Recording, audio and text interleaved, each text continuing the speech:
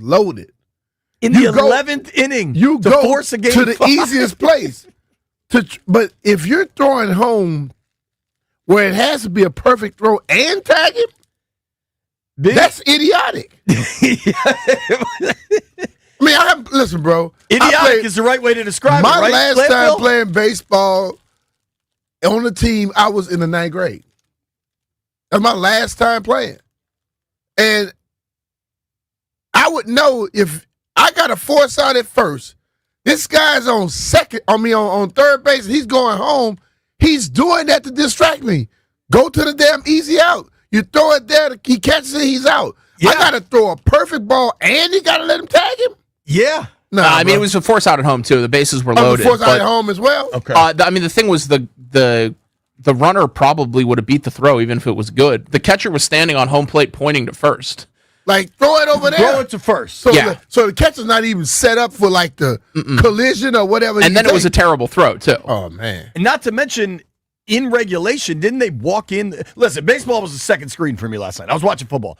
But didn't they walk in the tying run in regulation? I have no idea. I would never watch that garbage. But I did watch the play they lost on hundreds of times. It was great. I mean... So, Brian, what happened, Brian? The closer they got at the deadline that, has his own entrance song that they all love. Duran or whatever? A run. Duran, yeah. He walked in the tying run. Yeah, bases loaded to Mookie Betts, ball 4. In the 9th?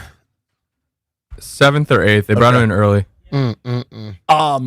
Well, you know what? So that happens. I would love to be a fly on the wall at WIP today. So CK said he was listening, and it was on fire. Listen to me, dude. With that, listen. You know, sometimes our fans call in. I'm like, they are like that sometimes when they win. If you win by 1 point in a football game up there, it's like you lost. All right, here's the play, B.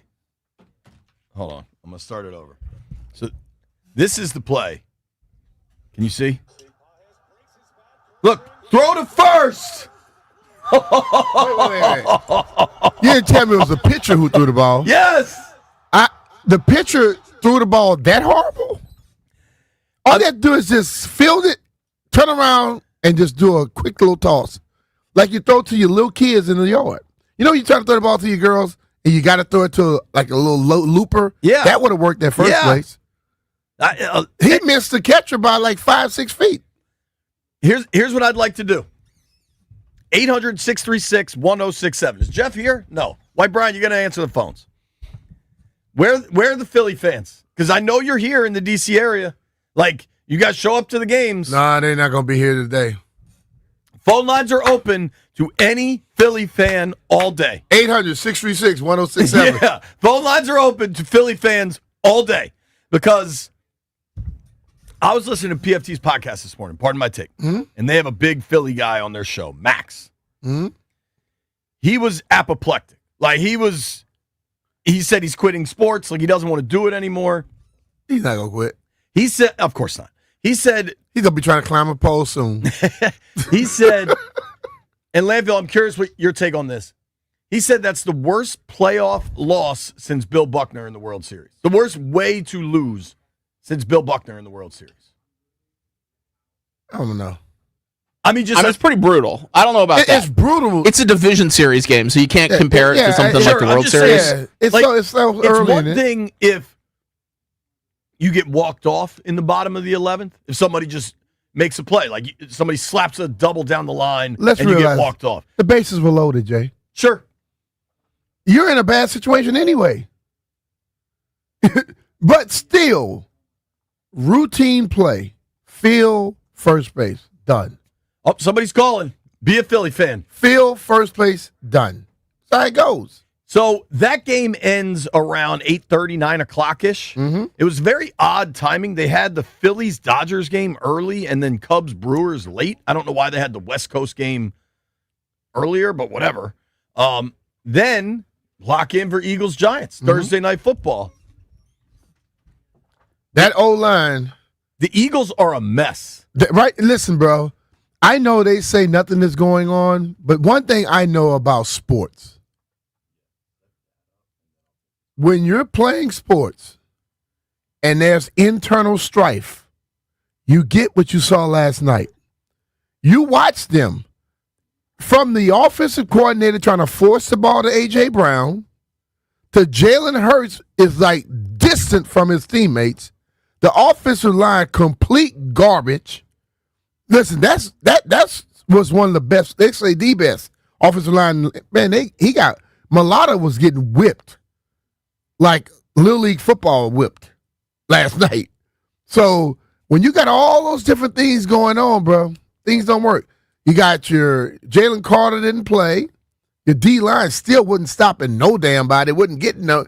And then once Quinyon Mitchell got hurt, they were just going at those dudes. The Eagles are 4-2. They're still in first place in the NFC East. Washington can tie them for first place in the NFC East Monday night. They're 4-2. They have a negative point differential on the season. I heard this morning. This stat stunned me. They've been outgained in every game this season. No, I can see that. Like, their offense is anemic. Yeah. Saquon's not running as well. The O-line's not blocking as well. Hurts can be a great passer. We've seen him have the 2 best passing games of his career in 2 Super Bowls. Yeah. But he doesn't look like that right now. No, he didn't. He had Devontae Smith deep, overthrew him by like 6 yards. Yeah. That was a walk-in touchdown for Smith. Sometimes you got to put that ball team. on the person. You know, instead of lead them when they're wide open like that. One thing my quarterback days, when a guy was wide open, I tried to stick the ball onto him. Sure. Because I'd much rather him catch a 40-yard gain than me miss a 70-yard touchdown. Totally. You get what I'm saying? Yeah. So, and Coach Culley will always say, if he's wide open, don't try to lead him. Try to throw it on him. And I watch quarterbacks, and I see guys open, and most quarterbacks throw the ball zoom at the guy. He let that thing fly, and it was so flat. He had no arc to it. Totally. You have no arc to it, you're going to have problems. All right. Landfill, let me hear the game call of the Phillies play bottom of the 11th when the pitcher just loses his mind. Here's the game call of it. Trey. Paez breaks his bat. Kirkring got to find it. Throws to the plate. Oh, my goodness. He throws it away. And the Dodgers have won. The Dodgers win. See, listening to that right there and then watching the play as well, I don't think if he throws it to first base, he's thrown. That pitcher choked. Yeah. That's what happened. It's not the fact that he threw it to the wrong spot. He choked. You throw the ball across the plate and you miss a guy from half the distance by that by much? 10 feet. Come Right. on, dog, please. Credit to my man Brad in Northern Virginia, who's a Philly fan. Brad, how you feeling this morning? Guys, I got nothing for you. I'm one of those rare Philly fans that aren't going to try to defend anybody or anything like that. That pitcher last night probably would have dropped the ball if he was standing in front of that batter to tag him, and he probably would have dropped it. That game was way too big for him. And as far as the Eagles go, all I need is Kevin Patullo to be fired directly into the sun. That's it. Because I don't know what he does. He definitely didn't learn anything from Kellen Moore or anything like that from last year, because I knew what they were going to call last night sitting on my living room in Woodbridge. Wow. And I got nothing for you. I mean, that was... Isn't that Sirianni's buddy, though? Oh, yeah. Patullo is Sirianni's buddy, right? Yes, sir. Yeah, he ain't go. I already resigned myself to that one. He ain't going nowhere. My question, what's his credentials? I understand. Nothing. He came up with Sirianni. Sirianni. And he's from Jersey. What did he ever do? Like, what accomplishments he had prior to coming up with Sirianni? I can't find any anywhere. He just came up with Sirianni. And to be honest with you, Kellen Moore was not hired by Sirianni. Kellen Moore was hired by Howie Roseman. They were in Indy together. Kevin Patullo played in college at South Florida. Got his first job with the Chiefs probably in the Herm Edwards days, 07, 08. Was a QC for the Bills. Then he got to Indy at the same time as Sirianni. And so how do you feel about – who do you feel better about, Bryce Harper or Kevin Patullo? Bryce Harper. Bryce Harper, everybody wants to kill Bryce Harper for the way the postseason went. He was the only one that hit. Kyle Schwarber was 0 for September going into the playoffs, and he was the only one that did anything. Here's what I can tell you. Since Bryce signed with the Phillies, the Nationals have 1 World Series. Phillies have 0. Oh, yeah, no, I am totally with you. Don't worry, you got another 7 years of him blow drying his hair. Yeah, which he cut. By the way, he's got some random buzz cut. All he does is blow dry his hair and have kids. He just had his 4th kid. Congrats, Bryce. Thank you for the call, Make Brad. all that Thank money. you for being a good sport. You got to do something to rest yourself. Thank you, buddy. Yeah.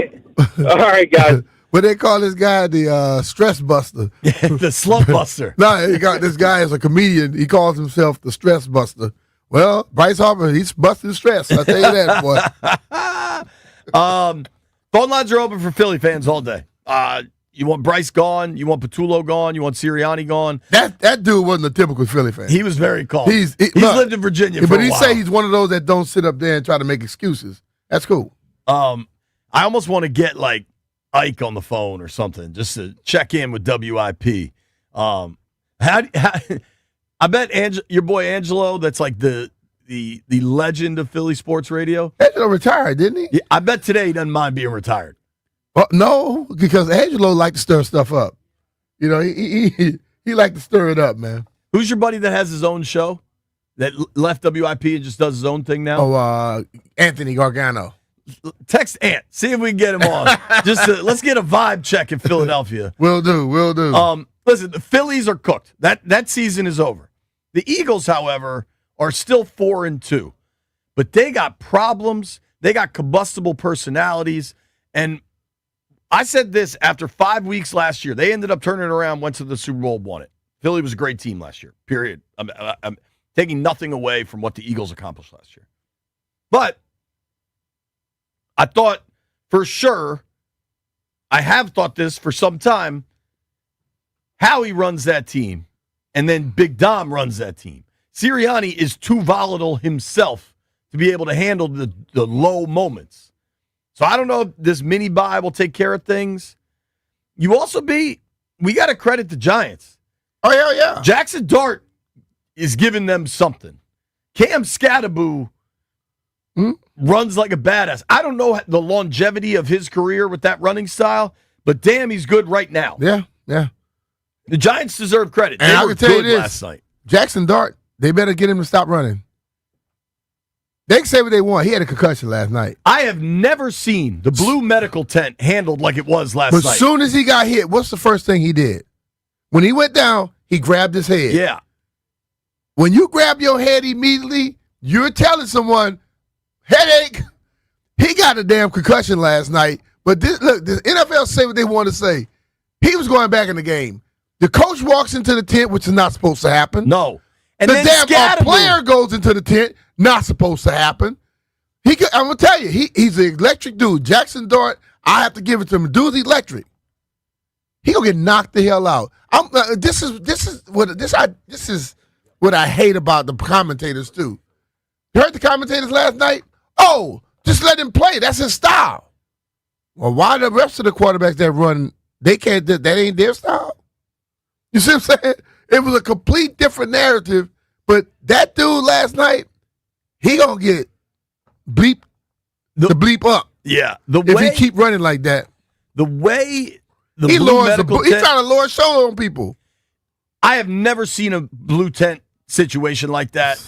Frankly, the Giants should probably get fined. They will probably get fined because the dude who's the independent person, hell, he wasn't in the tent. They pushed him out the damn tent.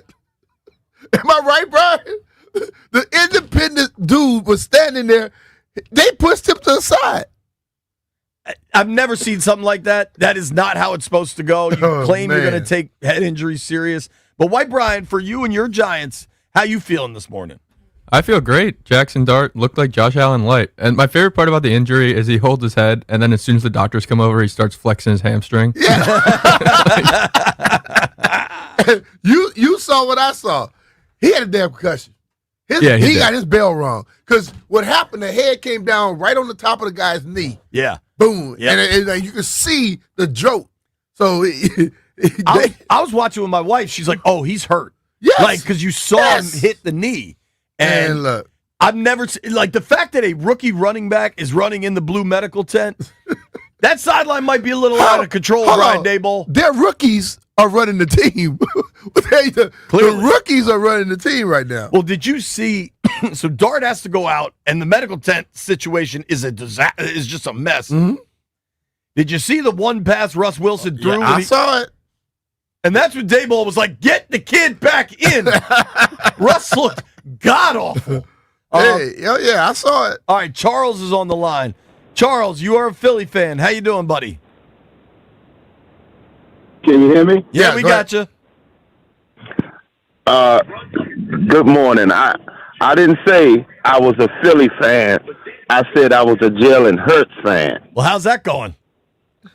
And everything was going smooth until you get an egotistical a-hole like A.J. Brown to start complaining about with his T.O. kind of concept about me, myself, and I, give me the ball. They was moving very smoothly, and then they got away from giving the best running back, in my opinion, Barkley, the ball to let him do his thing. And this is the problem in Philly, trying to appease one person, and he does it every year at some point when he feels that he's not getting enough of highlight. This A.J. Brown, dynamite player, but his ego is kind of T.O.-ish. And, brother, I got to say something to my favorite Commanders, no disrespect, Redskin, Brian Mitchell on this line. Mm-hmm. Brother, I have your jersey on my wall. Appreciate it. Okay. And can we get you a contract to work with the special teams for the Commanders? Because this guy, Debo, who has been injury prone, is going to get hurt running that ball. That is not a wise decision. We need some Joe Gibbs kind of coaching around here. When you have a guy coming off of an injury, you don't give him a 3rd and 1 quarterback sneak up the middle when he have knee problems. He got 8 yards on that. But at the same time, it was not Chuck, a we got to smart run, play. brother. We got to run. All right, Thank you. All right, we got a break. Brad Biggs from Chicago joining us to preview the Bears game. What a night for Philadelphia. I mean, I remember I was in the link when some dude threw a cheesesteak at Chris Baker. I can only imagine what they were throwing and saying last night. Yeah. Brad Biggs joins us next. Philly fans, phones are open all day.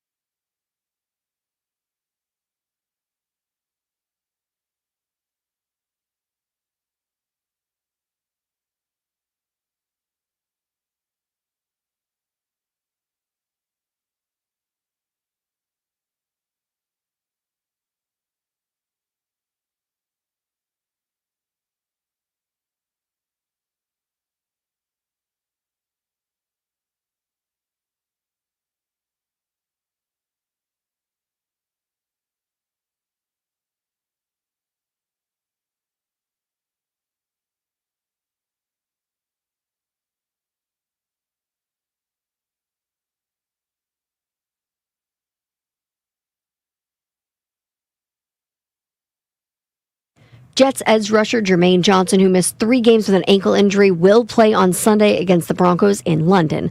The Jets are the NFL's only winless team, and they are looking for anything to give him a little bit of a spark. Now, he probably will be a bit rusty. He hasn't played a ton of football recently. After a career-high 7.5 sacks back in 2023, he missed the final 15 games last season with a torn Achilles, and he made it back this season, but injured his ankle in week 2. And some very sad news. Sister Jean of Loyola University Chicago has passed away at the age of 106. Sister Jean grew to international prominence during the 2018 men's NCAA tournament when the Ramblers defied all odds in that Cinderella run to the Final Four. I am sure her memory will not be forgotten anytime soon. From the Crop Medcap 5-Star Sports Desk, Savannah McCann on The Fan.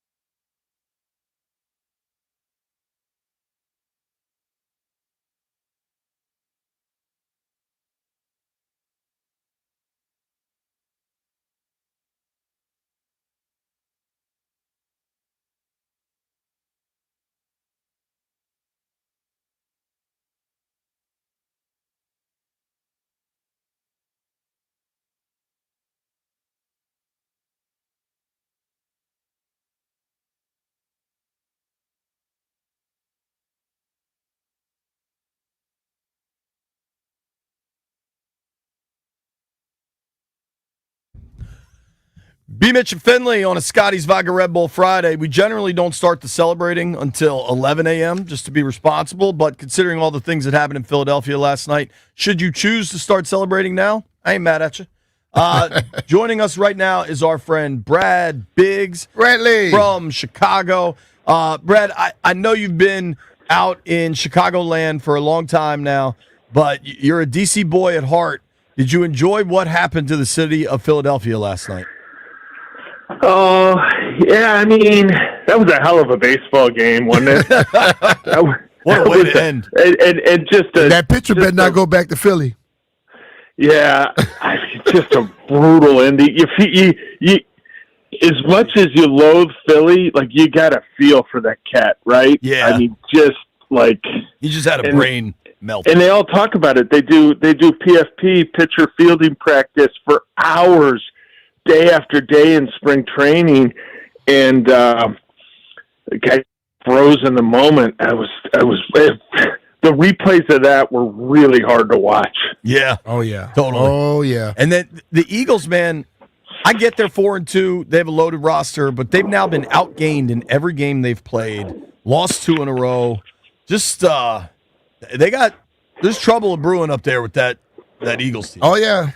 Well, but I mean, it seems like every year almost they reach a point where you're like, boy, are they close to a tipping point, Yeah. right? Is this about to go off the rails? And then the roster is such, and Howie Roseman does such a good job with them that they turn out to be just fine. And Sirianni goes from, the biggest idiot in town to a genius. Right. So I don't yet, but that was concerning, and man, with that Jackson Dart, Brian Dable might just have enough there to his job. save his rear end and keep his job, right? Yeah. Crazy. Seems like it. All right, we're talking with our friend Brad Biggs, covers the Bears for the Chicago Tribune, knows this Bears team inside and out, been covering the Bears since 2001. Brad's joining us via the Rude Guest Hotline. When I knew that Brad was the dude covering the Bears, I'm going back in time here, but it was about 10 minutes before, like, the Schefter and Rappaports of the world officially broke the news on the Montez Sweat trade to Chicago. Mm-hmm. I'd say it was like a half hour before that. I saw a tweet from Biggs, watch the Bears for a D end. And then it was like, bang, right after that. All right, Brad, get us up to speed on all things Chicago. They're coming off the bye week. They've had some injuries to start, but might be getting some guys back.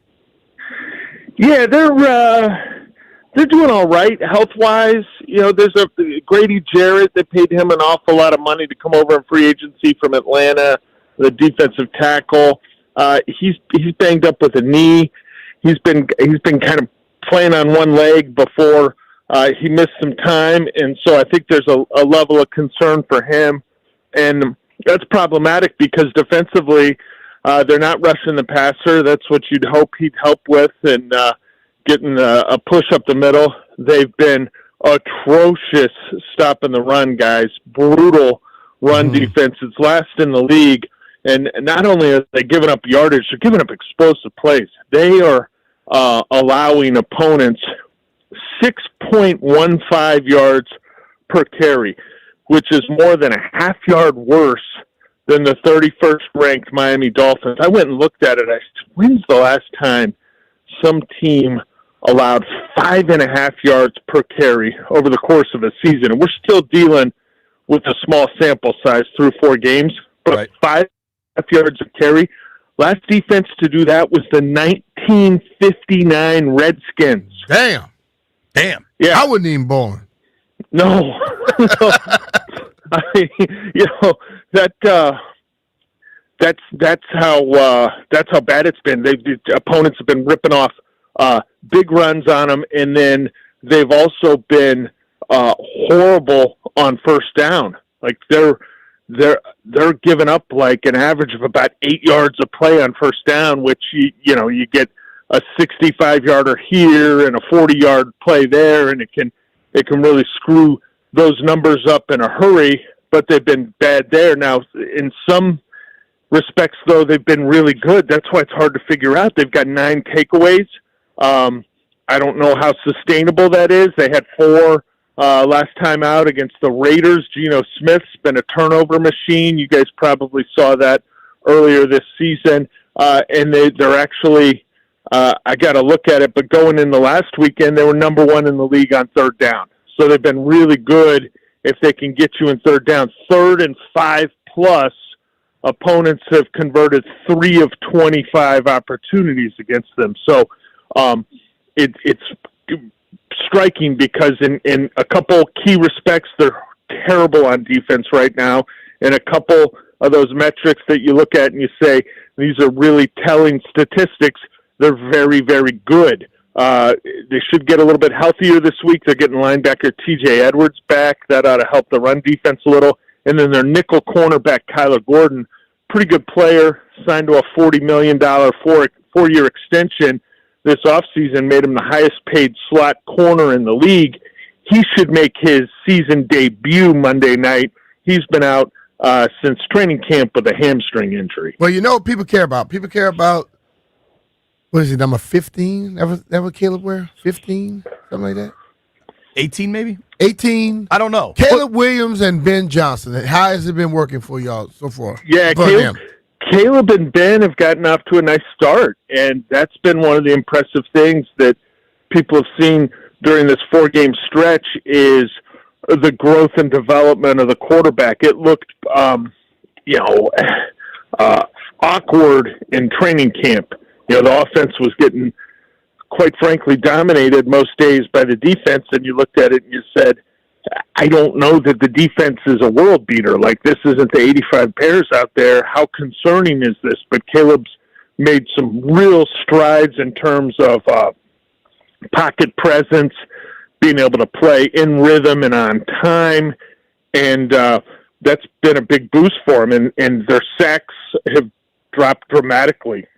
They were terrible protecting the quarterback. Caleb was responsible for a good chunk of those league-high 68 sacks last season. They've been much, much better at avoiding some of those negative plays this season, and so you've seen some development in there. Along with it, the sort of ascent of Rome Odunze, who was also a first-round pick a year ago with Caleb at wide receiver. He's got a touchdown catch in every game so far, and 5 total. That's sort of a budding young star in the league at that position. Yeah, he's been great. 2 things that I saw you point out. You've got the ref crew this week. Yeah. I saw your tweet earlier in the week. Alex Moore will work this game Monday night. They lead the league in calling penalties. They've got 95 penalties called, and another 22 have been declined. That's 13 more basically 10, 12, almost 15% more than the number 2 crew. How much of an impact do you think that will have in this game? And is there anything specifically they call that's going to be just annoying as hell? Well, the impact could be people be getting home from the game at about 1 a.m. Tuesday morning, right? That's the potential impact. Yeah, I mean, again, small sample size. It's his first year as a referee.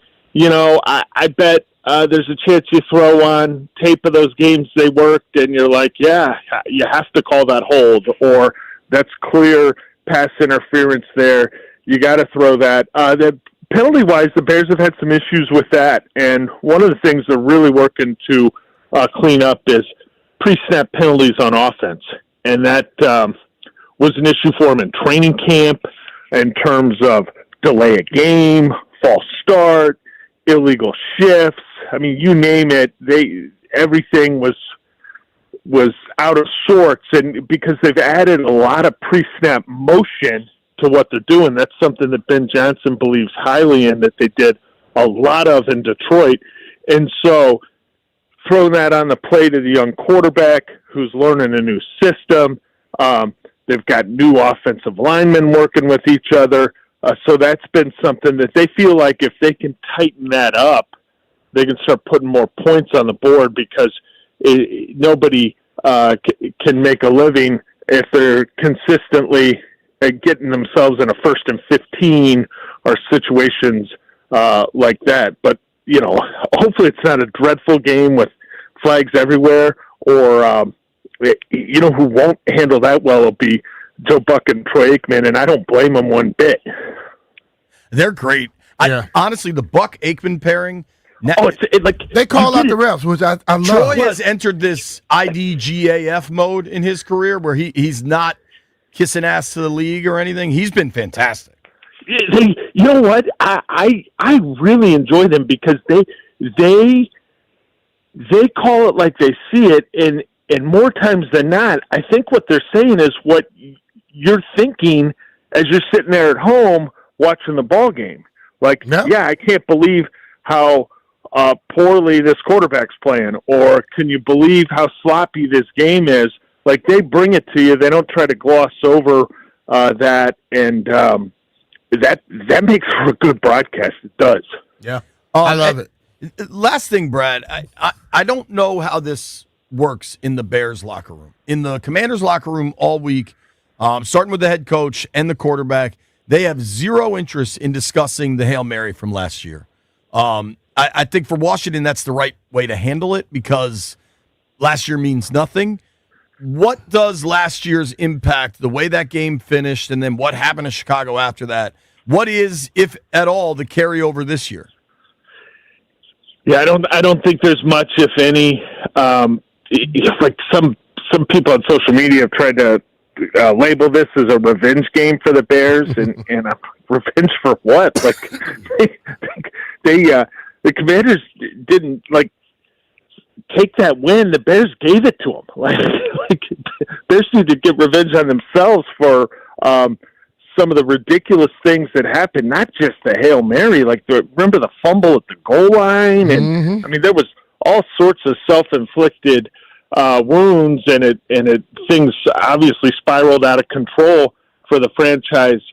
In the wake of that, they went out to Arizona, played a bad Cardinals team, and lost 29-3 the next week, and it was all downhill from there. But yeah, they're doing a pretty good job, led by the coach, of sort of compartmentalizing things on a week-to-week basis here. You try to ask Ben Johnson anything about last year, and he'll just shut it down. Good, bad, or indifferent, he'll say, listen, I wasn't here last year. We've started a new program. We're only concerned about what's right in front of us, and that's an important game for these guys coming off the bye. The Bears traditionally have been hot garbage out of the bye. They're like 1-10 or 1-11. I don't think that's applicable for Monday night because it's a new coaching staff, new team, new season, all that.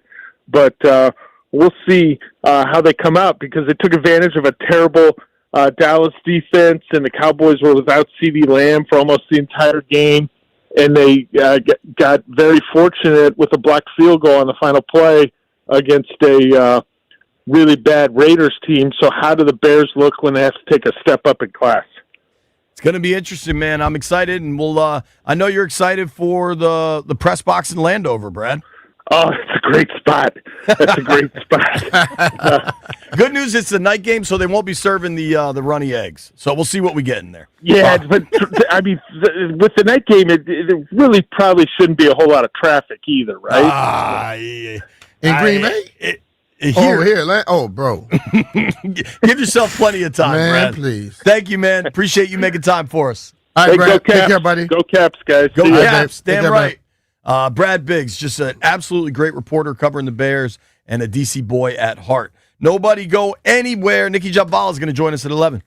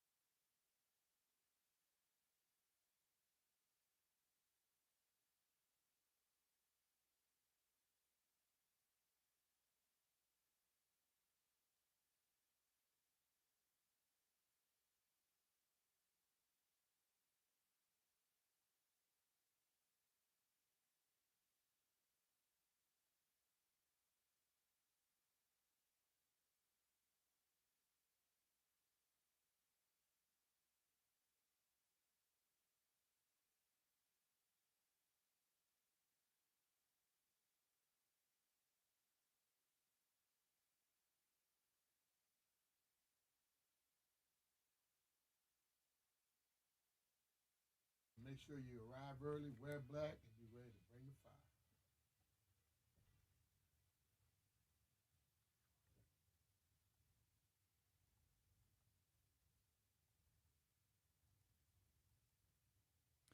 B. Mitch and Finley, 1067 The Fan. We got a landfill special for you, folks. You're going to enjoy this. The B. Mitch and Finley AAA poll of the day is brought to you by AAA. Level up with the new AAA Commanders MVP membership. Get all the benefits of AAA, plus exclusive experiences, discounts, and tickets. If you're already a AAA member, upgrade for free or join today at AAA.com/Commanders. So, our friend Professor Landini put together the poll question today. Ready, B? Yep. What's the best Pennsylvania sports loss? Penn State was a 4-touchdown. Rub it in, landfill. Penn State was a 4-touchdown favorite and lost to UCLA. The Eagles lost last night on Thursday Night Football to a pair of rookies just running around with their hair on fire, and the Eagles' offense looks completely anemic. Or the Phillies' walk-off error. To me, because of the stakes involved and the horrendous nature of the play, it's the walk-off error. Yeah, it was horrible. That said, we shouldn't let Penn State off the hook that easy. Yeah, that was horrible. That was the biggest underdog to win outright. I believe They beat the hell out of them from start to finish. there's a local tie to this. I think the last underdog to win outright in that big of a game was when Howard beat UNLV out in Vegas. Wow. In football. Now, if I had to guess, whenever I hear something incredibly funky in Vegas, I always assume there's something involved. Like, if the UNLV Rebels lose at home to Howard as like a 30-point favorite, something tells me somebody knew something and there was a giant bag of cash involved. For Penn State to go to the Rose Bowl and lose to UCLA, who's already fired their coach 5 weeks into the season, god awful. Yeah. And the Eagles lost last night. They're still 4-2. They're still the Eagles. Brad said it. If you missed any of our interview with Brad Biggs from Chicago, get on wherever you get your podcast. Check that out because he's a super smart dude and had great information about the Bears. But the Eagles tend to have these like extreme volatility points, and they just might be in one of those. Mm-hmm. So for me, the answer is the Phillies walk-off error. What is it for you, B? I think that walk-off error was, since it was like at the end of the game like that, where The 11th. Yeah, I mean, but they could have, if you just get that out right there, you don't know what's going down. But you throw the ball that off from that close, that's terrible. But I know how people in Philly think. Football is everything. Watching that last night and losing to the Giants, by far that's the worst. They got doubled up by the Giants. Yeah. Yeah, that's the worst. Landfill, what's your vote? Worst loss?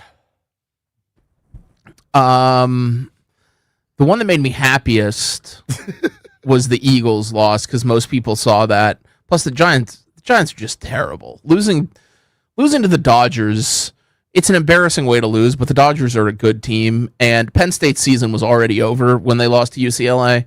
But the Eagles, you know, what the Eagles fans are realizing today is that their team might actually not be that good. And that's great. You know, this is just a complete psychological destruction of Philadelphia sports fans on Thursday night by Jackson Dart and Cam Scatterbo. Like for the Eagles, it's been everything's looked kind of messy, but they've been winning. So it's like, whatever. We don't care if it's messy. Like we're winning. Now you've lost 2 in a row and it's still messy. You can't tell yourself that after you lose to the Giants in front of the entire country. You just can't. Yeah, that was a little deplorable last night, I have to say. Yeah. Bad. Yeah. Bad. Yeah. Good day for us, though. Good night for us. Hell, White Brian got his dub. White Brian happy, man. I bet White Brian walked in that bedroom, woke Rose up, said, "Hey, honey. Hey, get up. Jackson Dart season." Throw the darts, baby. Hey, Rose, you see Cam Scatterbo rip his T-shirt off like he's Hulk Hogan? I'm about to do it. And then he tried to rip it and he couldn't It tear was the a great shirt. night. He tried to rip his shirt and couldn't tear it. 100% White Brian was poaching eggs last night. Nobody go anywhere. Nicky Jambala joins us next.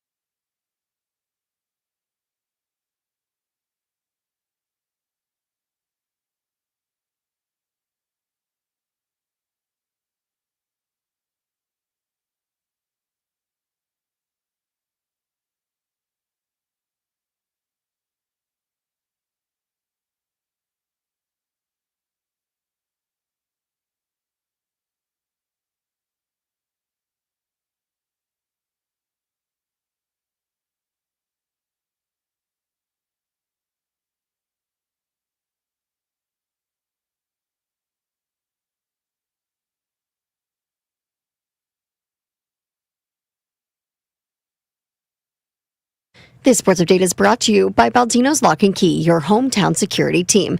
Visit baldinos.com. 4 straight tush pushes finally led to a touchdown, but it was the last time the Eagles got into the end zone as the Giants punched their way back, eventually crushing Philadelphia 34-17. The Green Bay Packers proposed banning the tush push last offseason, and their star defensive player Micah Parsons had a tweet that came out as the Eagles were running the tush push repeatedly. It read, "This is not football," with 2 trash emojis. Now, of course, some of this debate over the play is the same old sour grapes. It's become a personal issue with the Eagles feeling targeted because they're just too good at it. But this season, fans have kind of latched onto a new legitimate gripe. The Eagles are moving before the snap on a lot of their tush-push plays. In particular, many people on social media pointed out that the right guard was moving early on multiple tush pushes in that sequence that ended up leading to the touchdown on Thursday night, but it ended up not mattering anyways. Giants get the win despite 4 consecutive tush pushes. Baldino's Lock and Key is your hometown security team for auto keys and fobs. They make car key problems look obsolete. With 9 area locations throughout Virginia and Maryland, stop by one near you today, or for more information, you can go to baldinos.com. From the Crop MedCap 5-Star Sports Desk, Savannah McCann on the Fan.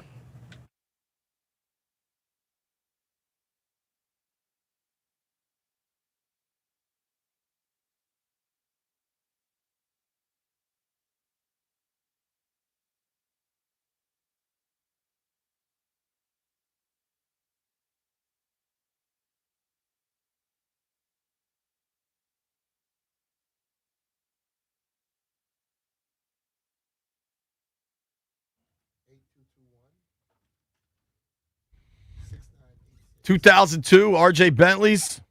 Things get lit when this song come on. Whenever you hear Petey Pop, means we're going to talk to our friend Miss Nikki Jobvala from The Athletic. Covers the Commanders, does a great job doing it. What's up, Nick? How are you? I'm good. How are you guys? Weird to have a day off on a Friday, right? It's very weird. I don't like it. It gives me anxiety. I know you well enough. Are you still just going to drive to the park and like hang out in the parking lot and see who drives by? Hang out by the bubble. I'm not that weird yet.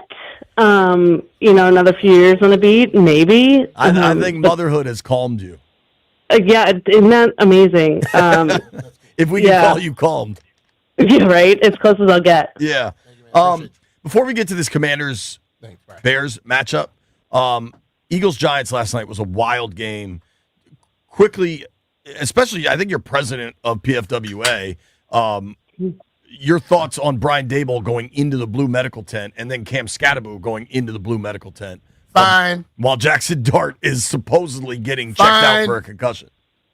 Yeah, luckily the PFWA does not cover the medical tent aspect. I feel like that's a league issue.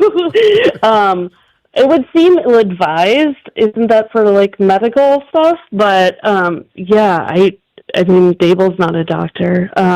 He doesn't strike me. You notice that he grabbed his head, and then all of a sudden, when they came over, he started flexing his hamstrings and his knees. It's amazing. He's a miracle worker. That's what he is. And then the Eagles. First 4 games, it was ugly, it was messy, but everybody was like, they're winning. Who cares? Now they've lost 2 in a row, and it's still ugly and messy.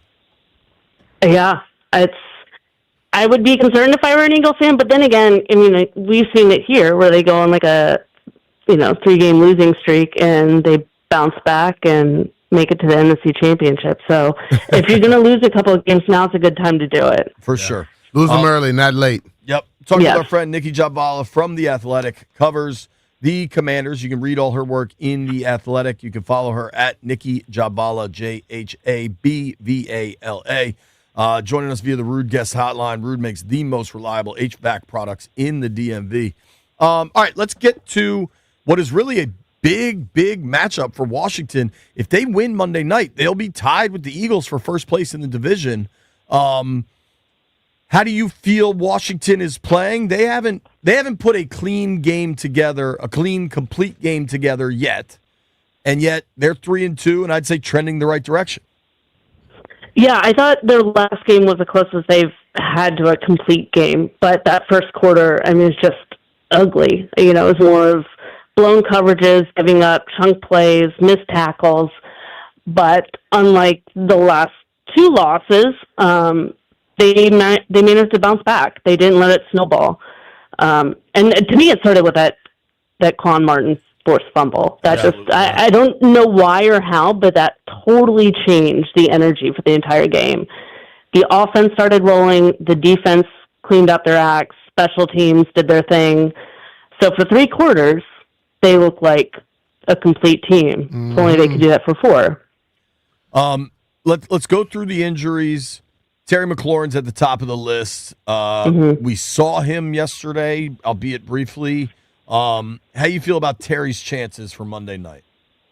I don't feel great about it. I mean, that was yesterday was considered really like their Wednesday going into a Sunday night game, but he's been on the side field working with trainers. It looked like they were doing some sprinting work, both with resistance band and then just full on speed. And he was working with Jonathan Jones and the head strength coach, Chad Englehart. But to be at that point, going into a game, you want to see him get more on-field reps before putting him in. So I don't feel super great about this week. Maybe next week. Yeah. How about Noah Brown?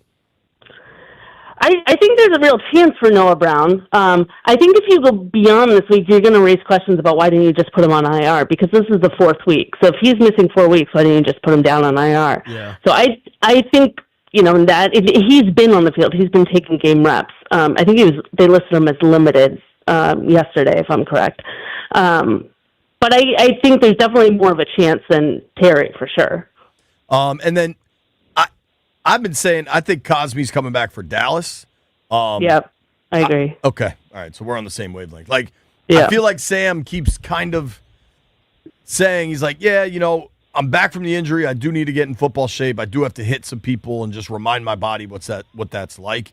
And honestly, I think, the offensive line, when Cosme's ready, he's ready and he gets his job back. But I think Chris Paul and Wiley, since they kind of made those changes at the guard spots, has been pretty good. Oh, I agree. I mean, just look at the run game. I mean, you don't have that kind of run game without them. I think Chris Paul he's been really good. And this was a guy that was sort of, always a cut candidate going into camp, but he totally changed his body shape coming in, and he's been a beast over there. He's still dense. Dense fellow. He's still dense. That's yeah. But you know what, though? It's like he's always been a guy that's been hard to move. I just think now he moves better, which in turn makes he's harder to move, but he's moving you. You know what I mean?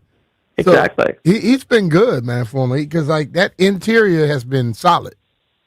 Totally. Yeah. And that's what they wanted going in. So it's just with different personnel than they originally envisioned. That's coaches putting their money where their mouth is, too. They say we have competition all the time. We're going to play the best players. Yep. Him being on the field. Yeah, and they're not wedded to their own guys. Yeah. I know that's been a narrative throughout. It's hard to, but if they feel someone else is better, they're going to put them in. They're not going to risk their own team for ego, which I think is important. It's tremendously important and has a lot of value. Talking with our friend Nikki Jabvala here from The Athletic. Let's talk Bill. Bill's been fantastic. Yes, he has. Cliff has been kind of the one that will say the quiet stuff out loud with Bill on and maybe why he's not getting all the carries. I thought Cliff again yesterday kind of did that and said, it's every time he's got the ball in his hands, he's been fantastic, but we still want to see him better in pass pro, running the right routes, being a lead blocker, all of those things.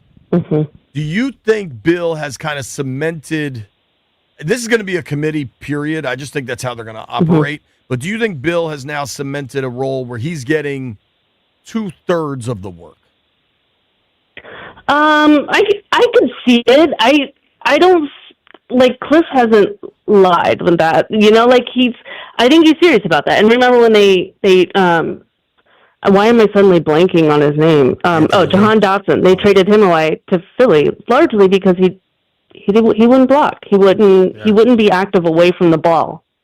They really do want that. It's important to them. It's why Luke McCaffrey in part can get more time on the field, not just because of the injuries, but he does block. So I know that's important to them, but yeah, you can't deny the production he's had. He's a heck of a runner. And you can't really replicate that either. Beamish would certainly know better than me, but, I feel like you either have that sort of vision or you don't. You can make those cuts or you don't. You can't just, come in and teach somebody to do that.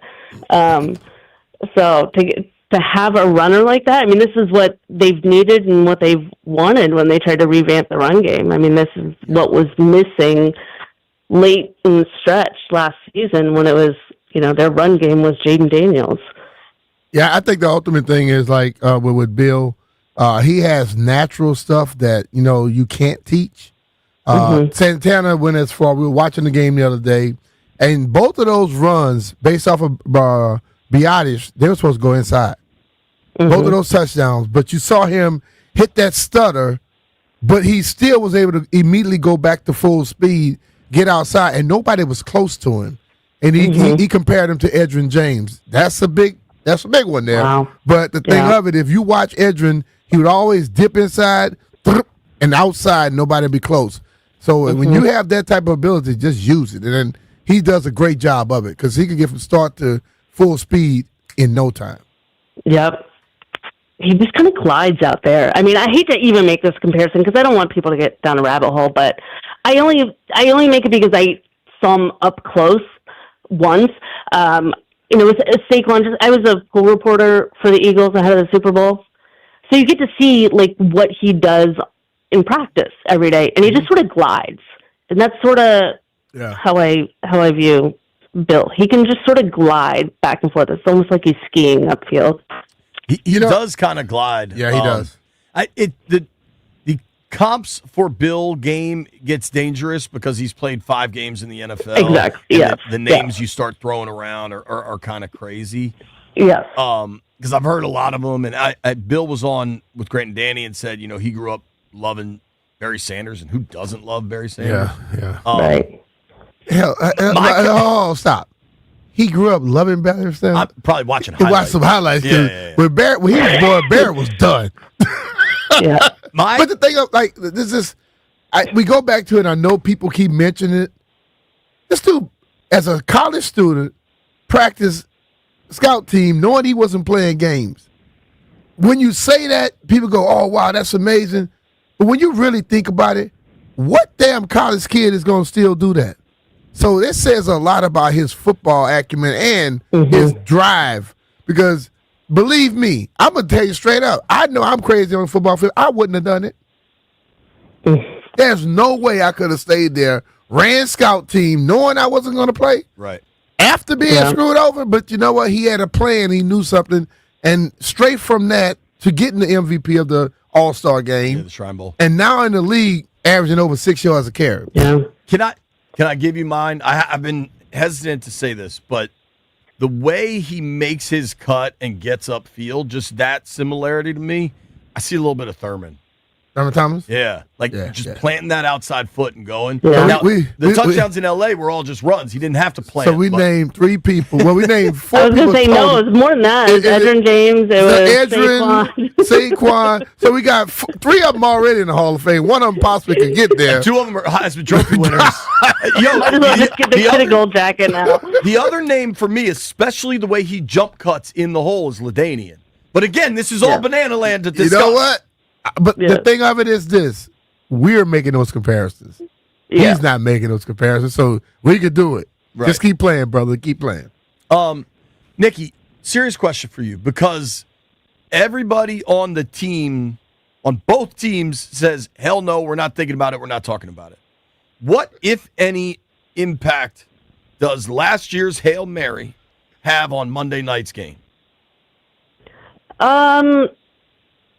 Probably makes the Bears hungrier to get a win, and that's probably why they're not talking about it. Don't want to give them any, extra, motivation. Not that they really need it, but it's a completely different team. Both teams are really, but Washington has their same coaching staff, quarterback.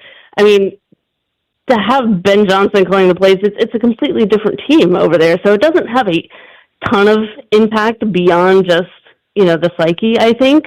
But it's fun for fans.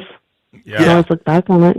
I agree. I think Like I said, so Mitch Tischler thinks it's going to have a big impact, especially for the Bears. And I just don't think it does. And here was my comp. You know what? Go ahead. Listen to that. Last year, week 18, Washington went down to Dallas and won at the absolute last second. Yeah. Marcus Mariota found Terry McLaurin in the corner for a touchdown. Is that game going to have any impact next week? See, but this is the thing about it. Mitch saying is going to have a big impact for the Bears. What will the impact be? I mean, they could be talking about it, this, that, and the other. Once that game start, nobody think about that damn Hail Mary. You'll be thinking about that guy hitting you in your damn head across the line from you. Right, exactly. You know, it's Exactly. like it's a motivational tool, but you know what could happen in that situation? They could get overly hyped because of it. As I had a coach in college, I always say, don't play that game before the game. So I hope they play the game, but I hope they get so damn hyped that when they get in the game, they tired as hell. You know what I mean? So I agree. I feel like this is more of a fan media contrived narrative That's exactly than what I anything. And as a member of the media who is playing it up heavily, I take full responsibility for that. But I think it is. But I think it is. This is something for the fans to talk a lot about, and for the players, they're mostly focused on the game plan. Well, I think I loved. So you do have like a lot of weird angles in this Bears Commanders game. Mm-hmm. You've got Caleb versus Jaden, right? Mm-hmm. Which I loved how Jaden handled that the other day. He's like, yeah, he went number 1, I'm number 2. That was last year. Who cares? Yep. You have Caleb is from D.C., very famously, he threw a Hail Mary at Gonzaga that was viral back in the high school days. Then you also have like the little subplot of Ben Johnson saying, nah, those are basketball guys. I don't want to go coach there. So there is a lot of stuff coming into this game, but it seems like all parties are trying to just talk it all down and let that be fan But media. once you contrived. just said something, you said it, they said it was basketball guy. Yeah. When Jaden come out to do his warm-ups, he should cross over Ben. Because he bring he the comes basketball out with with him. basketball, So yeah. he should go to him and cross him up a little bit. Say, oh, I'm sorry. I will say that quote, I know it's gone viral, but I don't know if it came directly from Ben. Sure. I in no way to defend the situation. I don't care either way, but it's like, yeah, that was felt like a lot of agent driven stuff there. Yeah, the agents seem to be very involved in that. When your agents speak, they're your mouthpiece. So you better tell them what to say and what not to say. Yes, fair. So I got the headline after Washington wins. Commanders dunk on the Bears. Use a basketball terminology. There you go. So beyond all the stuff, what do you think of the game? Like what do you make of Chicago coming to town off a bye week? Washington looked like they got it together last week. Where you at? I actually think it can be harder for teams coming off that long of a break. We've seen it with this team where you feel like, oh yeah, they're going to be fresh. This is going to be good, and they just seem so flat. So maybe I'm just spinning this in my head, but I actually think that can hurt a team. Maybe I'm wrong. I actually think Washington has some semblance of a home field advantage nowadays. How weird is that? I agree with you. And I think this could be a very, I think could be cool. yeah. I think this could be a very big game for Bill. So, Dude, the Bears run. They're giving up like over 6 yards a carry. Yeah. So I think this could be a great one. I think this is a game where run the ball, stop the run will be vital. feed Bill. Yeah. Yes. Feed Bill. Defensively, who do you think has been the best player on that defense? Because for me, I kind of think it's been Dorrance Armstrong. It has. I agree totally. I think he's had a heck of a season. He had a hell of a training camp too. Sorry, am I allowed to say that word on there? Heck of a training camp too. You're good. You can say hell of a. Okay. I say way But more him than that. and Duran have had really good start to the season. So yeah, Dorrance has just been really good with his rushes. He's also been really good in the run game, which I know Joe Witt pointed out in his presser. But he's just been solid all around. I don't know. Joe Witt said it's more like the technique stuff that has been better suited for Dorrance and Duran too. But I just feel like they're playing more freely. They look comfortable with the guys around them. So yeah, I mean Dorrance has looked really good. I also thought it was good to see Jordan McGee get some good snaps and play pretty well last week. Like they ran a little 4-3. We haven't seen that really in the DQ era. That was the first time. Yeah. I feel like they need to. I mean, I feel like they need to in a lot of these positional groups where the lead veteran it could be their last year. Zach Ertz. You never know. We don't know how long Zach wants to play, how long he feels good enough to play. So I feel like they need to start grooming their successor, but without taking away from what the defense is. You can't just sit Bobby Wagner to give Jordan McGee snaps. That's not what I'm saying. But it was good to see him, get some reps and look pretty good. I just feel like the defense as a whole still needs to eliminate the missed tackles. Yeah. When the young guys show enough to make that move, make it. If they're not showing it yet, you can't make it. Because exactly. the athleticism with the lack of experience could cost you. Right. Exactly. Yeah. All right. Last question, Nick, and we're going to open the phone lines up on this. So you get to channel your inner sports radio caller, Nikki. Oh boy. The Eagles lost last night, go to 4-2. Washington can get to 4-2 Monday night with a win. Do you think the Commanders can win the NFC East? Can or will? Can. Yes, I think they can win the NFC East. I don't know that they will, but I think they can. I think it would be a stretch. I think their schedule's tough. But yes. Can, yes, will, not sure. Yes. Now, Nikki, when sports radio callers call in, it's usually very matter of fact. They know exactly what's going to happen. I know. That's why I never call in to you, ever. Thank you for the time. Enjoy the weekend off. I'll see you Monday. All right. Sounds good, guys. See ya. All right. That's our friend Nikki Jhabvala. Give her a follow at Nikki Jhabvala. When we come back, we're all going to answer the same question, and you get the opportunity to answer it as well. Can the Commanders win the NFC East? Will the Commanders win the NFC East? I will add, there is one 2-decade-long stat that suggests it won't be Philly.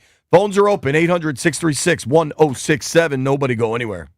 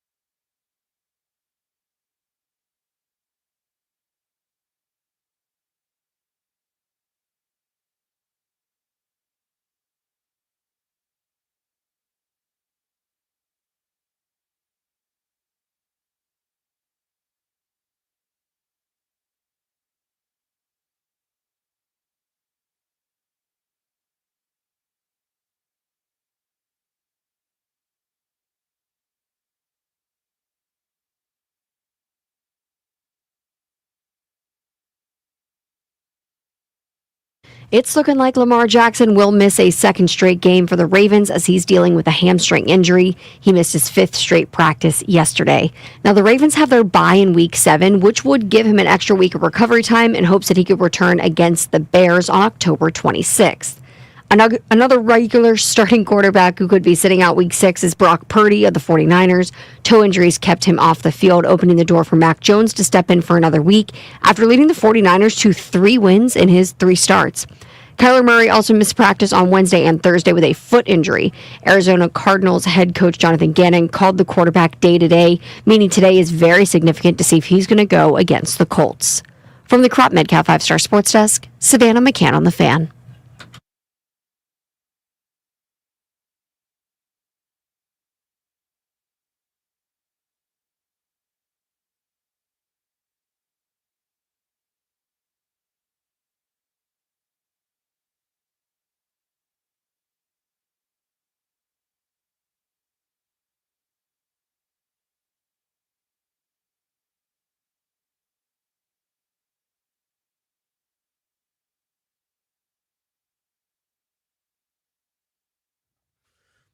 All drinks are free. We La Ciroc. They like Patron. Shots. All right, folks. Scotty's Vodka Red Bull Friday officially kicked off. Vodka Red Bull Friday is powered by Scotty's handcrafted vodka. Maryland made, super smooth and loved throughout the DMV. And now you can buy it in Virginia. Go get some. Oh, boy. Putting out an APB, all right? They got an APB on my Thug Family. APB on Chris Russell. Rooster, we'd like to hear from you at 12 or 12:30. Those are your options. You defend yourself.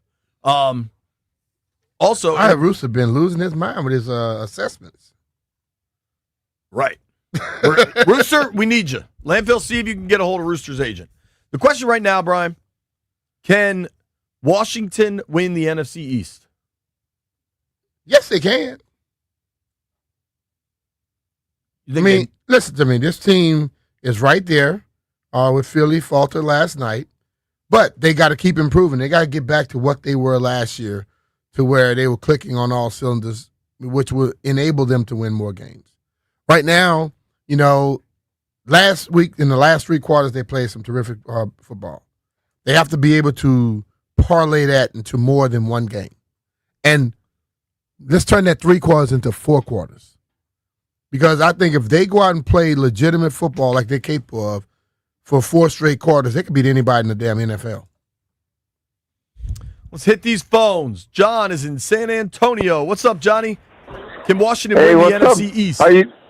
Yeah, of course. I mean, the NFC East looks like it's trending upwards.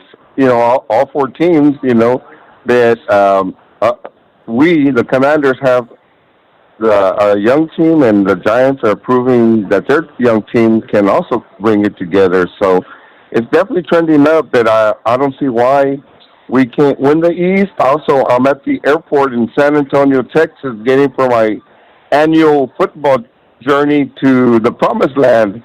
We're going to Monday Night Football. I love that. All the way from Texas, brother. We go every year. All right, man. All right, we'll see y'all.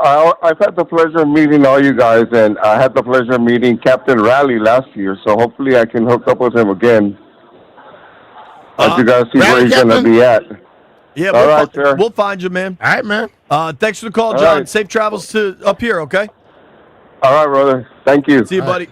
Shout out to our guy, John, traveling up from Texas. But Landfill, please make a note. I believe John's the first person in history to ever call Landover the Promised Land. You don't know what he's gotten there. That's true. He could have got some promise. Let's go to Ryan in Charlottesville. Ryan, do you believe Washington can win the NFC East? Absolutely, 100%. Thanks for taking my call, guys. It's a wonderful day when we get to watch a triple whammy. Philadelphia sports lost last night. I think if the Eagles keep playing one-dimensional football, all they can rely on is Saquon. That defense looked like trash last night. I think if they keep playing like that, we play 4 quarters of complimentary football. Our defensive line keeps playing like dogs. Our offensive line keeps fighting in the trenches. I think we can beat the whole damn league. I really, truly think we can. I love I'm the with you on that, optimism, bro. I love the optimism. Thanks, dude. Let's go to our guy, Jupe. I'm guessing I know how Jupe's going to answer this question, B. Jupe, do you think the Commanders can win the NFC East, have a chance to tie it up Monday night? Can they? Yes. Will they? Yes. Are they? Yes. How they? Yes. Who they? Yes. Yes, yes, yes. In honor of Red T, you got to believe, baby. So, yes, man. And listen, I had to watch that whole Packers game, right? Because I seen that look in Timothy Daniels' eyes, and I got the chills because it kind of reminded me a little bit of Kobe Bryant. And if you remember last year when he had that loss to the Ravens and that look he had in the eye, it was about to be BTA to the Panthers until he got injured. So I feel like he got that feeling. We got some youngins on this team that's hungry. They get it all together. Yeah, we're gonna be a force to be reckoned with, fellas. So let's go get it. All right. Appreciate you. Thank you, Jupe. B, there hasn't been a repeat winner in the NFC East since I was playing. Since you were playing. Yeah. Was I on the team did the last back-to-back win? Probably. 2000 what? I mean, I feel like the Eagles won from like 01 to 03, something like that. Yeah. Because it's 21 years. So I guess the last one was maybe 04. Yeah. Or 03. Well, I think we won years. 01 and 02, I think it was. Yeah. Yeah. Sounds right. Do you think Washington can win it this year? I think they can. Like, the whole thing about it is think they can, but the ultimate thing is a lot of things have to happen for the better. And a lot of that is improving the things that they do well. I asked this question. What is the calling card of this team? You know what I'm saying? Right. What is it that what you call it? People call it the identity of this team. We don't know that yet, but we know we've seen makings of it. If they can be aggressive and they can be dominant on the run and dominant stopping the run, they can win. If they keep improving in those categories right there, that right there could be the recipe for them winning the game. Winning the NFCs. You know who ran the hell out of the football and stopped the run really well? Who? The Eagles last year. They won the Super Bowl. Definitely. Like there's a cottage industry to tell fans how complicated football is, and they charge you money to read their reports. God bless them for it. But if you can run the ball and stop the run, you don't need to read any reports. Look at last night. Right. Hell, the Giants, Jackson Dart didn't throw the ball great. Scatterboo, but they ran the football very effectively, and they just early on Saquon was gutting them, and then boom, they went away from it, and then when they tried to go back to it, the Giants stopped them. Brian, we have an NFL owner on the line. Hello, Jera. Jera, what's up? Do you believe the Commanders can win the NFC East? First of all, good morning. Good morning, sir. Let me get the pleasantries out of the way. I hope everything's fine, Brian. I hope you haven't had any earaches, JP. And I hope my man Landfill hasn't had to get out of his chair the last 2 hours. But yes, you can win it. There's no doubt in my mind you can win it. But so can we. You keep forgetting us. Who is we? As the other team. The Dallas Cowboys. Oh, I thought you was trying to say yes in French. Listen. I understand we got more holes in our defense than Swiss cheese. I get that. But, boy, by God, we got an offense. And when CD comes back, take your flavor. We're going to just throw the ball like it's never been thrown before. Hey, but let me ask you two a question. Yeah. Put your heads together. You got a rodent problem, right? You got a rat problem. Why haven't you all called out the biggest rat killer in the world? Who that? And that's Rev T's breath. He'll exterminate that whole damn... The only problem is you all have to do a alternate broadcast from somewhere. You'd have to close it off so Landfill and poor Jeff don't get died. But anyway, go give him a call. He'll kill everything in there. Hey, listen, y'all have a great weekend. I got to go. Thank you, Jera. Those two have been going at it for years. Let's relive real quick, B. The cooked index. Last night we had the Giants cooked. Uh-huh. Are they still cooked? 2-4? Well, they're not cooked. Well, they don't look like they're cooked. Say it like that. It looks different. It looks different, but can it stay like that? That's the question. All right, Kevin's in Stafford. Kevin, real quick, you think Washington can win the NFC East? Absolutely. If the defense holds up. because we know they got the oldest defense in the league. So that's a big question mark. And, barring injuries, of course. But I think the offense is starting to hit its stride. But it's the defense that concerns me. That's all I got, fellas. Okay. Appreciate it, man. But what I like about the defense, the young guys are gaining experience because the coaches have figured out, let's get them some playing time here and there. And it did well. It could get to a point where you may need to play them a little bit. But also, if they go to the young guys and you see a lot of inexperience happening out there, the people that keep talking about how old somebody is, don't call in and talk about the youth. Because one thing you lose when you go with youth, you lose experience. And yes, you may not be as fast as an older person. But you know what? When you look at the play, they may play a little faster. So don't just think that just going young is going to make things happen.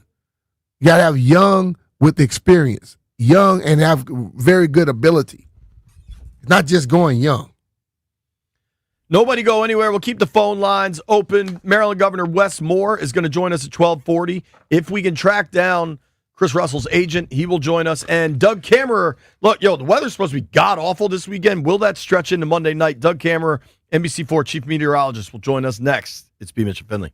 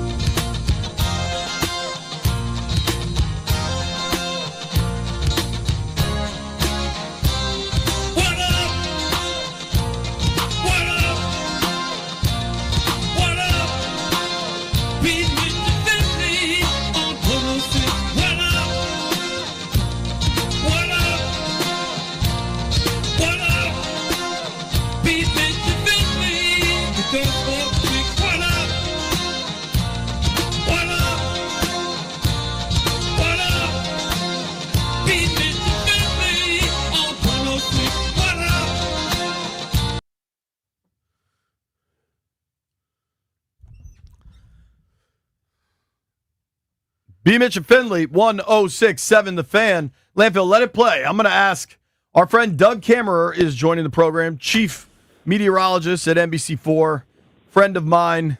Doug, what's up, dude? Hey, guys, how you doing? We're good. How you doing? Do you know the song that Landfill played you in with? No clue. Sound like something that JP little girls listen to. Apparently, that's the theme song. Yeah, is that like the Teletubbies? What is that? It's the theme song to the old Doug cartoon. Wow, I know it sounds cartoonish. There you go. D-Mitch, you and I were on the right track there, buddy. It's cartoonish. Do you have a preferred theme song, or do you like the Doug cartoon song? I do not have any preferred theme songs whatsoever. You can play whatever you want. We could play I'm the Man every time you come on. I was thinking teach them how to Doug. Now there you go. That would now be a preferred theme song. All right. Aloe Black, Landfill. Just Aloe Black. Let me ask you guys a question here. So when you called me just now to be on with you, it said high spam risk. I just want to let you know. Well, if we call from an 800 number, they called from the hotline. It shouldn't have been 800. Well, it's radio stations are Spanish. They're a little Spanish. I can't say I'm shocked that the phone lines here are high spam risk. All right, there's a couple things I want to talk about, but let's start with the weather because it looks like it's about. I checked with you. I wanted to go to the beach this weekend because the Skins don't play till Monday night. Early in the week, you're like, dude, wait a bit. Let me see how this thing develops.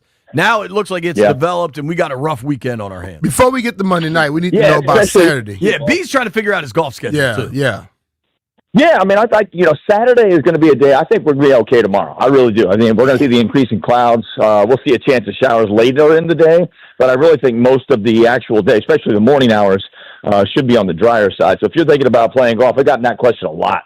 You're thinking about playing golf tomorrow, I think you're looking pretty good, at least early in the day.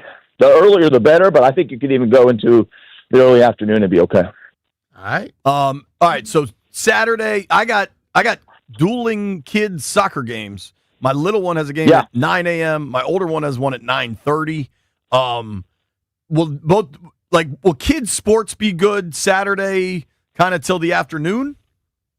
Yeah, I think all the kids sports will play. Even the baseball and softball teams, they'll play. Those are the ones that get canceled the earliest. Should not have a problem. We've been on the dry side, even if it's raining a little bit, like some light rain. We'll still be able to get those games on.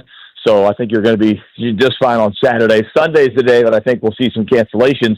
Although I'll tell you this, the storm itself looks like it may stay a little bit farther offshore, and if it does that, then we get a little bit less rain, a little bit less wind around here on Sunday. Still not a nice day on Sunday, but it's a heck of a lot better than 2 to 4 inches of rain and 40-mile-per-hour winds.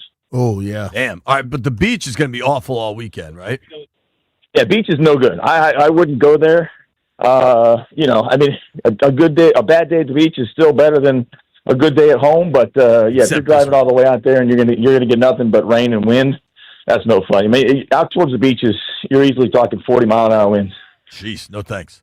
Okay, I am going to College Park tomorrow. Maryland's hosting Nebraska. Big opportunity for Maryland to prove that last week's loss against Washington was they're still a really good team. They just happened to lose a game. Yeah, what a shame that was. Yeah, exactly. It was 3:30 College Park tomorrow. How we looking? Should be fine. I mean, you might see some showers during the game, but even those will be fairly light. It's going to be cool.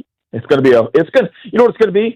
It's going to be an October fall day in College Park. I mean, that's going to be what you expect this time of year. Yeah. Exactly what we would expect. It's cool. It's cloudy. Maybe you get a chance of some showers. It's not going to be much, but all in all, it's good football weather. All right, that sounds like drinks and beers take the under. That's what I heard from Kammerer there. Yes. Or tequila. Sunday's a washout, right? Sunday sucks. Yeah, Sunday's not good. I mean, but here's the thing: the latest stuff that I'm seeing right now looks like this stuff could be a little bit, like I said, a little farther offshore. So it might not be heavy rain. It just might be kind of a steady, light showers, drizzly type of mess on Sunday. So it's not good. It's definitely a day that I am now tasked with cleaning the bathrooms in my house, my wife told me. Ooh. So that that's going to be great. I'm super excited. He put yeah, you on can't wait. bathroom Thanks a lot. duty. You must have done something Yeah, no, wrong. that's what I'm saying. Being you is must, not you must good, have bro. done something Not wrong, good. dog. I did. When you get put on bathroom duty, that's like punishment. That was exactly right. Exactly right. I know I did something. I'm always doing something wrong. Oh yeah. I feel the same. And then Monday night for the Commanders game against the Bears, should we be okay by Monday night? I'm thinking so.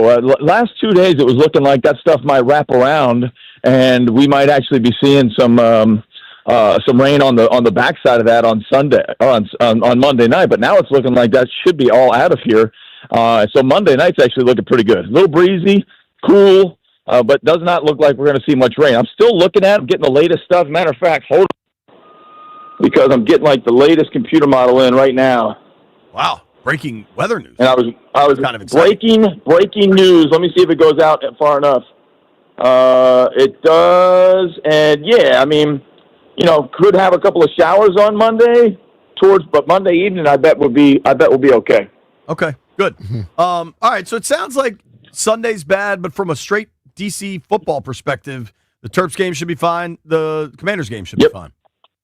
And B. Mitch's golf game should be fine. There we go. No, that's what I'm most worried about. The most important one. You're looking good. And I love the fact you guys were asking everybody about the NFC East and can we win it? And it was evident last night that that's up for grabs. Well, dude, that's what I was going to ask you I last. love that. So, yeah, we saw the Eagles lose last night. The Eagles look messy. They look bad. Right. Yeah, very lethargic. It's easy to say they can win, right? Like, honestly, right now you can say, or maybe argue all four teams. But do you think Washington will win this division? They still have to. I still think it goes through Philly. That being said, how healthy are we? We have not been healthy all of us, very much so. And then last week we were a little bit healthier, and you saw what happened with us. If we can stay healthy this year, like we did last year was amazing. I mean, most of our key players were on the healthy side, so that enabled us to get to that NFC Championship game. I'd love to get there again. I definitely think we can do it again. But would it be again when we're talking about going up to Philly, and how are they playing at that time? Are they able to turn this thing around? To turn what they've done around with the last two losses that they've had. I mean, last night's loss was really, really ugly. I mean, their defense isn't close to what it was last year, so that helps us a lot. And maybe our offense is even better than it was last year. So, do we have a chance of winning that? Absolutely. Yeah, and I mean, both those games are late in the season, so things can look very different by then. Now, I'm going to let B. Mitch settle something for us, Doug. So, Brian, okay. Doug and I are in a weekly pool where we pick 5 games against the spread. All right. Through 5 weeks, Doug is tied for second place. There's 4 guys tied for second with 32 points on the season. I guess I'm in a tie for third with 30 points on the season. Who do you think wins between me and Doug? You tied for what? So Doug has 32 points so far this year. I have 30. The guy in first place has 34. So there's... So who's going to win between you all? Just the side pot between me and Doug. I think Doug going to win. Doug, what you do, everything he bet, you bet the same thing. That guarantees you a win. Oh, my gosh, no. Oh, my. Hey, B-Mitch, when we were looking at this, that middle of last year. That guarantees you a win right there if you bet the same thing he bet. I had a bad performance last year. You're right. Now, you're right. That's a good point. In my, that's a good point. You can't be doing that in week 6, dude. That's a really solid point. If I just go and bet everything you bet, then there's no way you could. I'm going to win by 2. Yeah, but aren't the bets hidden until like the games start? I don't think you can see what I've picked for the week. Doug, just tune into the show. I have a tune way into our show. He probably tune into the show. Yeah. He probably will tell you who he's betting on. He does it all the time. He can't hold water. Listen, last year I was terrible, but it was actually Pete Haley making the picks. This year I've been making them myself. You let Pete. Okay, good, because last year out of 32 guys, you were 31. Yeah, wow. It was bad. So it was bad. All right, Cameron, you want a little side pot on me versus you the rest of the way home? Oh, I love it. Oh yeah. Wings and beers at Barking Dog. 100%. All right, consider that booked. Thank you for making time. So I'm just gonna be along. I'm gonna hang along just to eat some beer, wings and drink some beer. You're the official referee. So you I come with got us. you. Cool. Yeah. All right. Yeah. Thank you for the time. You are welcome. Got you. Absolutely, guys. All right, brother. Have a great weekend, boys. See you, man. See y'all. That's our friend Doug Kammerer, chief meteorologist, NBC4. Weekend looks wet, but maybe not as bad as we were thinking earlier. Yeah. Nobody go anywhere. We're trying to track down Chris Russell.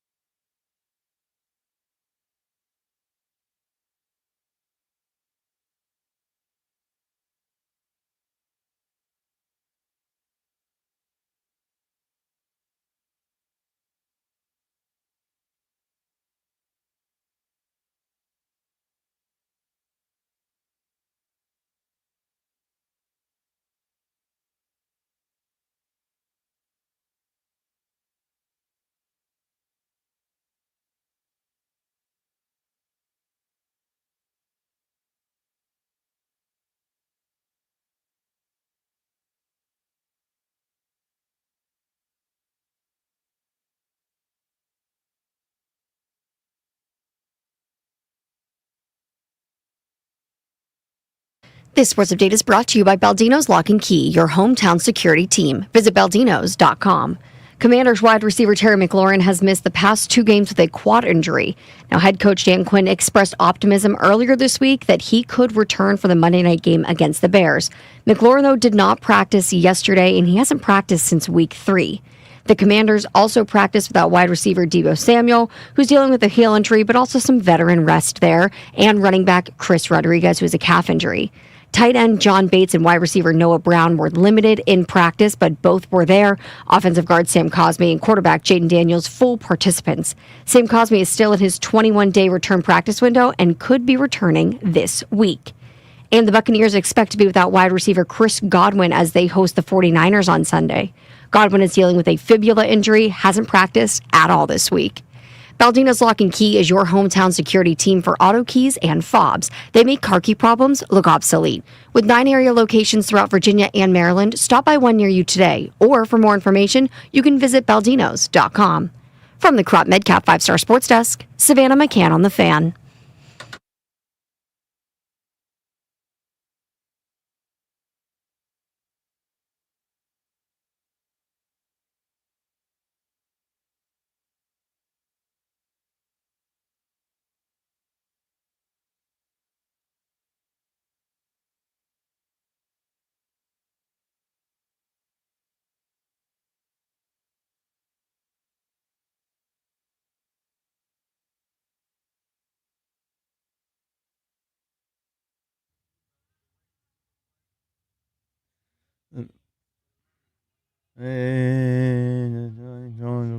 In the light of day. We've been trying to reach Chris Russell for a while. He was unreachable. We've determined we think it may have been an afternoon delight situation, but the good news now, oh Lord, we have reached Chris Russell. It's high The noon Roos. in the District of Columbia. What Hello, color Chris. shirt you have on? Hello, boys. How are we? We want to know what color shirt you're wearing. Where are you, dude?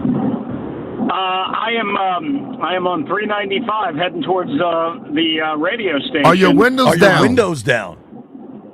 No, I'm on speakerphone though on my Bluetooth, but I can hardly hear you guys. So That's I don't 'cause know you're- what Landfill's got to do to boost you guys up, but I can hardly hear you. That's because you're on that damn speakerphone. All right, we're gonna persevere, Chris. How are you? How are things? Things have been better. I'll talk to you guys in person about that. But Okay. All right, things have been better. We don't often want to do this with you, but we actually want to talk football. Yes, correct. I mean, I've been. I feel like I haven't been in the good graces of B. Mitch and Finley lately. It's been a while since we've connected. Well, Russo, we just don't see you most times. Yeah, dude, we haven't seen you in a That's while. true. We miss you. That's true. You know, if JP sees you, he just drags you on air. That's accurate. That's true. You guys are in Ashburn a lot, so. I was made aware of a take you had from none other than Eric Bickle this morning. Uh-huh. And he said, I don't want to put words in your mouth, so I'll let you explain it. But give Yes, us your please. latest theory on Terry's injury. Yeah. And listen, it's only a theory. I don't know anything, okay? Besides just trying to use common sense, logic, what have you, which I know is not going to mix well with certain personalities. I get it. But my thing was, I think Terry's legitimately injured. I would never question that. I do believe that Terry in the past has fought through injuries to get on the field and to stay on the field and persevered and put his body in probably harm's way, danger, whatever you want to call it, right? I mean, he missed a game in 2020 and then returned for that division clincher in Philadelphia. Like, I got it. It's not like he's never missed a game before. He missed a couple of games in his rookie season. It's not like he's never missed games before, but my theory is that he is listening to his body more and not pushing it and not maybe trying to run through a brick wall and maybe trying to overextend his body because he stood on his reliability, his availability, his dependability as a big reason why he wanted the big $30+ million salary that others got and that the market kind of sort of dictated. And he fought through it, and all of their public statements were about his availability and dependability and this, that, and the other thing. And now that didn't exactly get rewarded the way he wanted it, I wonder if he's just listening to his body more and saying, hey, I'm not 100%. I'm not going to run through a brick wall. I'm going to get right. And I understand there's incentives in the deal and all that stuff. I got it. He's guaranteed money this year and next year. This isn't about, even 2 years from now when he's not guaranteed money. This is about, hey, man, I don't want to go back after a week or two and pop something else and compromise something else and make it worse. I'm going to listen to my body, and I'm going to really take care of my body so that when I'm ready, when I feel I'm 100% or close to, I can go back. And I'm not going to push it like I maybe used to push it because that wasn't appreciated the way I thought it should be. Do you not think it's just because it's a quad that could completely shut him down and that could be a whole year thing that he decides I'm going to wait till this thing works? Because you can mess with certain injuries, ankles and stuff like that you can mess with. When it's a quad, you don't want to mess around with that. Yeah, I mean, you played at a high level. I never played. I'm a dopey radio host, okay? So, I'm with you on that. I don't know the exact nature of the injury, and I don't know how much they know it, even at this point. Remember, they had all sorts of different opinions, and it was a quad, that it was a hip flexor, that it was a hip, potential surgery, all this stuff. I'm guessing they have a better idea of it now than they did maybe 3 weeks ago or 2 weeks ago. I don't know. And you're right. I mean, it could be just, hey, I'm close, but I'm not close enough. I don't know. I'm just wondering if last year, if this exact injury would have happened, if Terry would have burned a hole through a brick wall to get back on the field, because, again, he knew he was coming up on a contract, and he was trying to get that big, big, big bag of cash. And quite honestly, he got some cash, he got some guarantee, but he didn't get anywhere near the guarantee he wanted or was looking for, or even the market would dictate, quite honestly. All right, you are a friend of mine, okay? So you think I'm full of baloney? I think not something else. I think at best it's a big old reach. I just think you're wrong. I have zero, and you put the work in, like Terry. You've talked to him. You've seen what he's done. I don't find this at all credible. Your theory, and like knowing the way Dan Quinn has forced guys to stay down even when they want to play. I think it's far more the organization being careful than it is Terry's unwillingness to push. I categorically reject the theory. You could be totally right. And let me be clear. I'm not saying unwillingness to push, but there is a difference. There could be a layer of, hey, man, I was willing to push at 90% last year. Maybe I'm not this year. I got to listen to my body. I've got to put me first and not make it worse. Again, people are using this as a conspiracy theory that Terry is mad and Terry is people faking an injury. Who is people? That's not what this is about. But what I'll say this, Chris, and it's something I say about everybody. We have to be careful as radio hosts when we go out with these hypotheticals and we say we don't know. You know how many people are going to take it as facts? Because when we say it, they don't. Yeah, which is exactly why I didn't want this to blow up the way it has. But maybe don't say it. Yeah, I realized that So what happened? I'll just peel back the curtain. I had this theory, and I bounced it off of Grant Paulson like a week ago, and he was fascinated by it. And it's just blown up out of weird proportion. I said it off the air. You guys know we say things off the air that we can't exactly say on the air. I'm not doing anything illegal here. So who said it first? Crazy. Who said it first on air? Controversial theory. But who said it on air?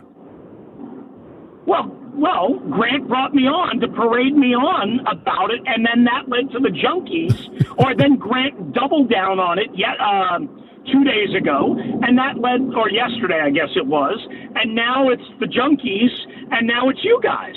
And I'm cool with that. I love all of you. I'm going to take the heat for this. Let me be clear. I love Terry McLaurin. I think if there's anybody that embodies like what it's like to be, a commander, as Adam Peters likes to say, and all that, it's Terry McLaurin. I don't think you're doing anything wrong by listening to your body. And maybe it is the team more than Terry. I don't know. But I don't think you're doing anything wrong listening to your body and saying, hey, you know what? I used to go 110%. I'm going to dial it back now a little bit because it could lead to further injury. And it's already proven that my reliability, my dependability, my availability, it was not appreciated the way I thought it would. And again, that's where I get into this tricky slope of, it makes it sound like Terry is I don't know. But the way I look at it is this. I look at it like this, okay, Chris. What if you do get older and you say, okay, I'm not going to try to push this like I did when I was younger just because you're now more mature? It's not anything to do with the money. You have to be careful. Okay. When you come up with a theory, if someone wants to just run with your theory to the air, you have to be in control of your theory and say, you know what? I don't want to do that. Because a lot of people will take people's theory to go to the air to perpetuate and push their narrative. Okay, you see what I'm saying? So I don't think, I think ultimately anybody that try to say what they think a player is thinking when they've never been in that situation, you're losing your, you're just throwing, you're reaching for straws. You know what I mean? Like, I got you, and I realize how bad this kind of looks. That this was my private thoughts, I guess, because I know Terry is tough as nails, right? I got it, but I also can't overlook that he made a contractual stand based on. All right, but can I counter? He made a contractual stand based off of what the going rate is for what receivers because he played hurt. He made a contractual stand because he didn't have guaranteed money on this year's deal. That's why he made a contractual stand. I'd also point out that after the Raiders game, there was real talk of him needing surgery. Like, he had to go to multiple doctors to get this thing checked out. If that's the case, I don't think missing 2 games is even remotely suggestive of a player that's considering all of his options. 2 weeks ago, the conversation was, oh, hell, does he need sports hernia surgery? You know what I mean? No, I get it. And again, guys, I'm not telling you I know anything here. I'm just, and maybe, again, I should have put a lid on this, and a private conversation shouldn't have essentially played out on radio. I got it. I understand, but I can't tell you that that's not what my brain thought of and has rationalized because, and the way I do it, okay, again, I'll just say this is, we're all human beings, right? The brain works in mysterious ways. And I always say, like, I used to work 90 hours a week trying to cover this team and do everything and break every story. And, I think I did a reasonably good job. I don't do that anymore. There's lots of reasons why I don't do that anymore, but I don't do it anymore. So maybe be brought up the point as you get older, you get wiser. And maybe that's the same thing for me. Maybe that's the same thing for Terry.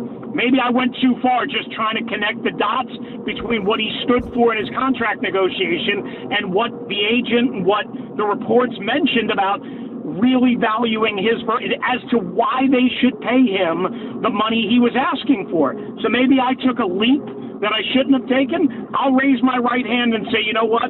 If that makes me a bad person, that makes me a bad person. Landfill, do you want to respond to Chris? I don't think you're a bad person. I don't think you're Chris. a bad person. I'm gonna just say this. I think it's a flawed theory. And this is one thing and JP knows I know a lot of stuff. But if I don't know it factually, I don't report it to nobody that wants to put it on air that may benefit them. I will keep it to myself, or I will tell people that understand this is my thoughts. This is not a fact.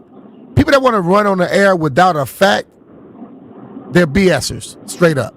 Yeah, You gotta be careful with that. I got you, B, and I understand and I appreciate that. And here's one thing that I would say: I should have done a better job and controlled the narrative, if you will. And I've always said, hey, man, this is my theory, not what I know, and there is a difference. But you're right; people are going to take it, whatever way they want. People are going to get mad at me, yell at me, whatever. Terry might even get mad at me. I don't know.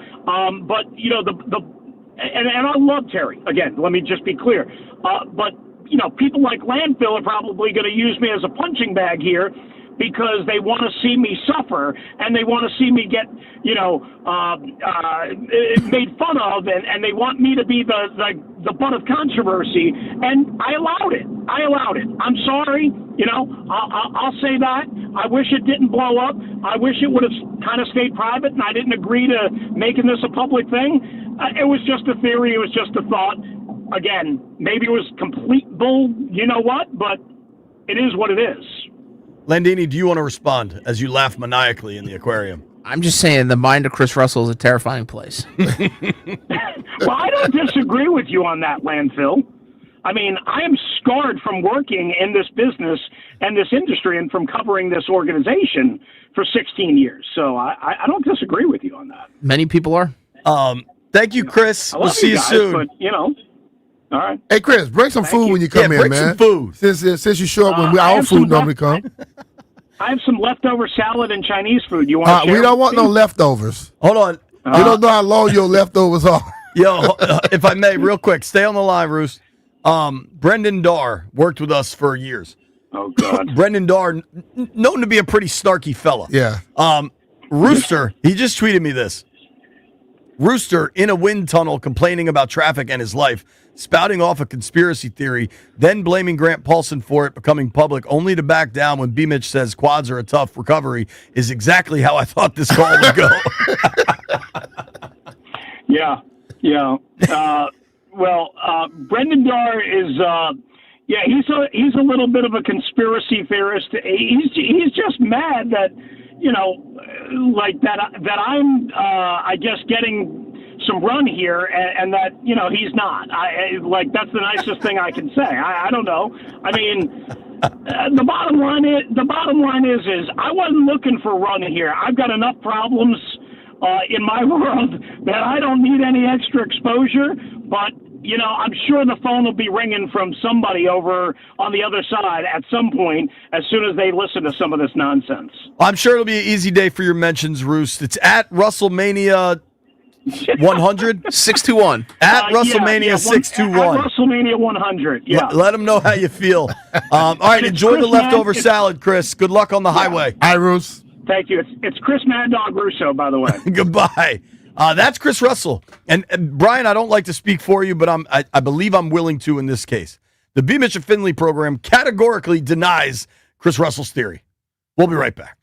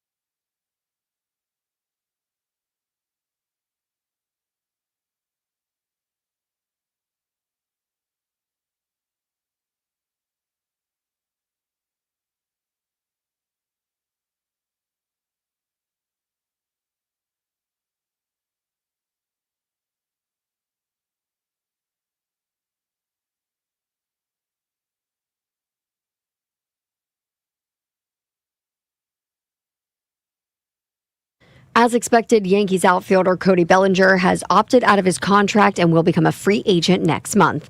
After a rebound season in his first year in pinstripes, he presumably will receive widespread interest in free agency, and it should get him a very lucrative multi-year contract. Speaking of baseball, the Seattle Mariners and the Tigers play in Game 5 of the ALDS tonight. The series is all tied up 2-2, and the winner advances to the ALCS. The loser is sent packing.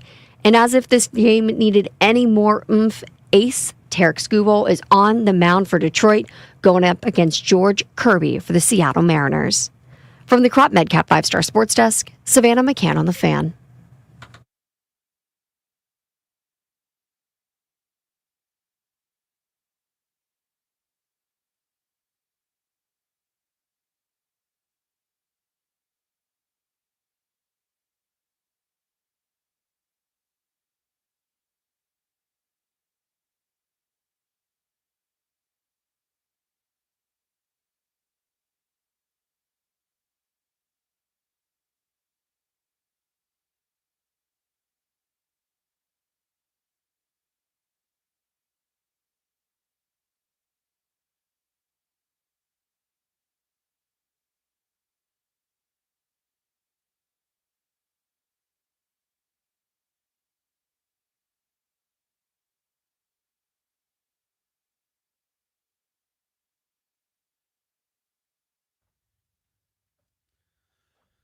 B. Mitch and Finley, 1067 The Fan.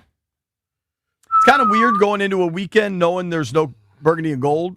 We just get to watch football this weekend. White Brian, what are the best college football games this weekend? I know we got Red River Rivalry, right? Texas, Oklahoma. Yeah, Indiana's at Oregon. That's a big one. It's funny. I was talking to Josh Connerly yesterday about that because game day is going to be in Oregon.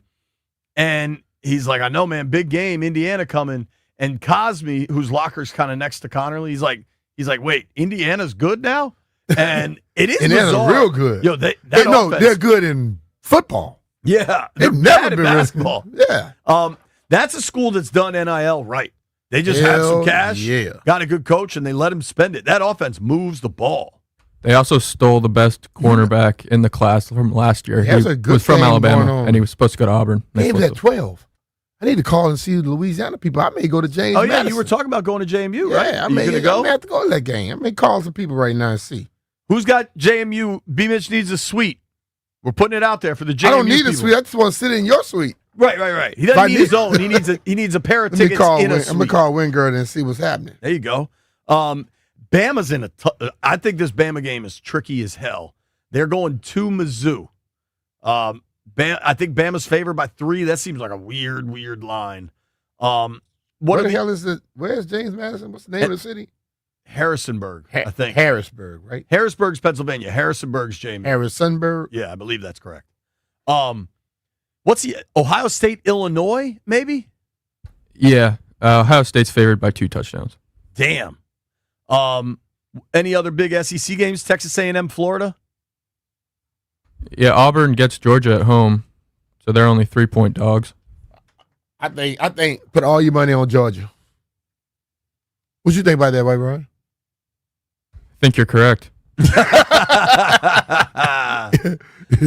At least you're honest about your team. Yeah, he Yeah, does not. they're yes. a little inhaling air. You know what I mean? I mean, they're sucking. Oh, damn, dog. Terps. Who y'all play? Nebraska. Where? College Park. All I'm right, going tomorrow. All right.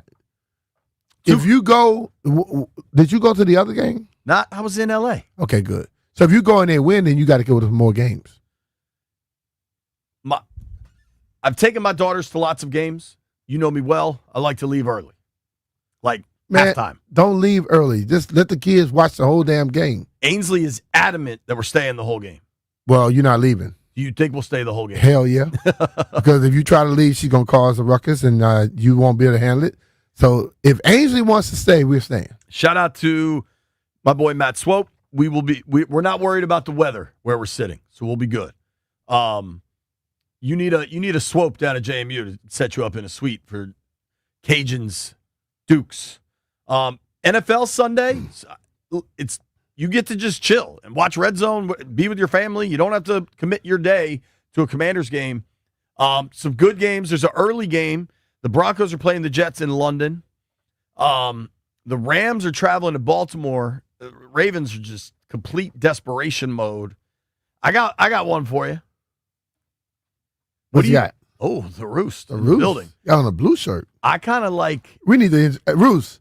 Roost, give me your size, bro. I'm gonna hook you up with a collars and code, 'cause that's a floppy collar right there. Use the code JP Finley 20. I'm gonna hook you up with a collars and code shirt, 'cause that's floppy right there. Collars and code gear is too fresh to be on Roost. Now Roost needs to wear one. Roost, they'd be like, wow, he'll look totally different. He would change his whole I attitude. gotta hook him up.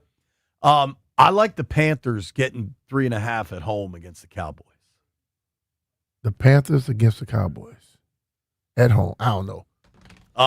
Best game Sunday, I think, is going to be Bucks Niners. That looks really good. Sunday Night Football should be really good too. You got the Chiefs hosting the Lions. When we return, you'll hear from Maryland Governor Wes Moore making his weekly picks. Nobody go anywhere. It's B. Mitch and Finley.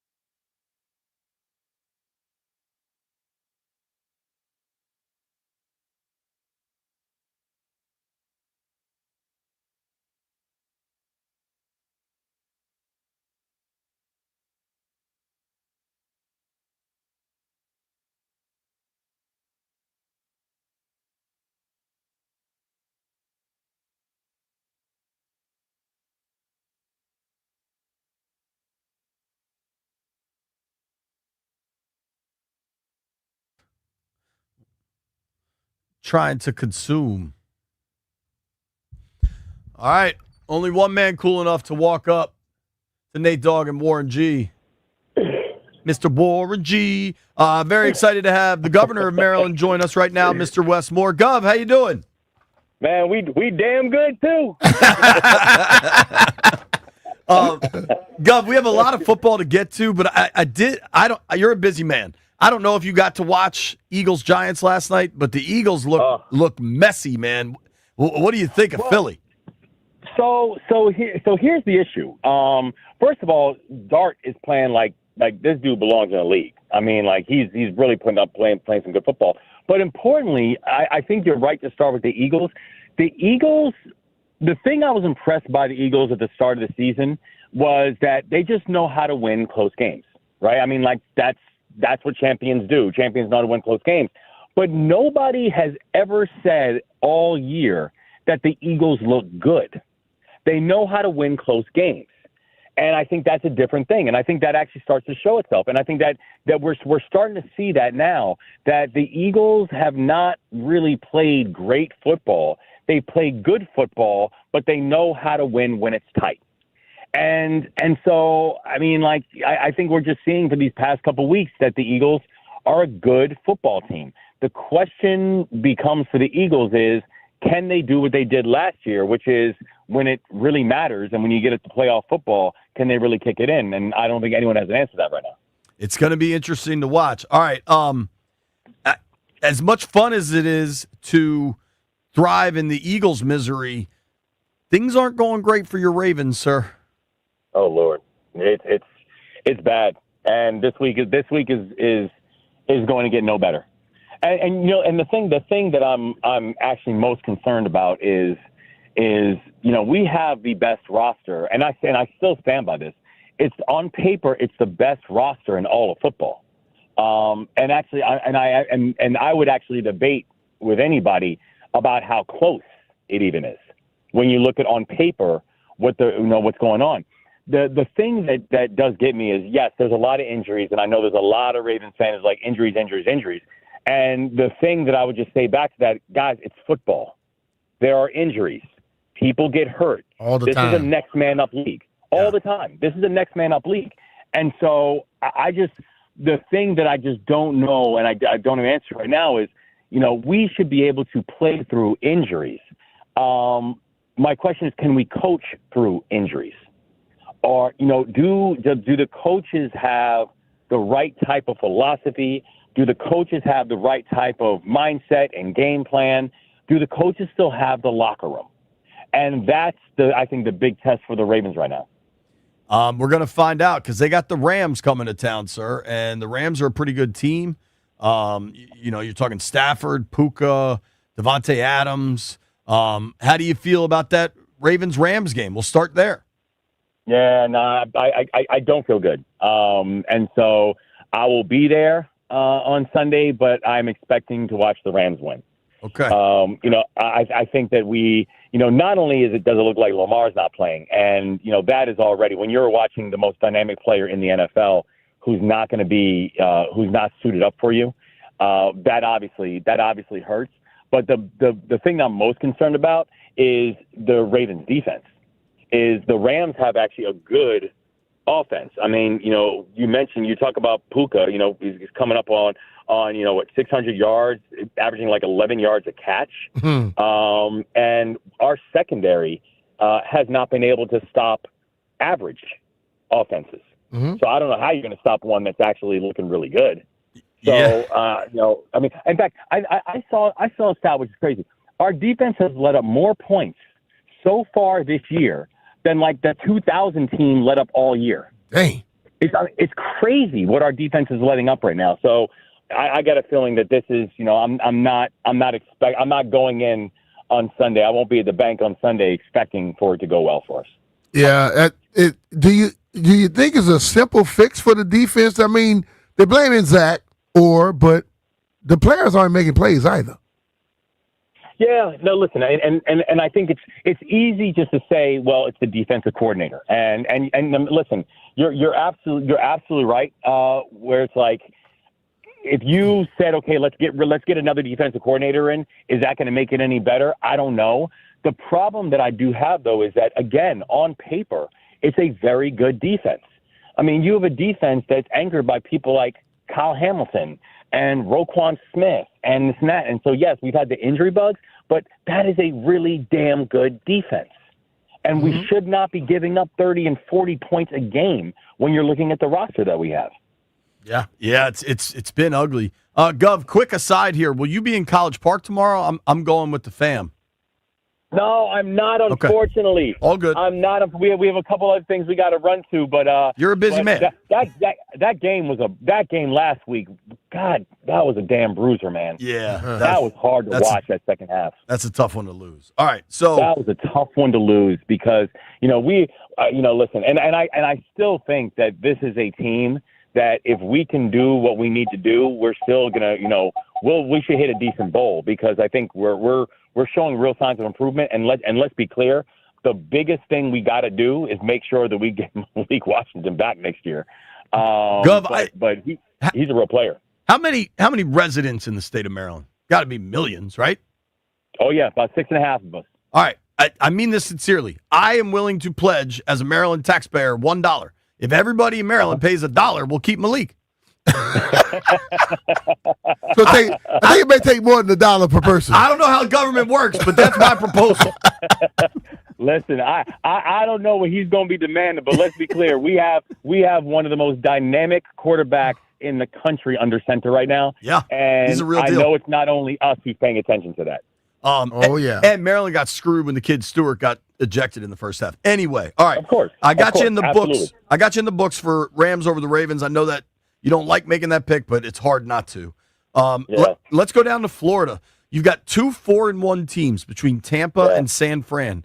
Tampa's been getting it done at the last second. Baker's been really good.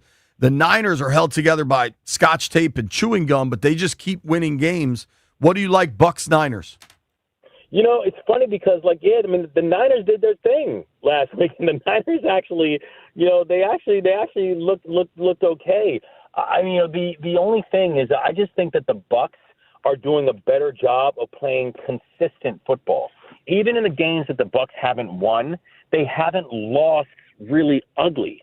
Like they still are showing that they're a fun and a good team to watch. And I think that their quarterback play has been real. I think Mayfield is legitimately showing that he should be in the MVP conversation.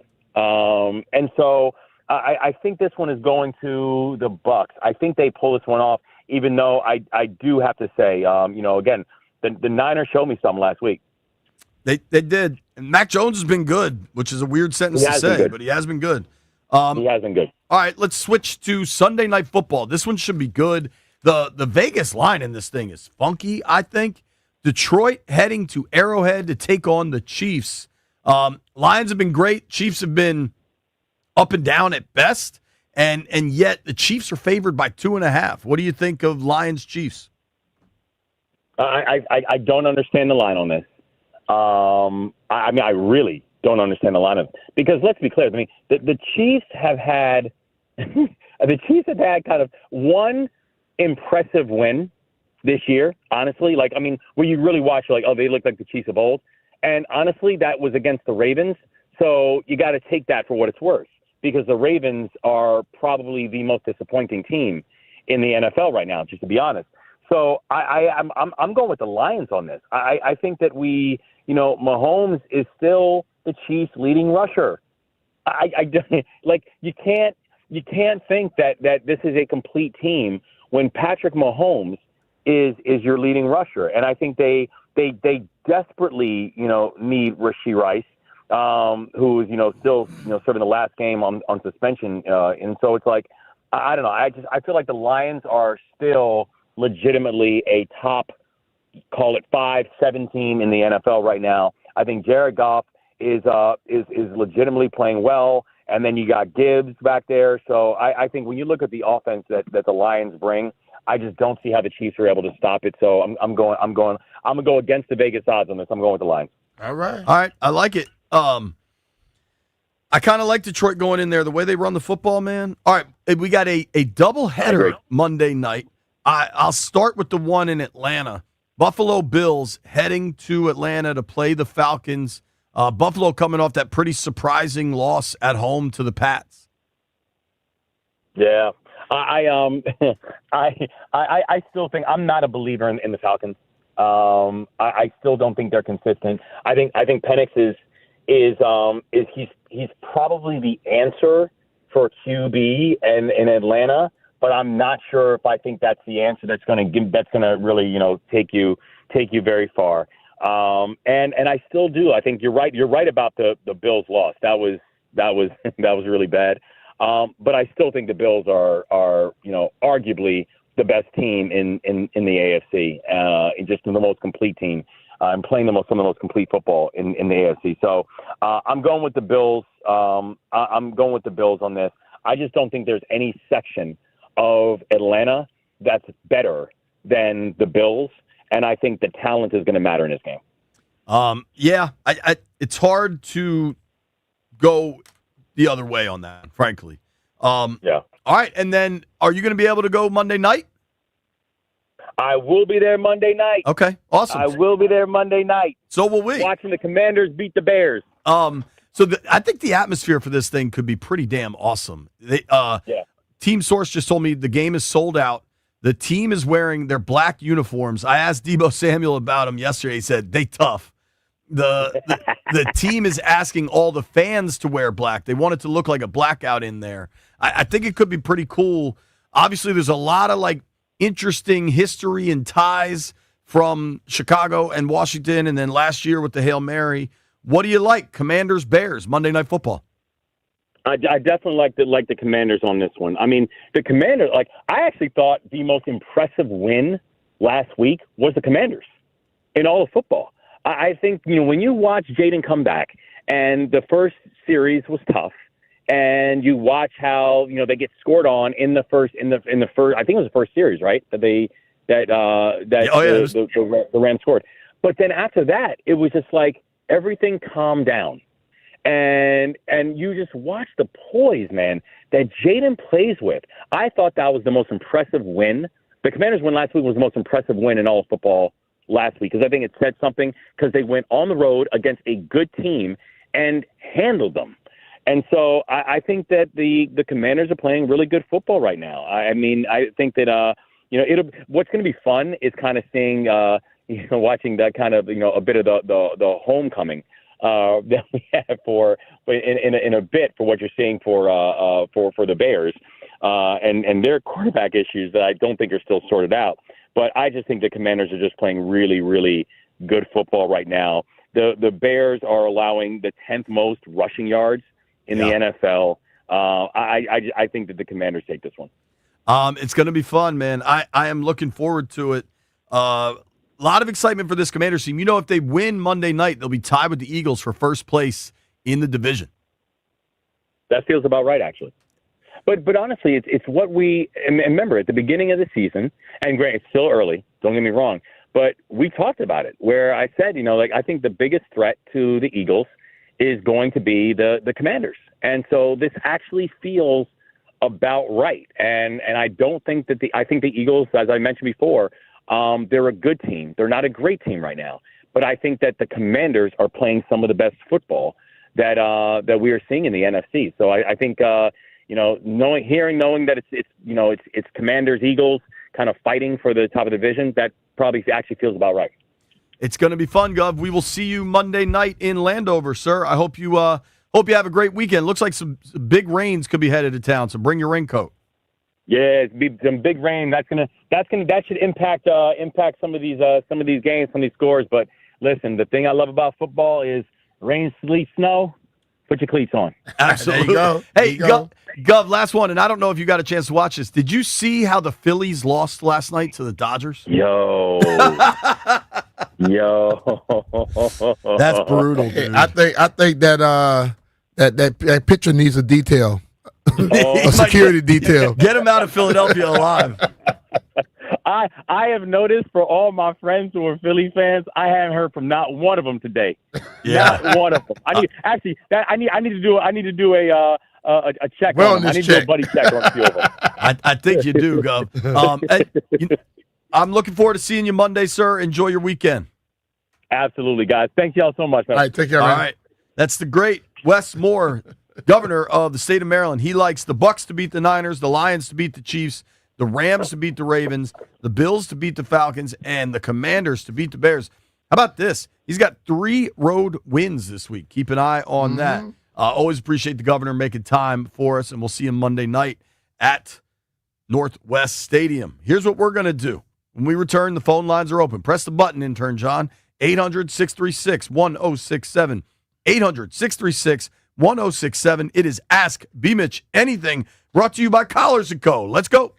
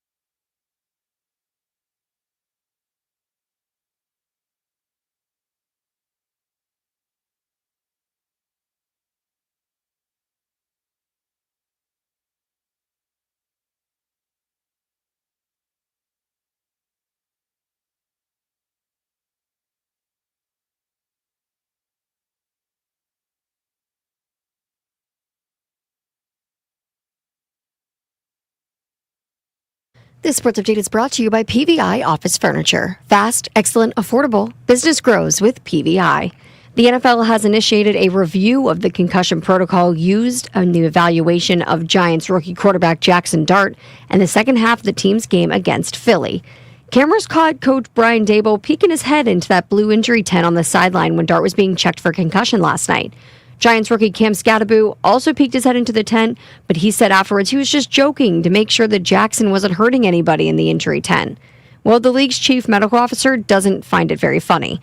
He told reporters that there are very specific rules about who's allowed to be in the tent during a concussion evaluation: a player, a team physician, independent specialists, potentially a team athletic trainer.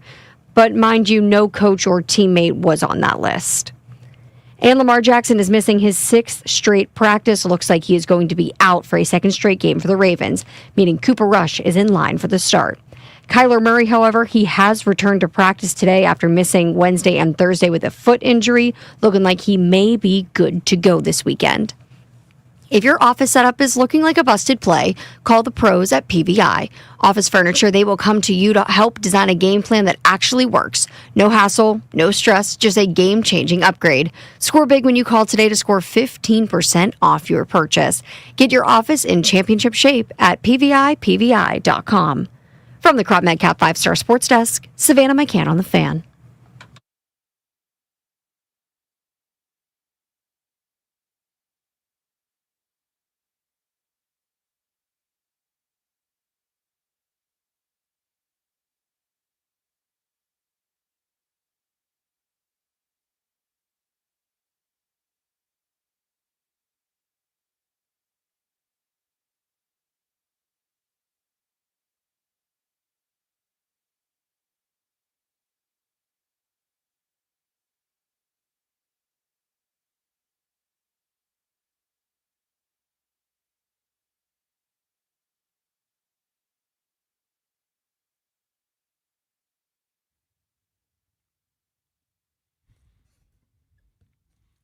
B. Mitch and Finley, 106.7 The Fan at 1 o'clock on a Scotty's Vodka Red Bull Friday. We do Ask B. Mitch Anything. That's right.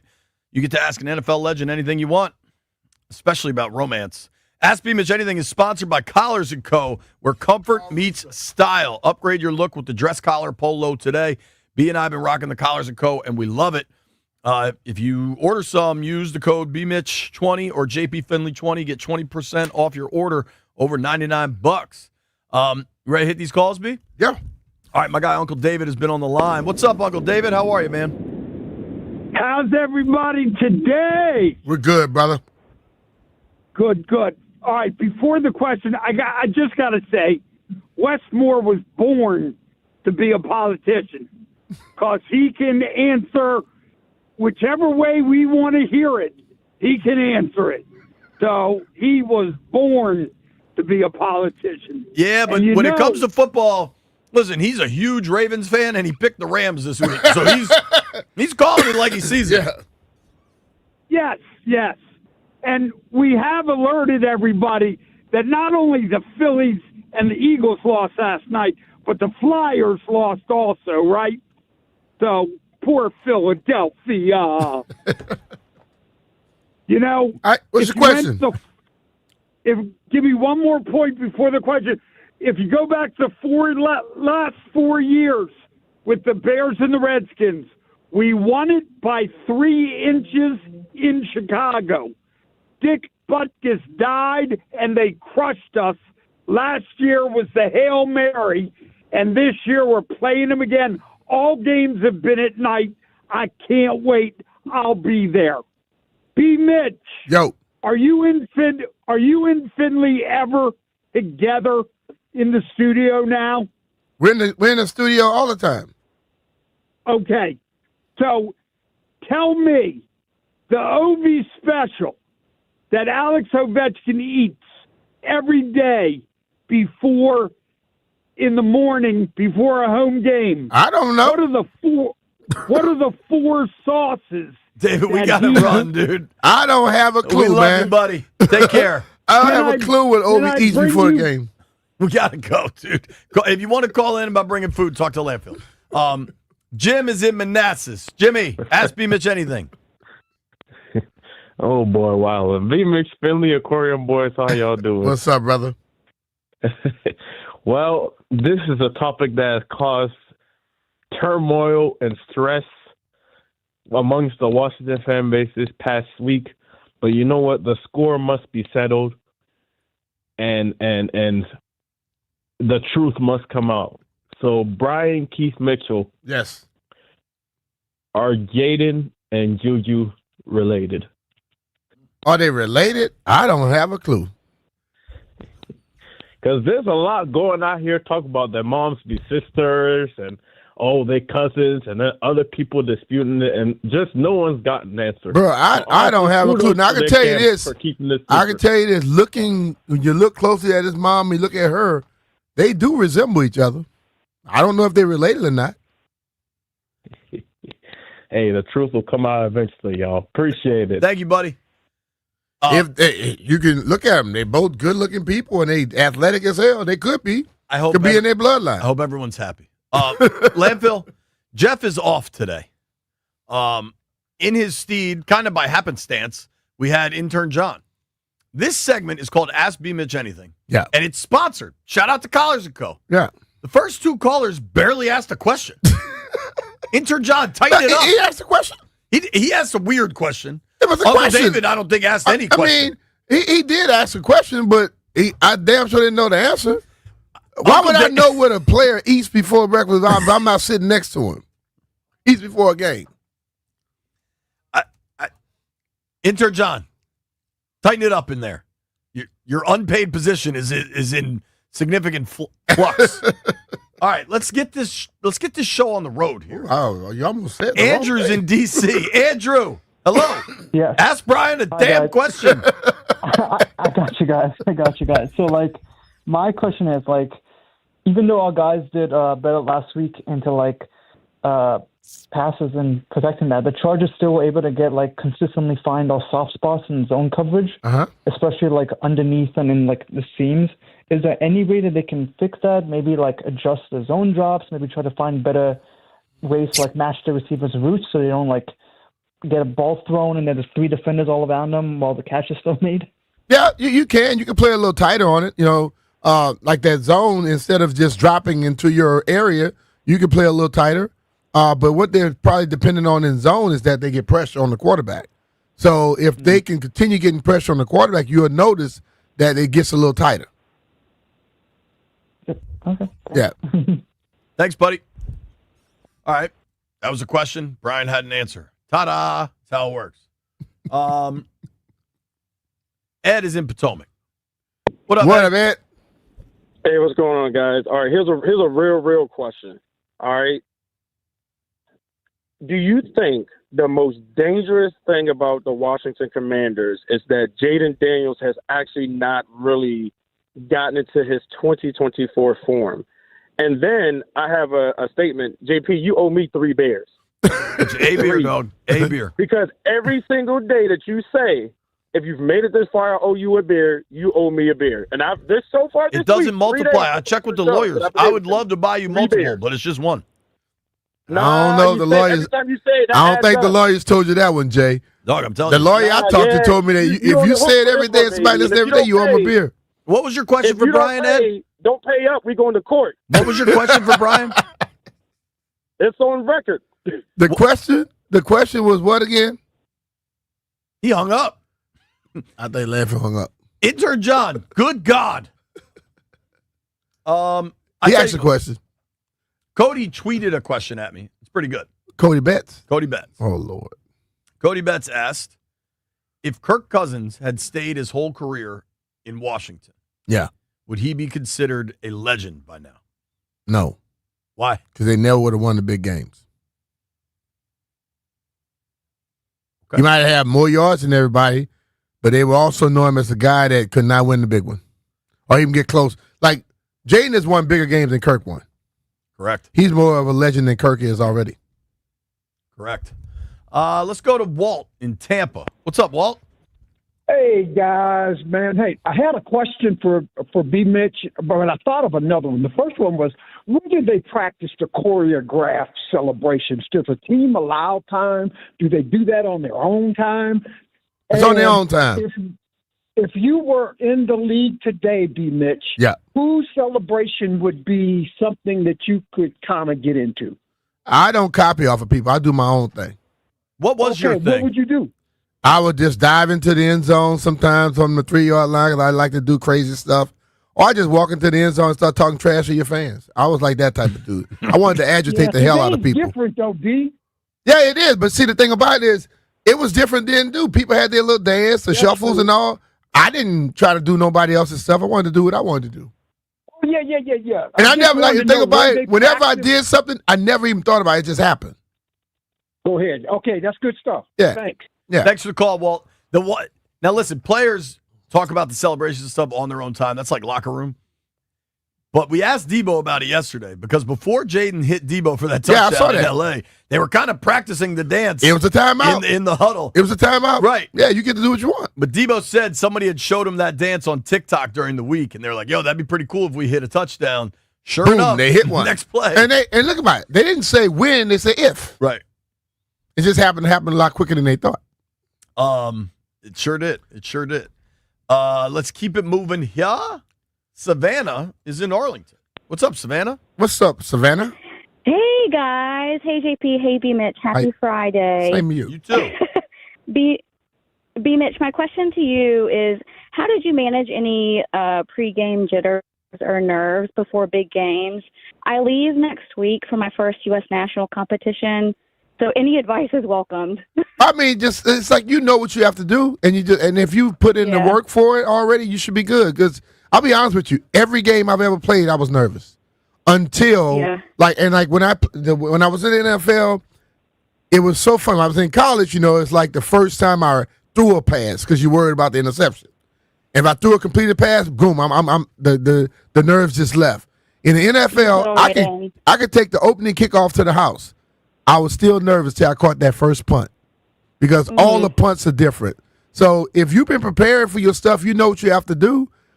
Just walk out, smile, find somebody you're looking at, and if they give you that smile back, boom, you're good.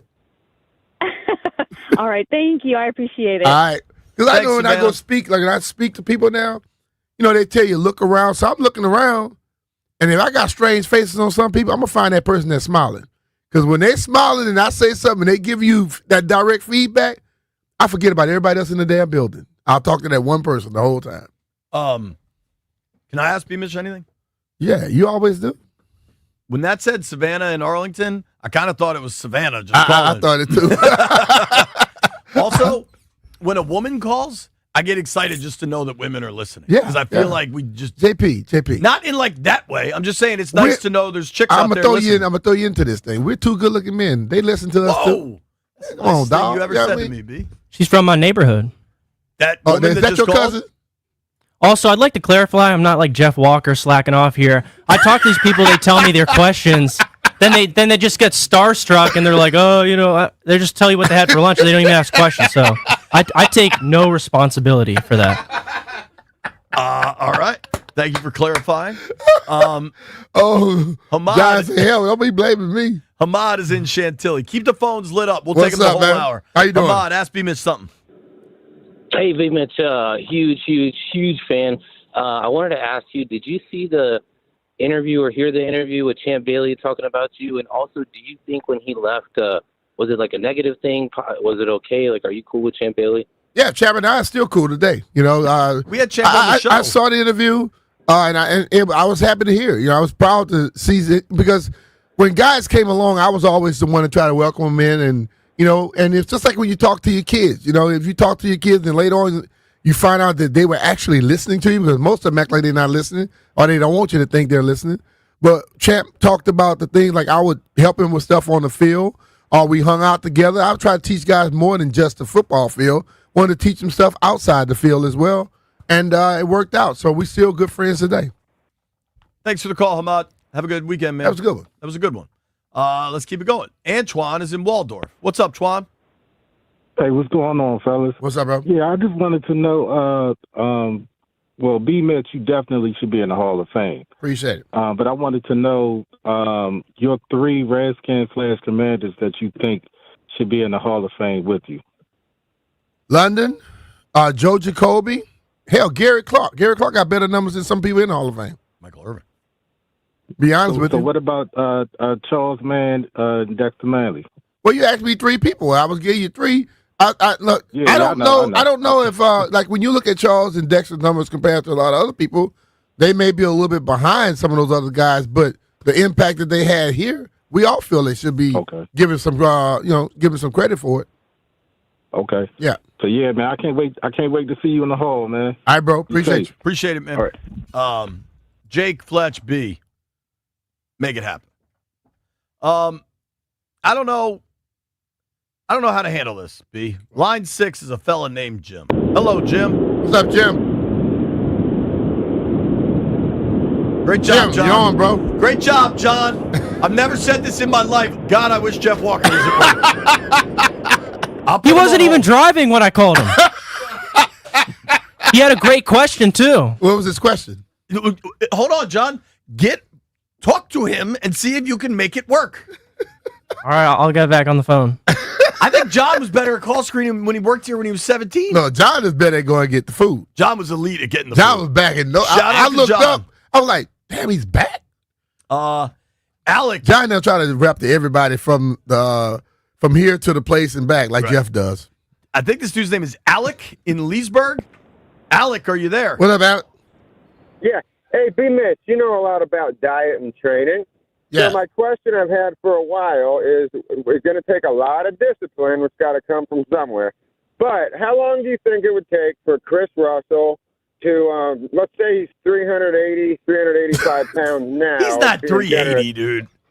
480, whatever. But listen, how long do you think it would take him if all he ate was seafood, fruit, and then some sort of exercise to get down and have like a 6-pack, 8-pack? I say legitimately 2 years.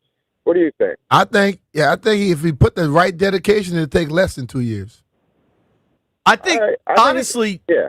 Jeff has probably lost 40, 50 pounds and looks pretty, 40 pounds? He lost about 30. 30? I think Rooster could shed a ton of weight if he chose to, but we're not here to talk about Rooster's weight, man. Somehow I can't hang up on this dude. I don't know what intern John has done here, but It's like John ain't got nothing to do with that. The hang up button ain't there.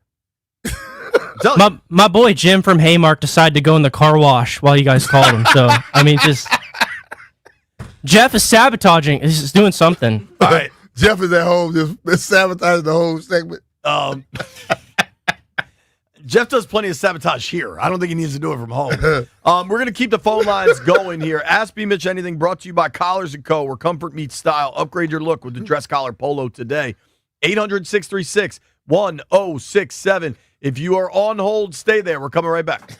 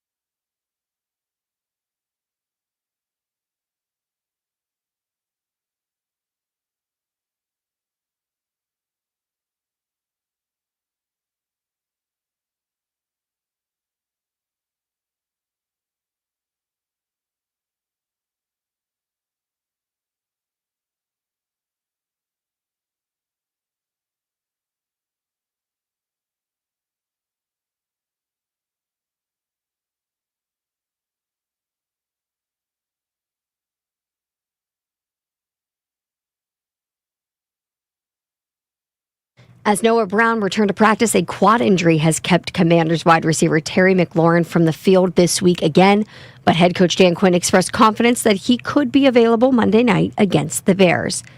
Moving around the NFL, it was another day of no practice for Buccaneers trio of running backs Bucky Irving and wide receivers Mike Evans, Chris Godwin Jr. Irving has been bothered by a foot injury, while Evans has been suffering from a really bad hamstring injury. Godwin has a fibula injury in a different location than the ankle injury that he suffered last season. He is considered week to week and is not expected to land on the injured reserve. Lamar Jackson also did not practice again, meaning Cooper Rush in line for the start for the beat-up Ravens. From the Crop Metcalf 5-Star Sports Desk, Savannah McCann on The Fan.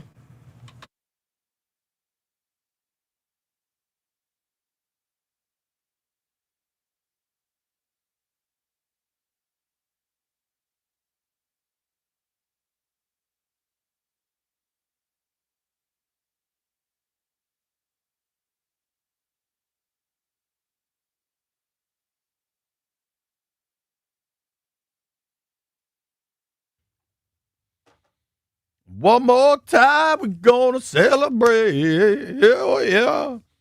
Sounded like a drowning cat. Bad, dog. It's a Scotty's Vodka Red Bull Friday, baby. Shout out to Scotty. He's coming in. Scotty Claus bringing barrels of vodka. That always sells for us. We're doing Ask Me Mitch Anything. Phone lines are open, 800-636-1067. Ask Me Mitch Anything is brought to you by Collars & Co., where comfort meets style. Upgrade your look with the dress collar polo today. We're going to try this again. Jim is in Haymarket. What up, Jim? Hey, what's up, fella? Sorry about that. Shout out Flagship. All right. Hey, listen, B-Mitch, what are you doing tonight, man? Come on out to the Battlefield Patriot game. Check out my boy playing, man. Number 1, Battlefield. Shout out. What's up? John? I got to get home and find out what my schedule is. You know, I got those daughters that dictate my Fridays. Sir, do you have a question all right. besides inviting B-Mitch to a high school football game? The question was, what are you doing tonight? Hey, right, I love you, man, but why do you curse so much? Why do you say damn and hell? If I had $1 for every time you said damn and hell, Damn is I'd not be cursing. Hell is retired not by cursing. now. Damn is hell. It's a place you can go, right? It's in the Bible. Damn and hell are in the damn Bible. and hell not cursing. Yeah. No, it's not. If you don't if like my the way, daddy didn't mind me saying damn and hell, it ain't a problem. if you don't like the way we talk on air, imagine how we talk off air, sir. Oh, I met you guys in Leesburg. No, you guys were great. But, yeah, I was just wondering. My buddy actually had that question. But, no, Tell man, your buddy calling. Don't be pushing you up to calling in. Thank you for the call, Jim. I have a question for B-Mitch. What the hell was that? It was just like a giant bang. Did you hear that? I don't know, man, but damn, it was loud. Landville, what was that? We're under attack. I think it's That's a what trash can thing out here, right here. Yeah, I'm pretty sure it was a trash can. Yeah. I'd like to assign our best guy to what's going on. Please don't do that. I don't know who our best guy is. Intern John? John, go figure out what the hell just happened. That was loud, dude. Donnie's in Fredericksburg, B. Donnie, ask me Mitch anything. Hey, my name's Johnny, but it's close enough. Johnny, what's up, man? John, you goddamn moron. You can't put the guy in front of it, though. What are we doing here? His name's Johnny, not Donnie. Well, All he right, told me Donnie, so I asked him 3 times. I'm confident he didn't I got tell you. I got Donatello from Ninja Turtles. That's what I got. I did not get a Johnny. We have the same name, man. I would have gotten it. Your question, sir. But look, I got a quick question. Yo, can you guys find out what Chris Russell is smoking? Because, dude, his takes about Terry McLaurin are ridiculous. That's straight character slander, man. It's pretty crazy. That's all I really got to say. We tried man. today. We on talked to him our a little program, it's been categorically dismissed and refuted. But the streets are saying Chris Russell smokes that loud pack. Thank you for the time. Tom is in Chantilly. Good God, please have the name right, and let's hope this guy has a question. Hello, Tom. Hey, how y'all doing? Hey, John, hang in there, man. You're doing a good job, man. You're doing a good job. No, but just going back to last night's game, you know, I think it's interesting.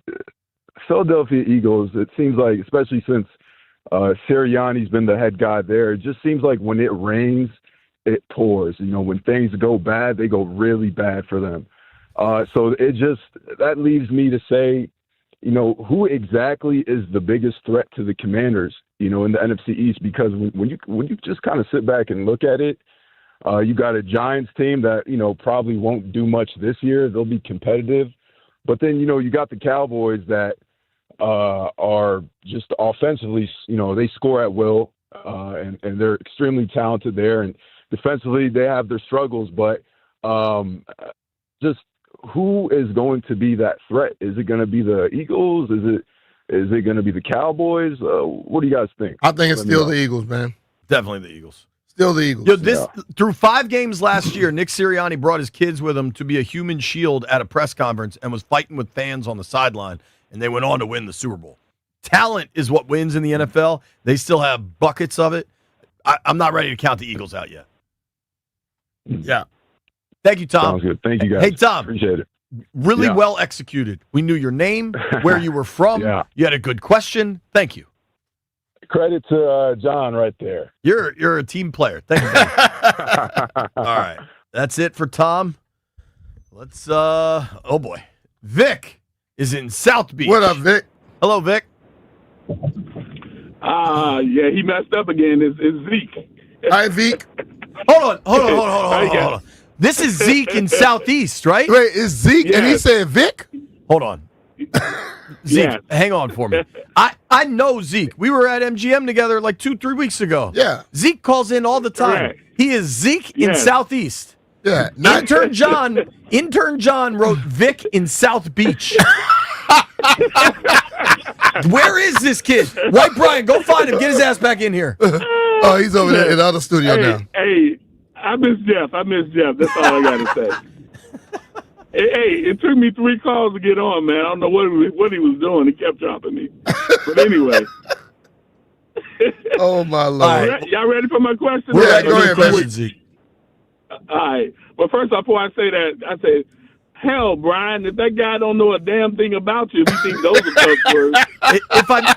Hold on, Zeke. Before your question, we've got intern John back. Okay. Johnny. All right. John. Yo. You say Vic in South Beach. That was Zeke in Southeast. Listen, Vic, okay? You literally said you're from South Beach and your name's Vic. So I don't know what I would tell you, man. I think whoever was the first person, it might have been Donnie, who's actually named Johnny, whatever. John, hang on. Zeke's become a bit now to troll with me. I don't know what we're doing here. Hold on. But. Let's role play this, see if we can work through it together. All right. Johnny, pretend the phone is ringing. Ring, ring, ring, ring. All right, John, answer it and do your job. Oh, okay. Well, all right. 1067 The Fan. What's your name? Where are you calling from? This is Zeke calling from Southeast. One more time? Zeke calling from Southeast. All right, cool. And John, what did you hear? Vic Carlos. Vic from South Beach. From Savannah Park. All right, Zeke, ask me your damn question. What'd he say? This kid's an idiot. Oh, my God. Hey, B, my question to you is this. You always said that, games are won in the trenches. Yeah. Is that true? Do you still believe the game are won in the trenches? Yes, I do. So my question to you, earlier this week you said that Debo had the major impact and not Tinslaw, the offensive line. I wonder why. How did you come up with that? Well, I think Debo has brought a certain flavor and a flair and a belief that people buy into that, because normally guys, they look for something to guide them and lead them. But still, you got to still win in the trenches, because Debo can't do his job if the trenches not doing much. You know what I mean? Right. And that's why I said, so my thing, the impact, do you know where we are now as far as the rushing offense? Yeah. We way up. Number one. Yeah. Number one. Yeah. All right, Zeke. Yes, I think that's Trust me. question. So, and remember, Kinlaw don't play offensive line, so we number one because of the O-line. If I got to say one thing for Brian, it would be complete libel to suggest he doesn't value offensive linemen. They all work. Let's go to Deb in Maryland. What's up, Deb? Hey, JP, how are you? Is this Deb Haley? No, Okay. no, Deb from the chat, but the guy on the phone, Deb? All right, great to have you, Deb. well, he couldn't get it straight that I was Deb from the chat, so I had to explain the chat, and then it just went sideways. Well, so. he's a sweet boy, but I'm just going to leave it there. He's a sweet boy. Okay. What's your question, Deb? B. Mitch, we were just, those of us in the chat were discussing whose jerseys we were going to buy next and things like that. Mm-hmm. I just wondered how you feel when you see somebody walking around with a B. Mitch jersey on. I know you're a human being and have feelings. I just wondered, what does that feel like? When I see somebody wearing my jersey? Yeah. You know, if you're at a game and I see a Mitchell jersey, I love it. Feels good. Okay. And it lets me, then I automatically know that they came from an older time because there's not a young person with it on. How do you feel when you see somebody wearing a LeBron Landry 30 jersey? I want to run into a wall head first. I want to rip it off of them. All right, thanks. Appreciate you. Take care. Yeah, I feel good about that. You know, it makes you feel good. Somebody went out there and bought your jersey and they want to represent you. Makes you feel good. That's cool. Shannon is in St. Mary's. More Jersey talk. What's up, Shannon? Hey, guys. I listen to your show. Probably try to catch it every day. You guys do an awesome job. Thank you for putting out the product that you do. I kind of go along with the jersey thing. The one thing about the fans, you know, especially hardcore long-term fans, is the love that they have for former players and legends such as B. Mitch. Can't forget that body bag game. But my question is, B. Mitch, as a player, you know, and through the history of the team, was there any other player's jersey that you would have proudly represented, or you didn't get the opportunity to have and you kind of wish that you did? You mean me wearing somebody's jersey? Or owning somebody's jersey to hang on the wall, the man cave? I have some people's jerseys on my wall. Like I have, Jerry Rice. I have Steve McNair. What else? Tony Dorsett. I had a Charlie Taylor jersey. It's like I will buy stuff that's always already in the frame, nothing that I would actually wear. I got Shaq shoes. I got a lot of stuff from The Godfather because I'm kind of a mafia movie style dude. I got stuff from Tiger. You know, it's a lot of things on my wall, but most of the stuff on my wall is me. I wanted my kids to be able to go downstairs and say, well, Daddy wasn't lying. He did do something. You know? There you go. You have that cool, I don't know what, engraved mirror. The glass thing? Yeah. That thing's cool. Thanks for the call, Shannon. Appreciate it. That's a good one, though. All right, no worries. Yep.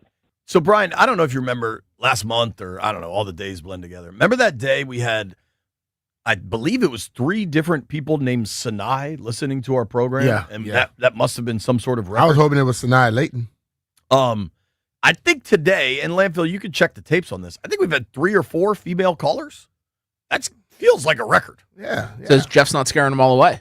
Jeff ever, who's this? Yo, if they call in, do you think Jeff tries to holler at him just as soon as he hears that it's a woman's voice? I would be willing to bet good money that he does. And for as terrible as he is at screening calls, Intern John's probably quite polite and just puts them on hold. Yeah, he's also elite at getting them burgers. Going to Shake Shack. Like, if Intern John's got to put a radio resume together, the first bullet point is Shake Shack and back in less than 6 minutes. Yeah. Yep. And run downstairs and back in a minute 30. I hope those are the only Jeff go things. downstairs and come back 45 minutes later. I was shocked at how fast he was able to get down to his car and back. Because normally it takes Jeff 11 minutes. I hope. Because Jeff has to go find his car first. Yeah, exactly. You don't know if it's still there where he and parked then talk to 8 people along the way. Yeah. I do hope for Intern John's sake that things he does in his personal life aren't as quick as his performance in going to get his car and back. Last one. This is Ed. I believe Ed is in Hagerstown. John wrote Hagerstown. Hello, Ed. Well, that's absolutely correct. Though I think he does not know where Hagerstown is. That's another story in itself. But one thing I wanted to ask Brian was pertaining to fields you played on. Did you prefer a grass field as to a turf field? And what was the worst turf field that you ever played on that gave you a lot of pain? Yes, I prefer a grass field, but Philadelphia Veterans Stadium was the worst that I would play on. But to be honest with you, if the other team playing on the same surface I'm playing on, let's go for it. Thank you, Ed. Enjoy Hagerstown. It's beautiful this time of year. I appreciate it. Worst field I ever played on, Richard Montgomery High School. Ooh. Caller number 10 right now, 800-636-1067. You can win a pair of tickets for the Caps, Washington Capitals against Minnesota on Friday, October 17th. All fans in attendance will receive a rally towel. For tickets and the complete Capitals schedule, visit thefandc.com. Tickets courtesy of the Washington Capitals. Is that rally?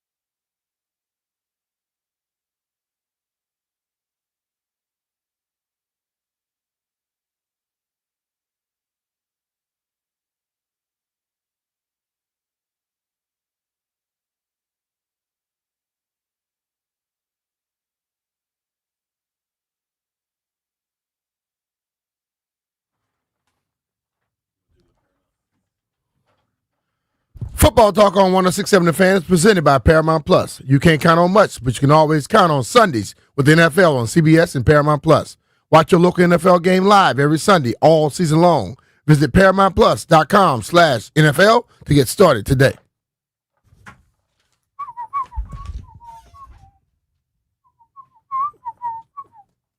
All right, folks.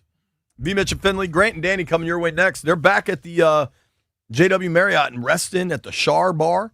Shar Bar. I have confirmed that Dwight Shar built that joint. That's why the bar is named after him. They call it the Shar Bar. Good for him. You're a billionaire. You build a the hell you new want. hotel. Name the bar after yourself. Yep. You have my full support. We make bets every day on this program.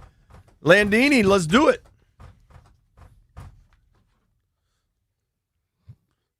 Holla. Gather around, gather around.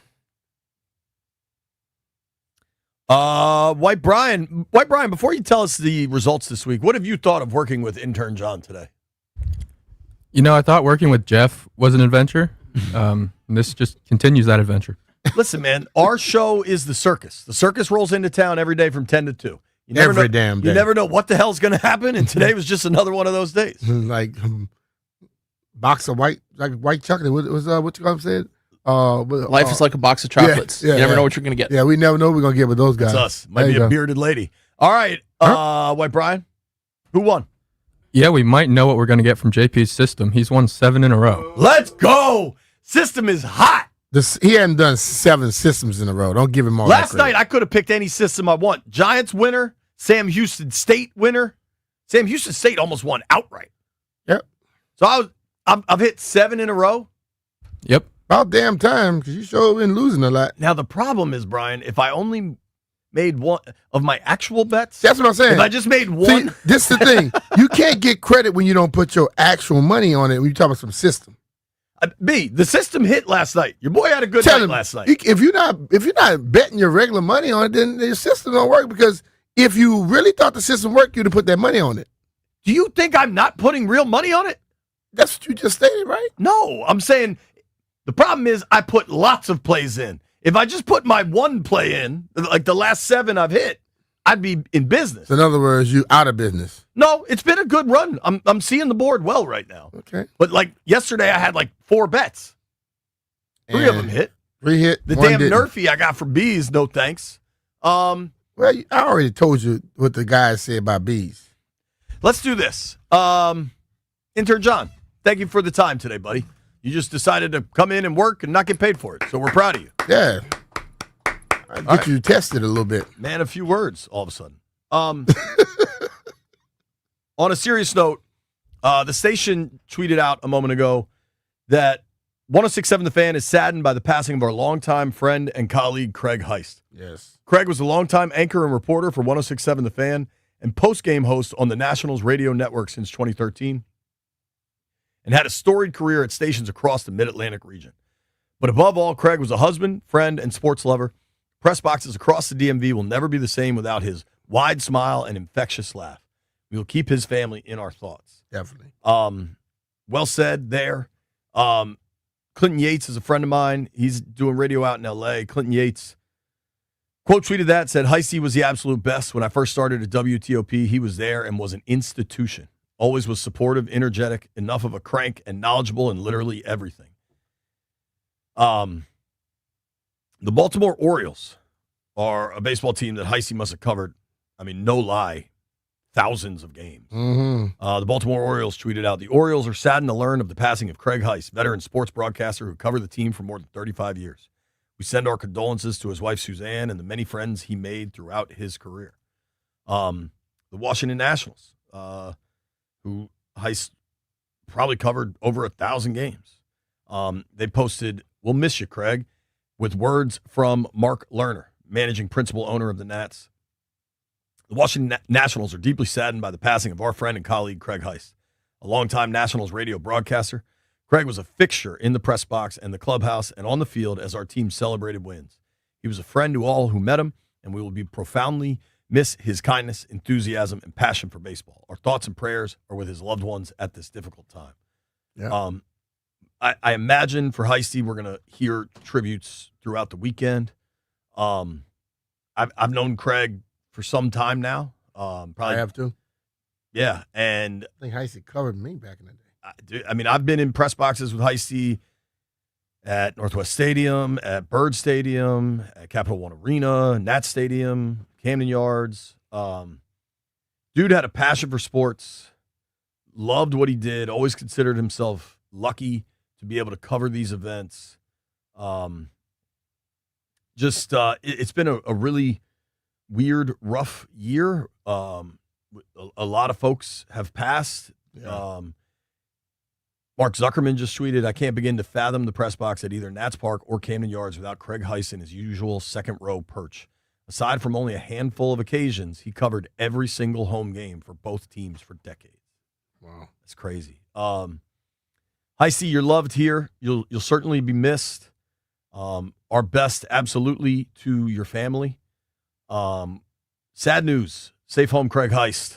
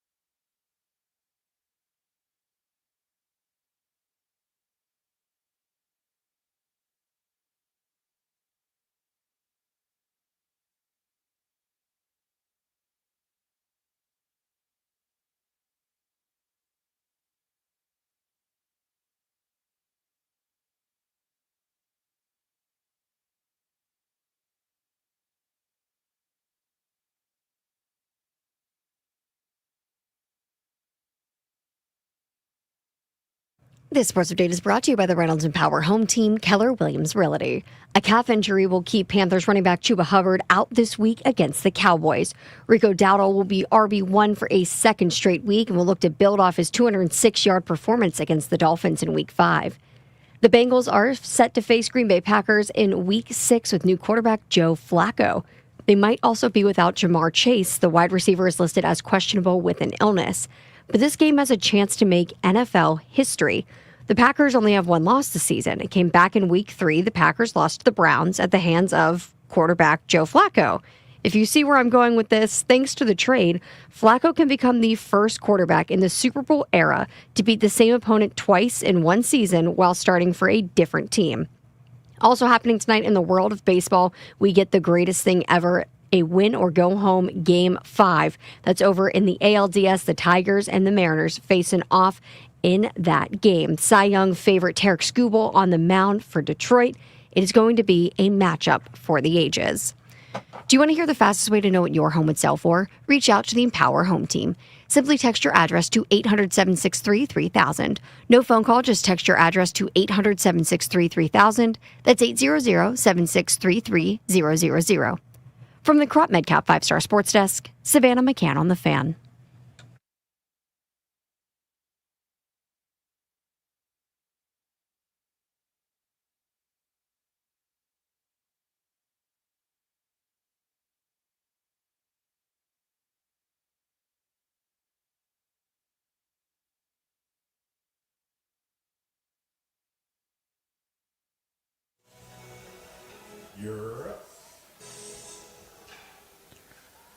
Yeah, Friday. What's up? Welcome in. Grant and Danny on the air, live on the Fan on October 10th, 2025. We are coming your way from the Char Bar today at the JW Marriott out in Reston. Brand new, beautiful hotel. Excellent brand new bar and restaurant. We were here in the early days, just a couple of weeks ago, of this here establishment. We may have tasted some of the food first. And we told you how good it was. And we are back for more. Danny, you just had the cheeseburger. I feel bad for that cheeseburger. It's like, maybe I'll make it out of this afternoon alive. Nope, destroyed. Gone. Sorry about it. This is a great place. Come on out and hang with us. We're going to be here all day long until 6:30 on the Fan for a Field Trip Football Friday on Grant and Danny. No game Sunday. The Commanders and the Bears tangling in Northwest Stadium in Landover on Monday Night Football, but it doesn't change a Friday, ramping up for Pigskin. Not only Commanders, Bears we're looking ahead to 3 days out, but the NFL schedule as well. Got some college games we'll be previewing today. So if you get some time, you're in the Reston area, you've all seen the construction out here and the hotel going up, come on out to the new JW Marriott and to this beautiful new establishment and the Char Bar to hang out with us. Danny, I want to start with sympathizing and empathizing, if we can, with our friends from Philadelphia. Because, boy, did they have a tough day yesterday. They lost all 3 of their games. It breaks the heart, doesn't it? Flyers lose a game, and then in excruciating, absolutely historical fashion, for the first time ever, a Major League Baseball team's season ended in the playoffs on a walk-off based on an error as Orion Kerkering, a relief pitcher for Philadelphia, fielded a baseball, threw it wide of home plate instead of getting a very easy out at first base, kind of panicked on a comebacker that bounced off of him into the infield grass. So the Phillies, in 11 innings, in a 2-1 game, where some of their superstars like Trey Turner 0 for 5, 2 strikeouts, Bryce Harper 0 for 4 with a strikeout, couldn't come up big for them. They scored 1 run and managed all of 4 hits in 37 at-bats over 11 innings of baseball. They get eliminated by the Dodgers last night, and simultaneously the Eagles were getting waxed by the Giants on Thursday Night Football. So just one of those really tough sports evenings for our friends in Philly, and we're thinking about them. We've been there. We've done that. We know what it feels like, so we're sending you our best. Now, wait a minute. Hold on, my friend. We've been working together for a long time, and I love you dearly. But I sensed a little bit of saccharin there, a little fake sweet. You know what I mean? Like a little bit, like you're not actually that sorry. It's not going to change my day to be sorry, but have I lost a lot of sport matches? Have I lost some games in my day? That has happened. Do I understand the pain and the frustration of a fan base on a day where you're 0 for 3? Many, many times over. So I'm thinking about you. Now, am I thinking about you enough to, do anything about it? Not really. I'm going to keep it moving. I got things to tend to. I've got, October activities to get to today. Yeah. But Philadelphia, it was a tough one. I'm just kind of taking inventory on the sports night. Well, which I understand, but one thing I'm not going to do, I will not be doing this. I am not going to take glee and great satisfaction and derive my own joy from the misery of my rivals, Grant. That's not. I'm a 46-year-old man. I love sports, okay? But there's a human element to this thing, as you point out all the time. So what I don't want, I don't want any kind of comedic clips played. I don't want some kind of thing that reflects the fact that I'm actually gleeful and joyous and doing the Balki Bartakamas dance of joy on the fallen misery of my rivals. I will not allow that. That's not something we're going to do today. So, Darius, right now, don't play anything. Do not play anything. Play it right now. Don't play anything. Your tears, Scott. Your tears are so yummy and sweet. Cry. Be sad. Suck on it. Fail. Eat it. Choke. Be miserable. Hate. Have all of your misery and bile come up. Enough. Enough of your success. Enough of your stupid tush pushing. 4 straight plays. Ban it immediately. It's a false start and cheating every time. I hate all of you. You're all miserable people. It's not cool to be miserable. It's not cool to be hated. Try to fit in with society like the rest of us. You're sociopaths. I love Philadelphia losing the way they lost last night. The Flyers, nice little appetizer. It's just for sitting down. The chef wanted to send this out to you. The Eagles, regular season game, they'll be fun. They won double digits. But in primetime, losing to the Giants that way is nice. It's lovely. That happens. But the 3, that menage, that third one, losing in absolutely gut-punching fashion. Couldn't have happened to a worse gut. Screw you. Fail. Deal with your failure. I love it so much. Yes. Yes. Oh, let me taste your tears, Scott. Yeah. Your tears are so yummy and sweet. I do feel for Orion Kirkering. Individually, I do, yes. Because that is a terrible way for a season to end. And what an absolutely awful night he must have had. Yep, that's as bad as it gets. You might as well just get off social media, bro. You got an X account? Not anymore. You're on Instagram? Might want to close those direct messages. I'm sure all of the Philly sports fans were very kind. They're understanding. Warm and gracious and understanding about his miscue. But, yeah, I never want to see it end like that at any level. Youth sports all the way up to the professional ranks. These guys put so much into this. And for him to have a moment where basically he completely panicked. Yeah. That's just the easiest play in the world. I don't mean the physical element of fielding a comeback or picking it up and throwing it. That's difficult. But the decision to throw to first there is made before the batted ball. You've got a player at third trying to score who's a third of the way down the line by the time the ball slams off you and you pick it up. And there's a guy at home plate who's finishing his swing before he gets going to run his 90 feet.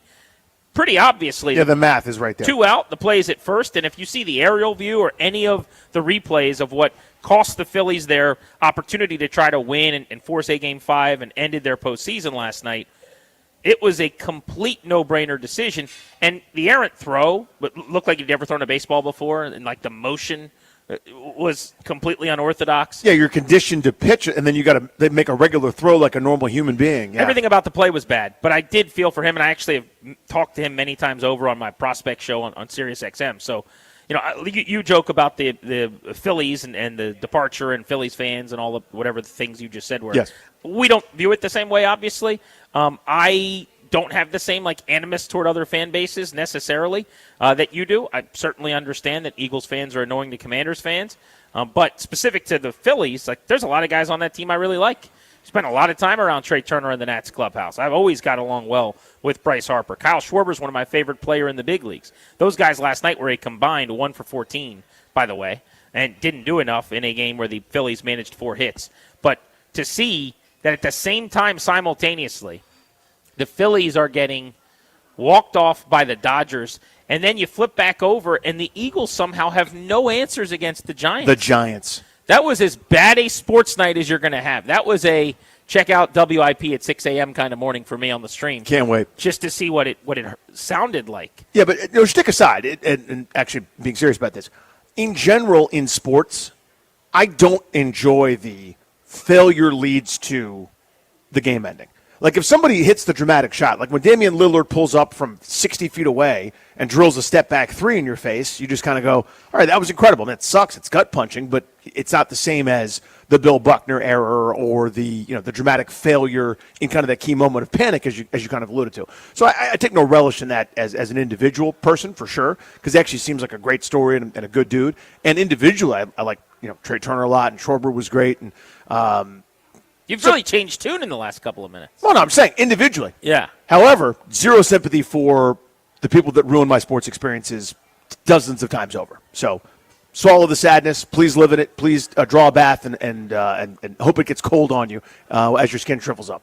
Draw a bath. That's very like 1979, like somebody Lexicon, with yeah. a princess or I'm something. going to have a moment where I draw a bath. Yeah, that's very British Netflix show. You go bath.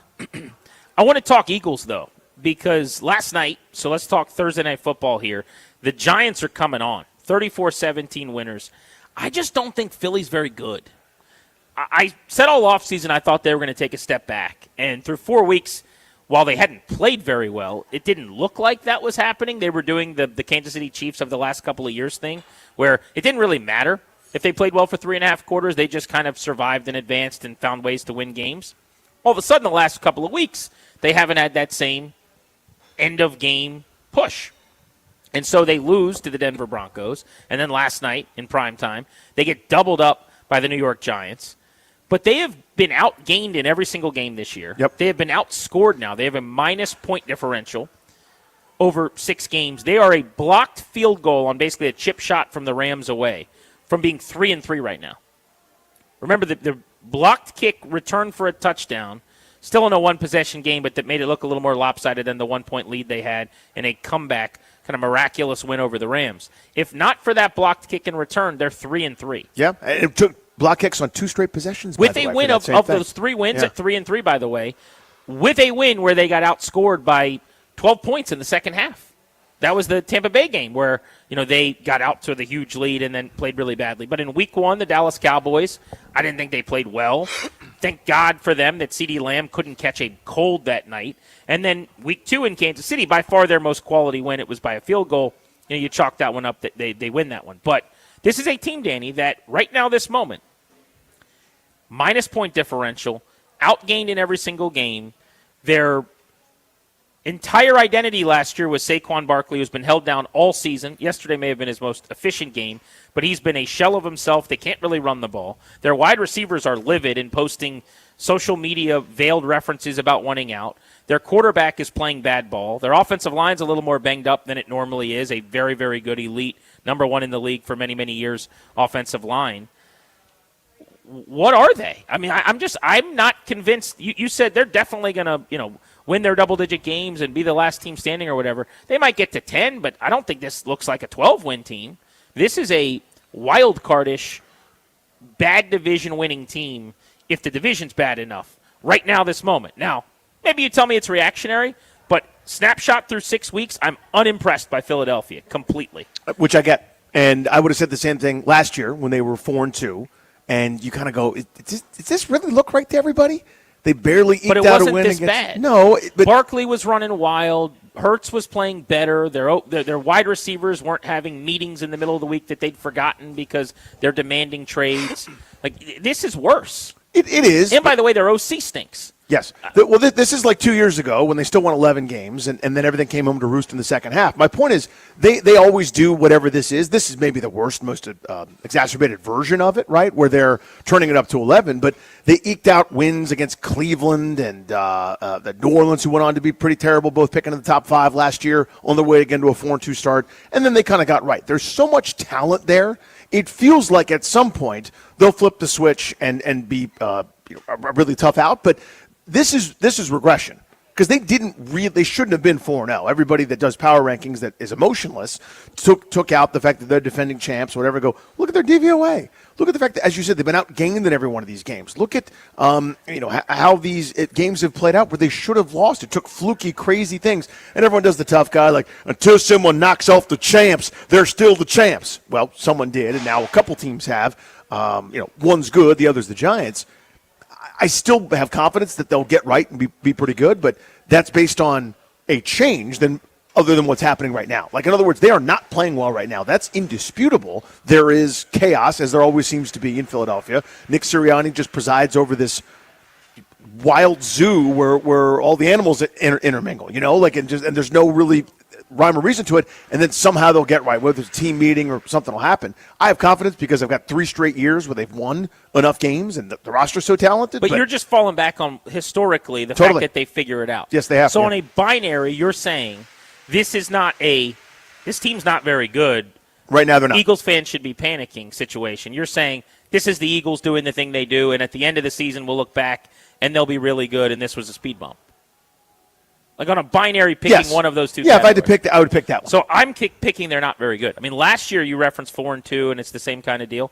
Last year they were coming off of a game against the Giants after their 6th game of the season, and they'd won that game by 25 points. And they'd won back-to-back games. And on their ledger last year, they had, wins where they hung almost 40 on Green Bay. And, they talked about a couple of the games against, like, New Orleans and some of the other teams, Cleveland. But they pummeled, they destroyed, they beat up on the Giants. I think if they play the Giants again tonight, that wasn't like a fluky, weird thing where it looked like one team knocking them around. Dude, one of the teams played a really good game, and the other was the Eagles. Now, am I saying they're cooked? No. Do I think that they're going to go 7-10? Absolutely not. But if you told me right now they're either going to go 12-5 or 8-9, I would say that's an 8-9 football team. I don't know what their identity is. I don't know what they're particularly good at. Their defense is normally a lot better than it was last night, but it stunk last night. And I don't think they have a harmonious locker room. They have drama. They have tension. They have guys that don't like each other, that are stars and captains from the perception on the outside. Yep. It just seems kind of rotten. And the only argument against saying, hey, the door's wide open for everybody else in the division is, yeah, but in the past we weren't sure how good they are and they got it together. I just don't think it was as perilous as it is now. Again, last year at 4-2, when we're debating how good are the Eagles, they just beat the Giants by 30 points. Last night, they could not stop New York. And I want to talk about the Giants today, too, because I think Jackson Dart's a dude. I think they found themselves a quarterback. I'm not a big Cam Scatterbo guy from a long-term, like, build an offense around a running back perspective. He's a Mike Allstott, battering ram, thumper, wear a defense down. He's not going to hit home runs, probably not going to hit a whole lot of triples or doubles either. It's a lot of singles. Having said that, they've completely changed the makeup of that offense and that team through those two guys. Everyone's believing in Dart's athleticism. He brings this moxie and this charisma that I think his teammates are feeding off of. And Scatterbo's such a physical presence, Danny. He's so violent that all of a sudden they feel like and seem like a team you don't want to have to deal with. Like they're feeding off those two guys' energy. You see the hugs and the make-out sessions last night between Brian Daboll and Joe Shane and Jackson Dart. I mean, he is saving their jobs by himself right now, the way he's playing. He's the reason for excitement. Both of them are, yeah. I mean, belief is one of the most powerful things. Like, you can't fake it. When it's actually happening, you believe that this maniac who wants to headbutt walls and tattoo himself with like a laser pointer and like a hot paper clip in Scatterbo is like the real deal. I guess she is then, right? I mean, if everybody believes or everyone gets in line, then that's happening. Well, there is an element of this, like that even we have to acknowledge as guys who don't like that type of running back as a lead back, that the identity of a team is important and like how you view yourselves in the mirror. And he gives you this edge of collisions, helmet-to-helmet contact coming downhill, like just I'm going to paint war paint all over my face and then run into that brick wall. I'm hitting you before you hit me, and then you're going to hear about it. And you can kind of see it as a team that it's just a completely different operation than the one we saw in Week 1 led by Russell Wilson. Without a doubt. And you could even see it last night where Dart's in the blue medical tent, and Brian Daboll's not coaching the football game. He's like running over, like, is he going to be okay? When can I have him back? Is he coming now? What about now? Is he now? What about now? Is now the time?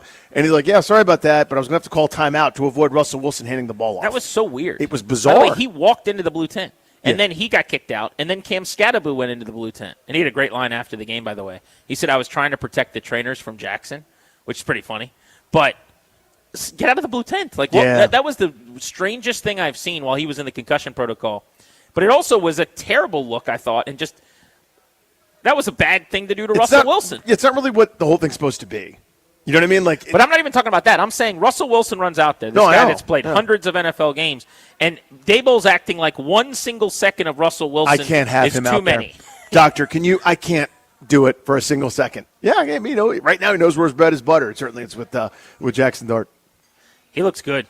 I really think they found something. It's early, and you never want to make too many big declarations after a handful of games. But I always say with quarterbacks, you can either look the part or you don't. Right? You can see it. They're flashing. They're showing the good that now you need to kind of get out of them more consistently. He's got it all. He's got the arm strength. He's got the touch. He makes big-time throws. He's an athlete. He's mobile. He creates. He extends. He's a pain in the ass. He slides around the pocket. You never really know where he's going to be. It's all the traits you're looking for in this 2020s quarterback in the NFL. But to the Eagles really quickly, they are ranked 28th right now in yards per play on offense. They're 29th running the ball with Saquon Barkley. Saquon Barkley. They're 21st in yards per play passing. They're actually 28th a game with A.J. Brown and Devontae Smith. And they are 28th out of 32 teams in sacks right now, giving up sacks over 10% of the time. Some of that is Hurts holds the ball. Some of those are 0, 1, 2-yard losses because he's running back toward the line of scrimmage. But still, we think about this offensive line as one of the premium groups in the sport for many, many years. And then on defense, they're middling. They're 16th. They're 24th against the run. You can run on them. They're 12th against the pass. There's only 6 teams worse at sacking the quarterback. Again, I ask you, what are they good at? And yes, they have talent, but that doesn't mean you just get to win 12 games in a division. Let's get into the division actually next. If the Giants are surging, and that wasn't a one-off, like the last few weeks looks a little different for them, Washington's got Jaden Daniels back, chance to take first place over from Philly at 4-2, tie them atop the division on Monday night. The Cowboys are just kind of laying in wait at this point. They've got the annoying tie, the and-1 in the standings you got to deal with.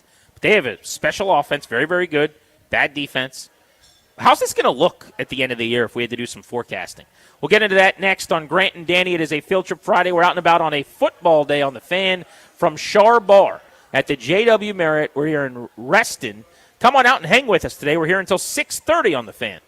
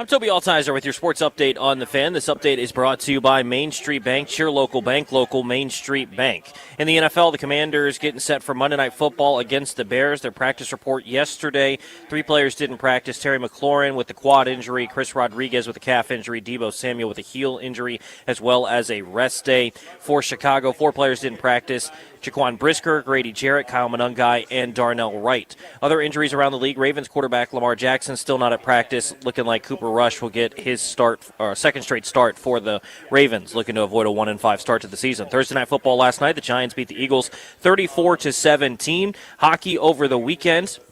The Capitals taking on the Islanders. You can hear that game over on Bloomberg 99.1 right here on The Fan following Hokies football. Main Street Bank is a business-focused community bank proudly serving the DMV since 2004. Visit mstreetbank.com to learn how to put our team in your office. Main Street Bank, member FDIC, equal housing opportunity lender. From the Crop Medcalf 5-Star Sports Desk, I'm Toby Altizer on The Fan.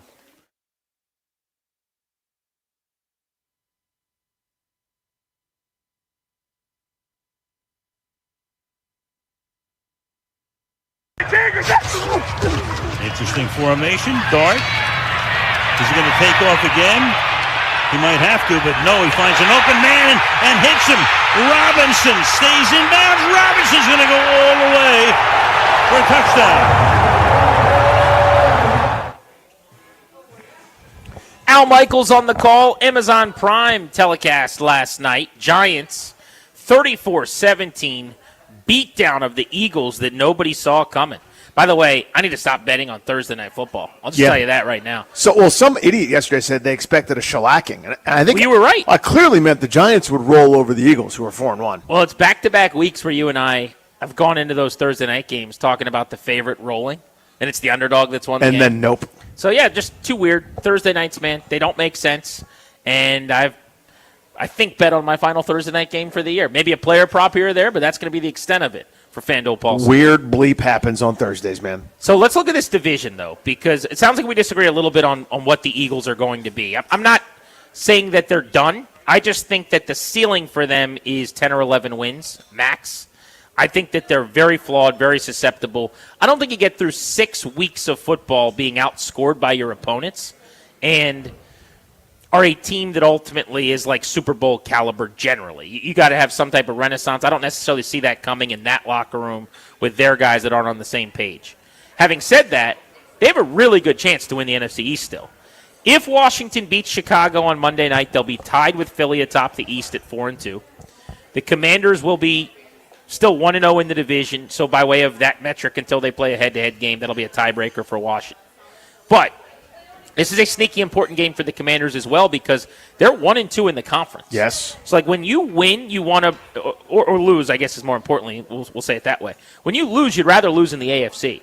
So when they've played the Raiders, as an example, out of the AFC West, you know, when you play these teams like Philly lost to the Broncos, it matters a little bit less in the end of the season because you could still stockpile your wins for conference tiebreakers, which helps for the wild card.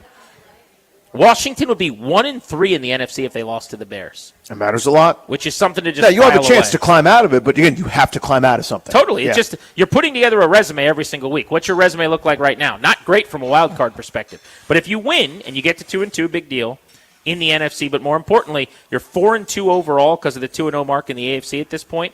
2-0 against the AFC West now. Washington would, for the moment, be atop the division.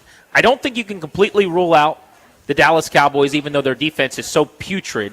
They're not a playoff team to me. I just think that's disqualifying. When you're the worst defense in the league, when you can't get stops, when teams do whatever they want throwing the football against you, it's hard to win a whole lot of games. The Giants are interesting. You realize if the Giants had either won their overtime game with the Cowboys that they lost, or just not turn the ball over 5 times in a clunker against the Saints. New Orleans was trying to give them the game last week, and they kept fumbling. They kept giving the game away.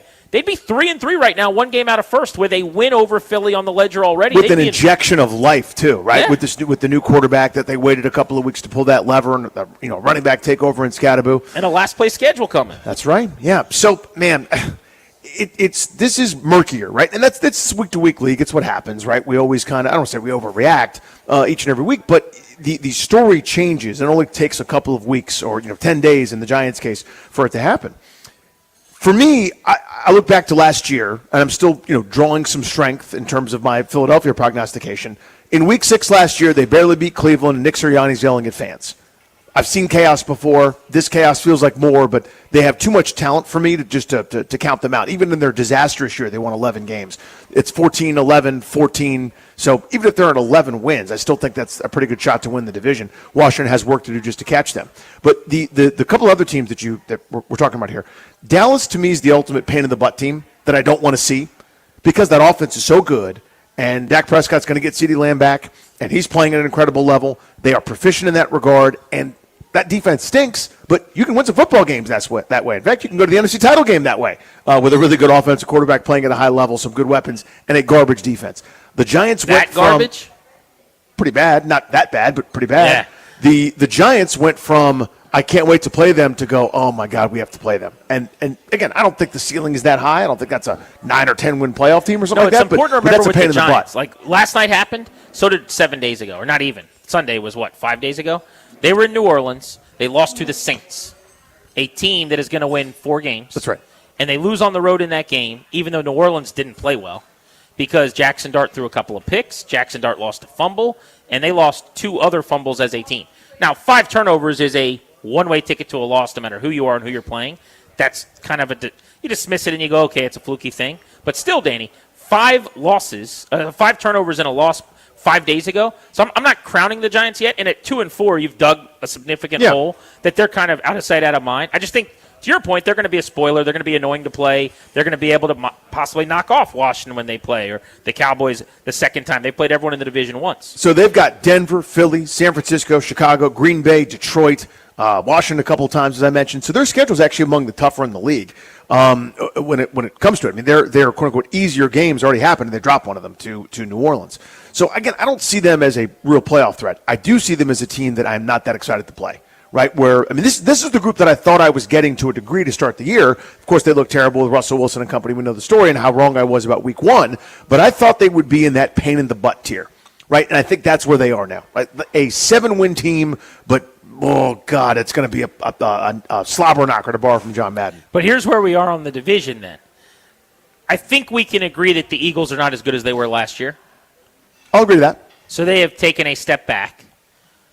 Washington probably won't be as good as it was last year based on what we've seen so far. That was a 12-5 team. Now they got on a heater down the stretch and had 1 win against a team with a winning record, if memory serves, in the regular season, and it was Philly after Hurts got hurt, and they beat Kenny Pickett in that game. So you lived a bit of a charmed life. We talked a lot all offseason about some of the luck metrics and things that played into that. But it doesn't really matter. They'll be 4-2 if they beat the Bears. Right. I would think that at a sports book, you will start to see the Commanders not only tighten the gap, but if they get a win on Monday night, I think that this should be a dead heat.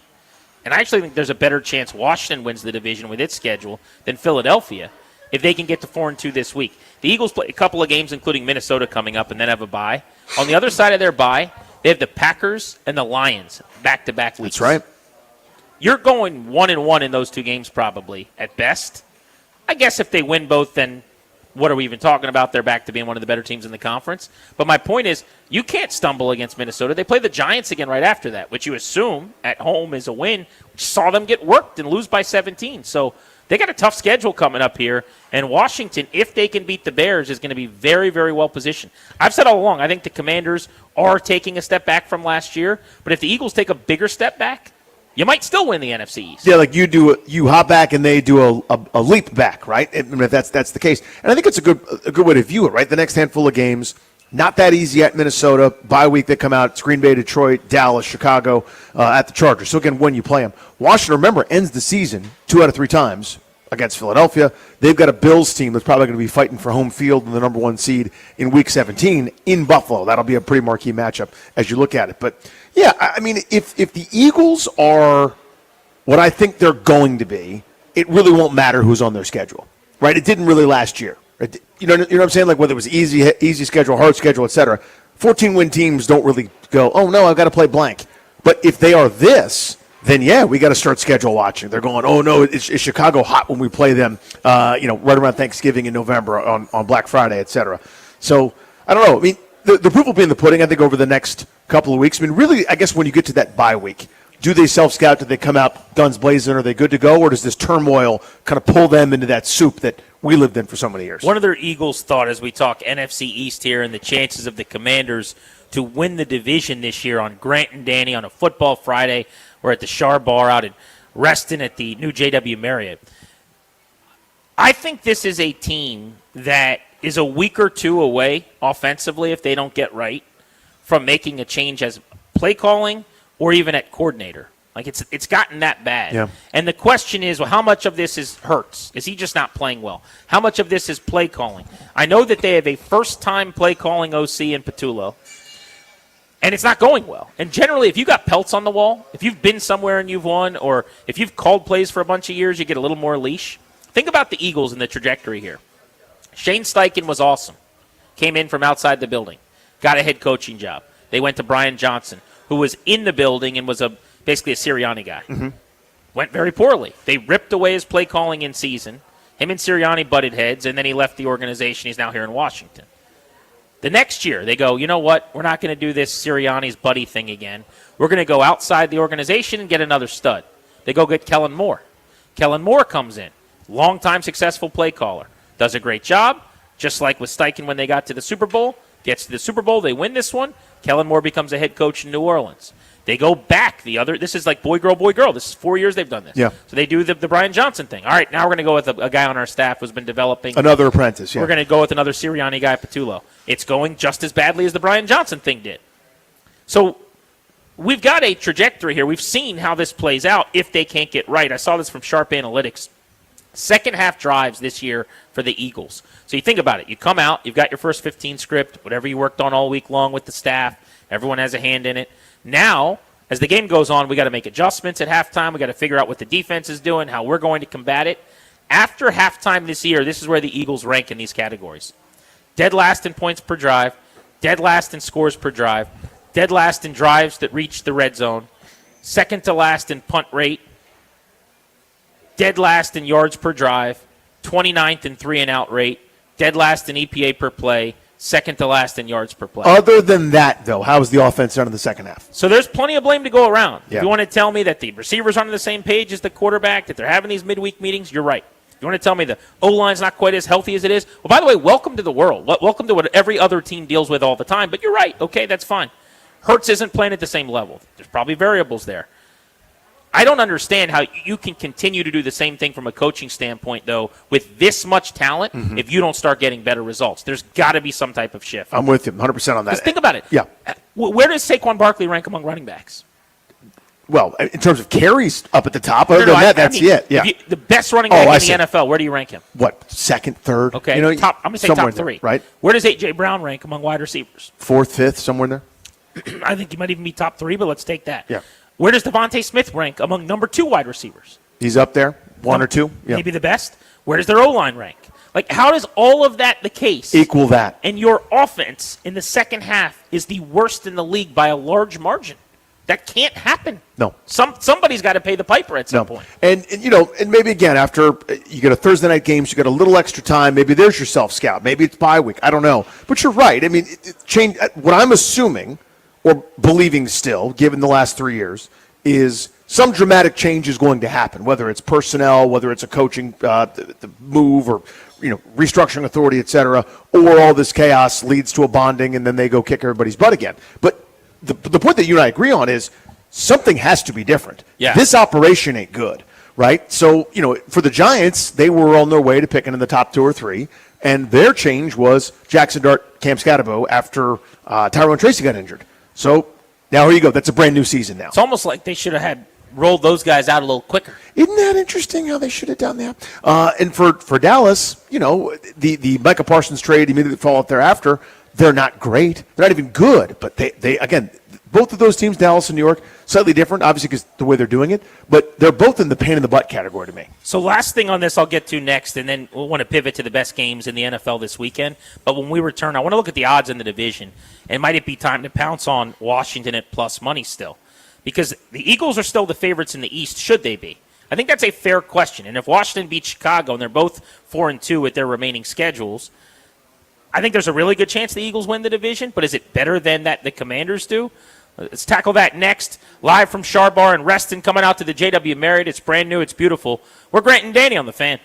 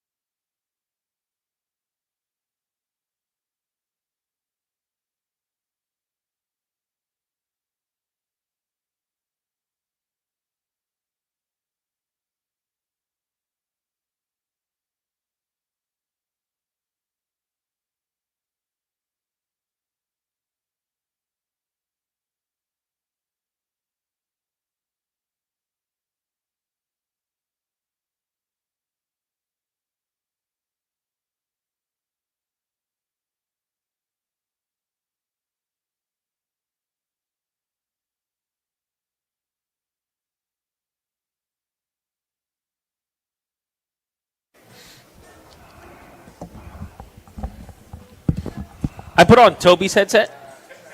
That doesn't help. You won't use Toby's headset also. Toby's headset is muted right now. I needed to put on my headset. What's up, guys? Grant and Danny back live at the Char Bar in Reston at the JW Marriott. We'll be out here until 6:30 today.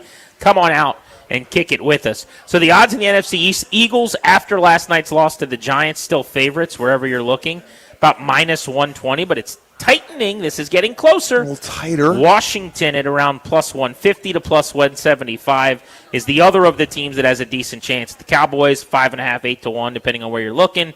Giants, 65 to 1, 50 to 1. A fool's errand. No reason to discuss that just yet. But I bring this up to say, what's it going to look like after Monday night? I think that you could have Washington and Philly kind of even in the odds, or maybe the Commanders narrowly ahead of them, or having at least pulled to a point where it's almost a dead heat. If you have the same record through 6, Commanders with a little bit easier schedule the rest of the way, Eagles have more problems right now than Washington. Washington getting healthier. McLaurin will be coming back at some point. Daniels back in the fold. What do you say? I mean, who should be the favorite in the division? The Eagles still should be, in my view, but that, as you said, I think you said it very well. It's narrowing, and it should narrow, right? That to me is, if you look up after this week and Washington beats Chicago, they're 4-2, as they're, Terry McLaurin's on his way back, Noah Brown's on his way back, etc. Now all of a sudden you go, okay, there is as good a shot as any here, and I would have said that a couple of weeks ago. All right, let's get to the slate for the NFL this weekend. Week 6 ready to kick off, and I got to tell you that having perused all of these matchups today to try to rank my games, it's not the best weekend we've had. There's a lot of bad on bad and a lot of pretty good on bad, where there's probably only going to be a few games between super competitive teams that end up being really close. But you never really know. It's a weird league. So let's go through some of the best of the weekend, the games that I find most compelling. I've got Seattle and Jacksonville. That's my 1 seed. The Seahawks and the Jaguars, two teams that both in their conferences have exceeded some expectations in the early going. Had Seattle have beaten Tampa last week, we'd be talking about them differently. But they're a good 3-2. They're a playoff caliber team right now. And the Jags are one of the best stories in the league. They just knocked off the Chiefs in prime time. First-year head coach Liam Cohen has them 4-1. And it's not like Trevor Lawrence is lighting it up or an MVP candidate. No. He's played very average football, but their defense is great. They're running the ball really, really well. Passing game is still kind of just okay. Makes you think maybe there's more in the tank for them. They're at home against Seattle in this game. They're dangerous. They're home dogs in this one by 1.5. Feels Seattle, right to me because Seattle's coming off the loss. Yeah, I would have said close to a pick 'em, but I think their point stands. I mean, Jacksonville right now is winning by ground and pound. It's the Travis Etienne show, almost reminiscent of a couple years ago, the way he's toting the rock and how good they are on defense. They're turning people over, which gives them a chance to me against a Sam Darnold-led team where you're going to get an opportunity to pick one off or to force that fumble or kind of that clutch moment. So I like Jacksonville at home. 49ers Bucks is really good. This is the only game this week where 2 4 or more win teams are going head-to-head. San Francisco's 4-1, and so is Tampa. And Tampa's coming off of the win over the Seahawks. We were just talking about that game in one of the best games in the NFC last week. The 49ers feel fraudulent at 4-1. Mac Jones has played brilliantly for them. They also had extra rest. Remember, they were the early game last week, so they've sat around, had some extra time. Brock Purdy has been injured and out. Ricky Pearsall has been missing games for them. There is a good chance he is back. Looks like Jawan Jennings could be back for this game for the 49ers as well. So they're getting healthier. That's what I like about the Niners. As much as they were kind of a little bit of a pyrite, like club, fool's gold for a little while, they won games when they maybe shouldn't have, and now as they get healthier, they might actually be good again. And their schedule is one of the easiest in the NFL. So, yeah, they're legit. This is as good a coaching job as Kyle Shanahan has ever done, in my view. Just it doesn't matter who's playing. They find a way to win these games at 4-1 now, standing alone atop the NFC West. Tampa's got a little Philly to them. I know they played a couple of weeks ago and weren't good for a while, came back and damn near won that game. But they gotten away with it a little bit. And, listen, they deserve credit. They're finding a way. I'm a big Todd Bowles fan, always have been. Baker Mayfield's having this 2.0 renaissance in his career. Maybe it's 3.0, given all the different stops he's been in. Emeka Egbuka's a superstar. They've trailed in every single game with like 2.5 minutes left. Baker Mayfield's led them on game-winning drives to get them to 4-1. That's why he's the front runner right now for the MVP award. Some of the odds makers Amazing. right now have him atop the board. He's had a really impressive year. The other game I'll crowbar in really quickly as the third of the big three is Sunday Night Football, generally the case in primetime. Lions-Chiefs. I know Kansas City's only 2-3, just lost to the Jaguars, not playing great ball. But this was the season opening game a couple years ago, if you remember. And it was great. Such a good clash. Also, Kansas City, I believe, is favored in this game. 2.5-point favorites at home. Tells you a little something. So I actually think this will be very, very tight. Will be really entertaining. Chiefs and Lions. Those are your three best games of the week in the NFL. Next, let's talk to Ed McCaffrey, former receiver legend. Also does NFL coverage now for SiriusXM. We'll bounce around the league with him next on Grant and Danny.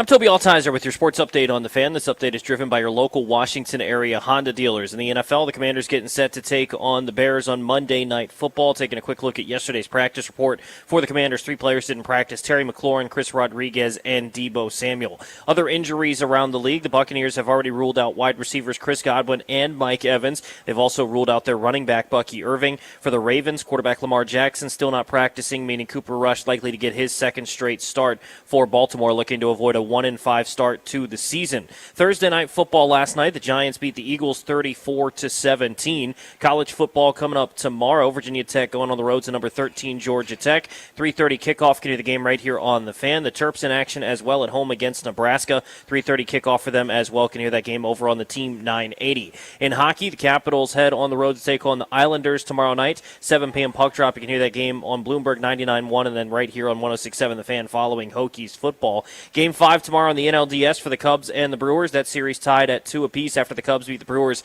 yesterday 6-0. Tonight, Game 5 in the ALDS, Tigers and Mariners. 8 p.m. first pitch. The series is tied at 2 games apiece. Now's the time for a great deal on a new Honda. Rugged capability, commanding style, and powerful performance. Honda's got it all. Check out the Honda Accord, Civic, and CR-V and find the best deal on the Honda for you. Visit your local Washington area Honda dealer for a great deal today. From the Crop Metcalf 5-Star Sports Desk, I'm Toby Altizer on the Fan.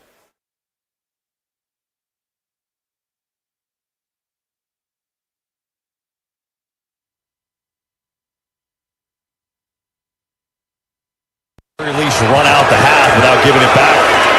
Here's Daniels. Lets one fly. Going deep. Luke McCaffrey. Oh! He's got it! Oh, what a catch! We've got another flag, though, so let's wait and see. Oh, my goodness! Luke McCaffrey.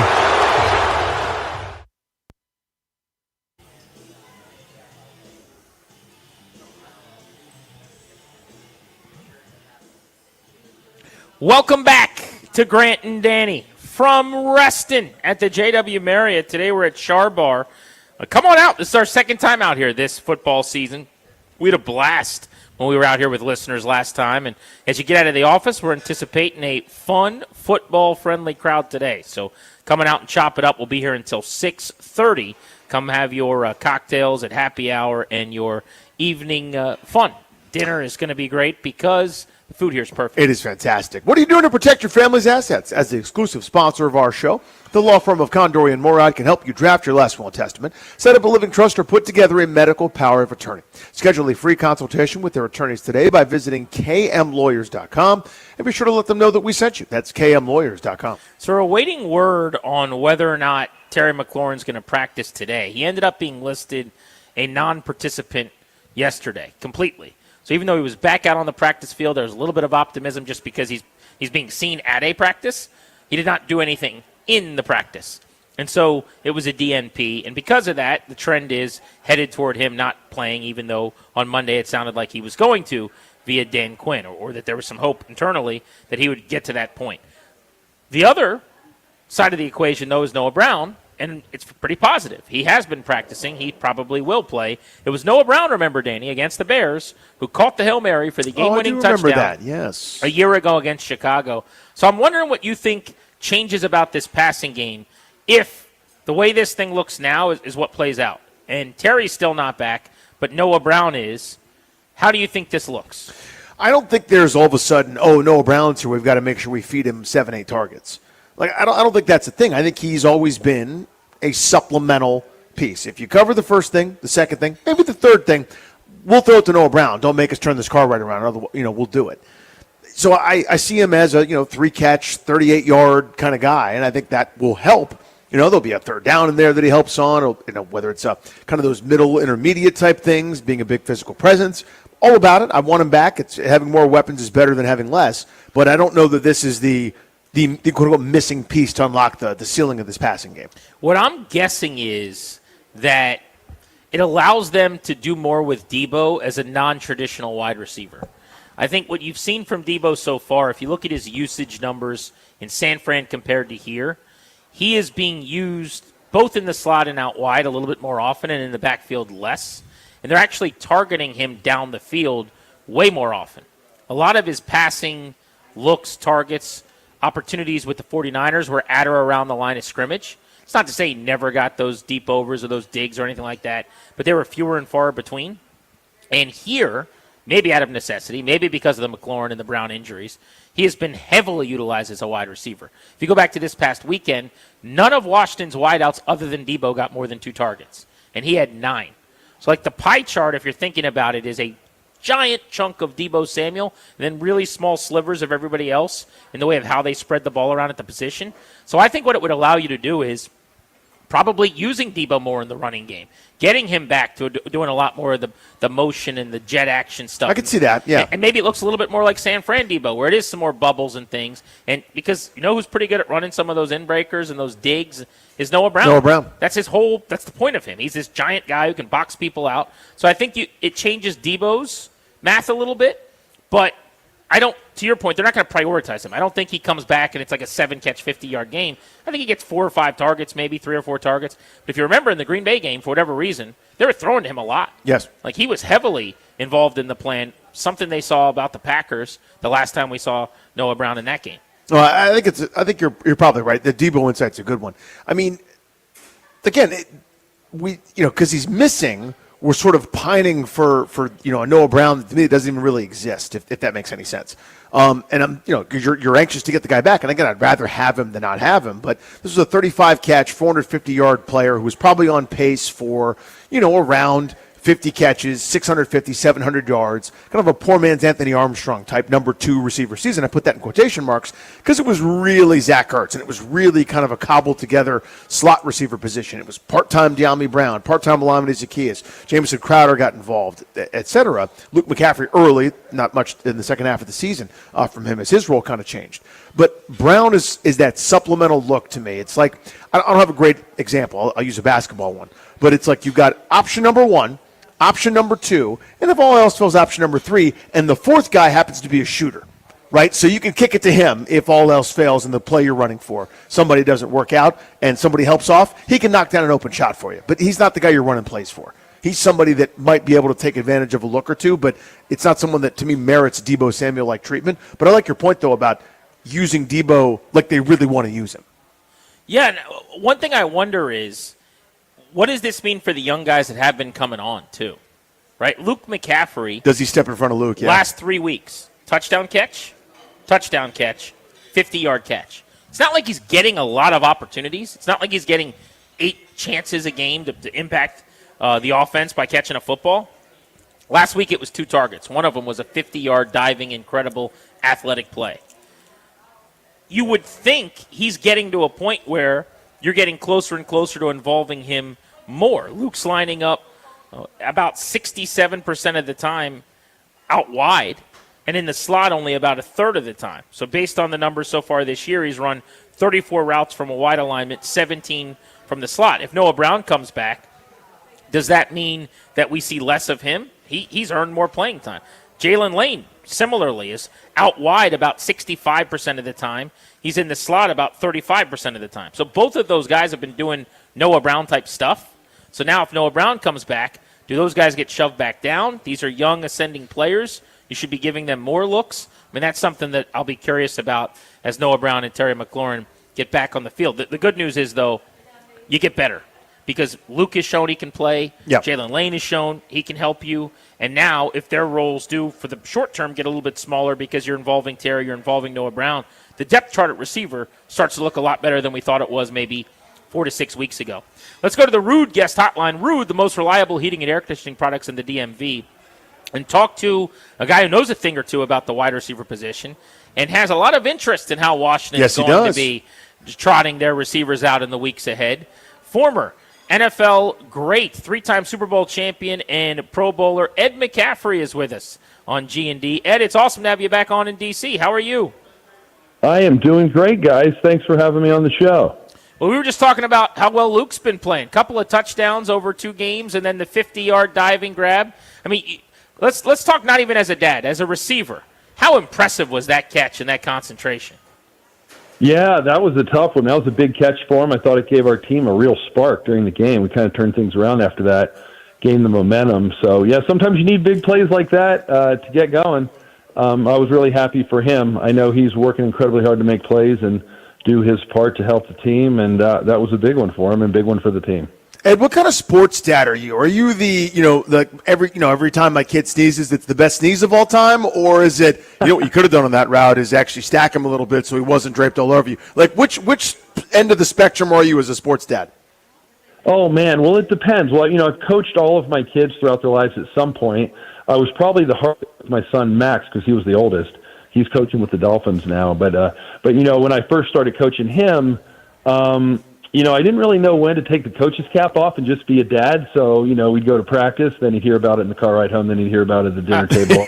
And then after we butted heads one too many times, I figured out over the course of time that it's much easier to coach through other coaches. So I started coaching our other coaches, and then they would give Max advice. And then it wasn't, some kind of constructive criticism from dad. It was one of his other coaches taught him something, then he'd be bragging about that at the dinner table later that night. So I had to learn, when to take the coach's cap off and just be a dad and when to be a coach. And luckily, my kids are pretty mature and they're super hardworking, so they understand that. But Luke, and every kid's a little bit different too. Sometimes I wait for them to ask me for advice rather than giving it to them unsolicited. So Luke's very inquisitive. He's a super fast learner. And he loves having conversations. So we talk all the time about ball. And so, we have a pretty good relationship in that way. So you guys have to multitask, right? Because you got Christian with San Francisco, Luke here in D.C. How does the scheduling work for you and the wife and the travels during the football season? Are you going, all right, Thursdays and Mondays are easy because they're standalone, but Sundays are a little tougher? Like, how do you divvy it up? Well, we look at all the games at the beginning of the season, so we have to put a big old calendar together of obviously the Dolphins, the 49ers, the Commanders, and then, my team, the Broncos as well, because I do stuff with the team and with the alumni. So we look at those schedules. In terms of going to games, we're always going to go to our kids' games, obviously, every week. So we try to go to the home games. And so the Commanders have 8 home games. The 49ers have 8 home games. 5 of them don't have a conflict for either team. 3 of them do. So in those cases, we have to make tough decisions. The Commanders actually play Miami in Madrid, so we're going to head out to Madrid, spend a week in Spain. That'll be fun. Nice. So we get to see 2 kids at the same time. But all in all, Lisa and I were kind of joking. It's kind of like a big year. We're probably going to get to close to 30 NFL games and close to 40 football games altogether, counting college and we go to high school games locally every now and again if we stick in town. But we love football. Thank goodness we love football. But the travel miles certainly start adding up. I believe it. Ed McCaffrey with us here on Grant and Danny. Speaking of your kids, when are the 49ers going to start giving Christian the football? I mean, my goodness. I know, right? Right? On pace for almost 450 touches, Ed. What's that like as a dad? Well, he had like 50-some in 5 days because they played a Sunday, then a Thursday night game. That's right. Back-to-back there. He loves it, man. He loves ball. So, as a dad, I'll speak as a father, right? I just love that my kids are doing what they love to do. I'm at peace with that, whether it was football or anything else. I don't care what it is. They just happen to love football. So he loves football. He loves the games. And, you got to put in the practice time and you got to work out and condition and eat right and get your sleep and do all those things to get ready for the games. But, and he loves getting the ball. I'm certainly not going to complain about touches. That's for sure. Ed McCaffrey, 3 1,000-yard seasons, had 100-catch, 1,300-yard year in the NFL. Just an excellent wide receiver in his time. Joining us here on Grant and Danny. And I want to bounce around the NFL with you a little bit, tap into some of your analytical roots here and some of the media stuff that you do. Get your thoughts on some of the storylines. Eagles last night really struggled with the Giants. They get doubled up. Philly just doesn't have an offensive identity 6 games in. It's pretty surprising. Hurts is struggling. They're banged up on the O-line. Receivers are frustrated. Barkley's not finding the same running room he did last year. What do you make of Philly right now? Yeah, I think that's a pretty good take. I mentioned on my show on Thursday, I do a show with Sirius XM NFL Radio every week, that Philadelphia seems to be the most unhappy at the time 4-1 team I've ever seen. Like for a team that's 4-1, there's a lot of disgruntled players and a lot of drama and a lot going on. Then you add in a couple of injuries. And, just going into that game, you wondered, does this team collectively have the right mindset? And, Are they suffering a little bit maybe from the disease of me? Like, not enough footballs to go around. They won a Super Bowl and they have a lot of star players, and sometimes, I don't know, maybe winning's not enough. Usually that's enough. You win. It doesn't matter who gets the ball and how many points you score and how you win. You win and you celebrate as a team. But for whatever reason, and it's happened to other teams, it's not the first time it's happened to a team. It happened to Philadelphia a few years ago, if you remember. 49ers beat them Week 13 at the Link, and then they cratered the rest of the season. And it happens, right? Momentum is so important in sports, so important in football, not just throughout the course of the game, but throughout the course of the season. So maybe it's a little bit of a Super Bowl hangover that's starting to kick in. Maybe they have to have some important player meetings and coach player meetings to kind of figure out how to right the ship. But I agree with you. They were a little off going into the game, and they seemed a little off during the game. And for a team with as much talent as they have and has had as much success as they've had over the last couple of years, they're in a little bit of a rut. It's up to them, right? They got to figure out. Hopefully, they don't figure it out before the Commanders play them, but they're going to have to figure it out if they want to right the ship. And the Colts have been such an awesome story. They have the best point differential in the NFL. Their only loss was the game they probably should have won, and they sit there at 4-1 atop that topsy-turvy AFC South. How good are they? It's obviously been fun through 5 weeks, but everyone kind of, I think, feels maybe secretly the other shoe's going to drop because it's Daniel Jones, right? ... How good is that team actually? I think they're pretty solid. I think they have good balance. They play well as a team in all three phases. And, I've been watching Daniel Jones since he went to Duke. My oldest son, Max, went to Duke, so I've been watching him for a very long time. I don't always think he was in the best situation in terms of his relationship with his coaches and the players that were around him in New York. I think he's found a home. They have a real good run game there. It takes a little pressure off the quarterback. They got a couple of big-time receivers that are also willing to block in the run game. Defense is pretty solid, so I don't think it's a fluke. I always kind of felt, but you never know for sure till a guy plays on another team, that Daniel Jones was better maybe than what his statistics would suggest. And I think he's starting to prove that. And it's kind of funny, right? You look around the league now, Baker Mayfield is crushing it in Tampa Bay. He wasn't good enough for Cleveland or even Carolina, and him and Sam Darnold were on the same team in Carolina. Sam Darnold's gone on to kind of crush it, and now Daniel Jones. So sometimes it's not always just the player. Sometimes it's the fit, the scheme, the talent they have around them. But I don't think it's a fluke in Indianapolis. I think they're a competitive team, and I don't think anyone's going to just show up and beat them. They're going to have to earn it. Ed McCaffrey, I'm going to tap into the division that you know so well from your playing days, the AFC West. Denver got a huge win over Philly at 3-2 now, well positioned, tied for first with the Chargers, who are kind of free falling. We just saw them, and you watched that game, right? I mean, the Chargers have a ton of injuries, can't protect Herbert, and yet the Chiefs have been unable to get their footing. They're 2-3. That division looks nothing like what anybody thought it would coming into the season, and have everybody a little lesser achieving than maybe anticipated. How do you see it sorting out as we go?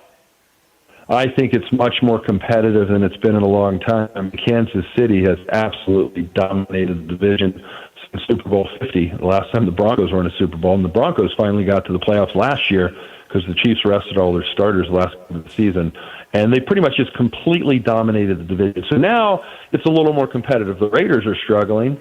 And the Chiefs have dropped a couple early here, and the Broncos are right in the hunt. But I think the Chiefs are still the favorite. You want to be the best, you got to beat the best. And even though they're dropping a few games, I think they're going to be the favorite to win the division. Obviously, I'm rooting for the Broncos, and I think they have a real good chance because, Bo Nix is continuing to get better. There's some talent around him. I'd like to see the playmakers step up and continue to make explosive plays. They got a good run game going right now, and the defense is one of the best in the league. They're top 5 run defense. I was teams were going to run on them successfully because they have an incredible secondary and a good pass rush, but teams haven't been able to do it so far. And some of that has to do with the offense putting up points and maybe playing with the lead. But I think it's the Chiefs and the Broncos and the Chargers. I have a ton of respect for Coach Harbaugh. The guy has won everywhere he's been, and he was off to a great start. They lost both their starting tackles. I don't think tackles, and sudden you have some issues. Then they lost a running back, and it happens, right? We see it happen. You can't lose 3 or 4, 5 key players at crucial positions and think you're going to be the same exact team. So he's going to really have to coach the best he's ever coached in his life. I know his team will be tough and they'll be physical, but he's down a couple of players and he's not getting them back. So, they're going to have to find out ways to eke out close wins. But they're a solid football team, and they've always come to play. They'll always be physical. So those types of teams always have a chance. Well, Ed, before we let you go, I wanted to pass this along. So your guys are a little older than mine. I've got 2 boys that are 4 and a few months. But I do think, as a dad, I wanted to tell you this. So you raised a good young man. I just told this story on the show yesterday. So I texted Luke. My son was driving along with my wife the other day. And out of the blue, like he knows the stars in town, like Jaden Daniels or whatever, but he just says kind of out of the blue, and we were like, wow, what did you just say? So he said when he loses his first tooth, he's going to use his Tooth Fairy money to get a Luke McCaffrey jersey.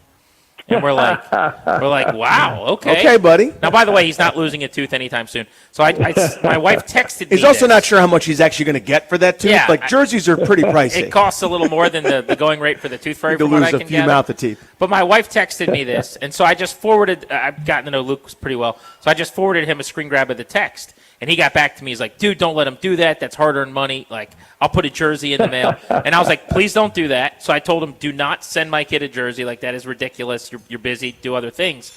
But he's like, "Give me your address," and I'm like, "No." So he sent him gloves, and my kid took today his gloves from Luke to show and tell, and has been raving about them and running around the house wearing them for 2 days. So all I was doing was trying to tell your little guy that my son was a fan, and he was very, very nice. So I just wanted to pass that along.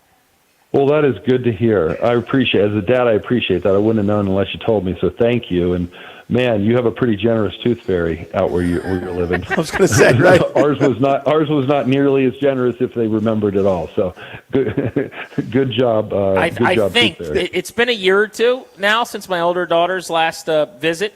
I think the going rate's about $5. I think. So I think it's $129.99 plus tax and shipping. I think is for a tooth. Yeah, a little bit different than what my boy's anticipating, who has not lost a tooth yet. But appreciate the time. Thanks for hopping aboard with us. Thanks, Ed. Hey, thanks, guys. We'll do it again sometime. Thank you. That'd be fun. Ed McCaffrey. And by the way, when he comes out to Commanders games, I've seen him out in the parking lot tailgating. He's with Tailgate Ted and them. He's like just a fan, just a rocking dude, the yeah. jersey, like happy to be there, hanging out with Commanders fans. Pretty in shape guy that went for 1,000 a bunch of times in the league. Can you imagine? You have 3 boys. Yes. Can you imagine having a son on the Niners, a son who coaches with the Dolphins, and then a son on the Commanders? No. Like basically, I don't With know all what- due respect to my guys, I love them, but no, I can't What imagine. percentage? There's like 14 NFL games any given week or whatever. 21% of the games are McCaffrey-related games. That's right. As a father, just like, how are we doing this week? All right, here's my 3 teams. It's wild. Staggering. Grant and Danny on the Fan, taking you up to 6:30.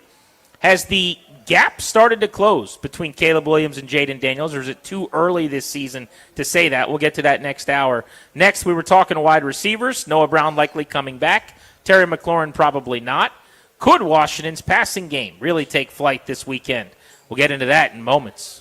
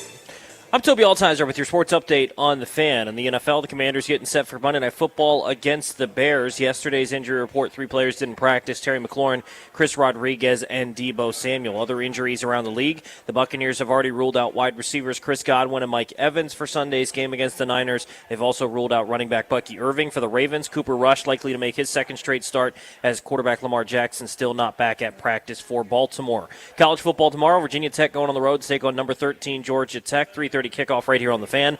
The Terps are at home taking on Nebraska at 3:30. You can hear that game over on the Team 980. In hockey, the Caps are on the road tomorrow taking on the Islanders at 7 o'clock. And ALDS Game 5 tonight, Tigers and Mariners at 8 o'clock for the right to go to the ALCS. From the Crop Metcalf 5-Star Sports Desk, I'm Toby Altizer on the Fan.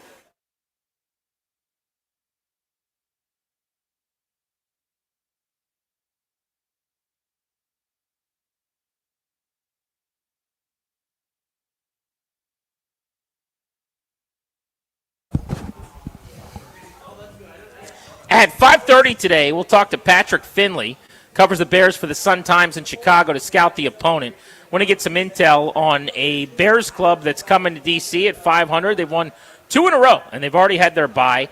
Little extra rest. I'm always leery about playing teams off of a bye. Like, whatever you think is going to happen, from a point spread standpoint, or however you view the game, I always give a little bit more opportunity to the team off the bye. So if you think Washington's probably 6-7 points better than the Bears, knock it down a couple points. Because that extra week to prepare in this league, and the rest, more than importantly, is massive. They're getting 3 starters back on defense. They are indeed. And if you buy the competence of the coaching staff, especially so, because what that allows you to do is that self-scout, that extra time to figure out what are they doing to us. And so what you thought you saw on film, if you're Joe Witt or if you're Cliff Kingsbury, et cetera, you may not see, because they may do something completely different. They may adjust certain things, or the look you expect, or a certain call might be different in a certain down situation, et cetera. So if they notice, hey, every 3rd and 4 to 6, we do X, Y, and Z, then that's kind of who we are. That's a tendency. Well, let's break that. And that's on both sides of the ball. So it can be more complicated in that way, and it's up to coaches to kind of adapt on the fly.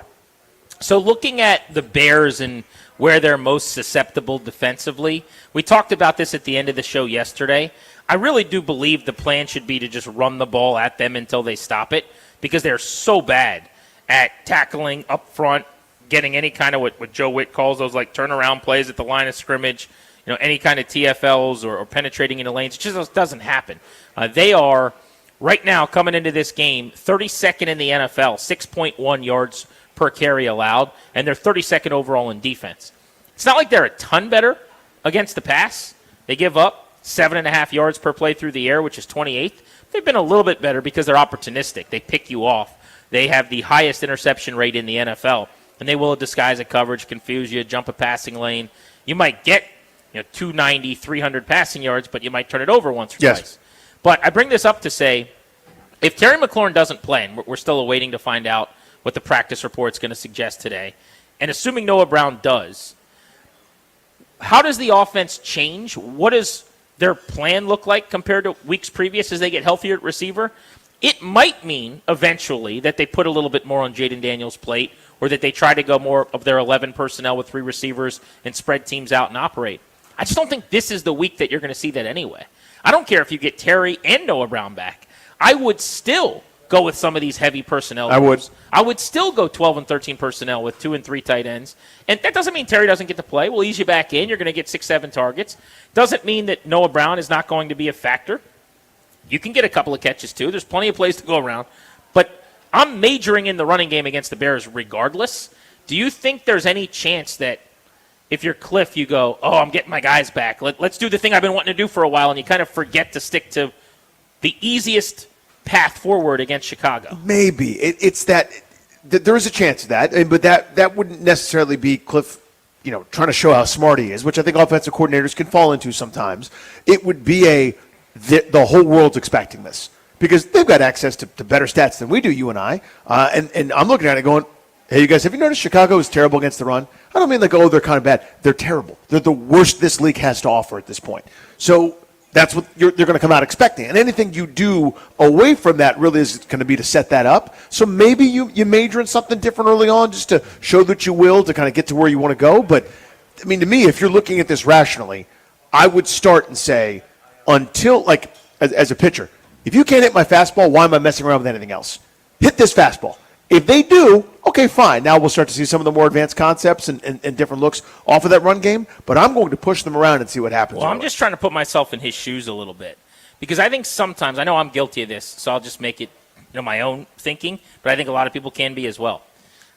Sometimes we just think that these coaches are looking at these numbers, poring over how things have gone, and devising their plan almost robotically.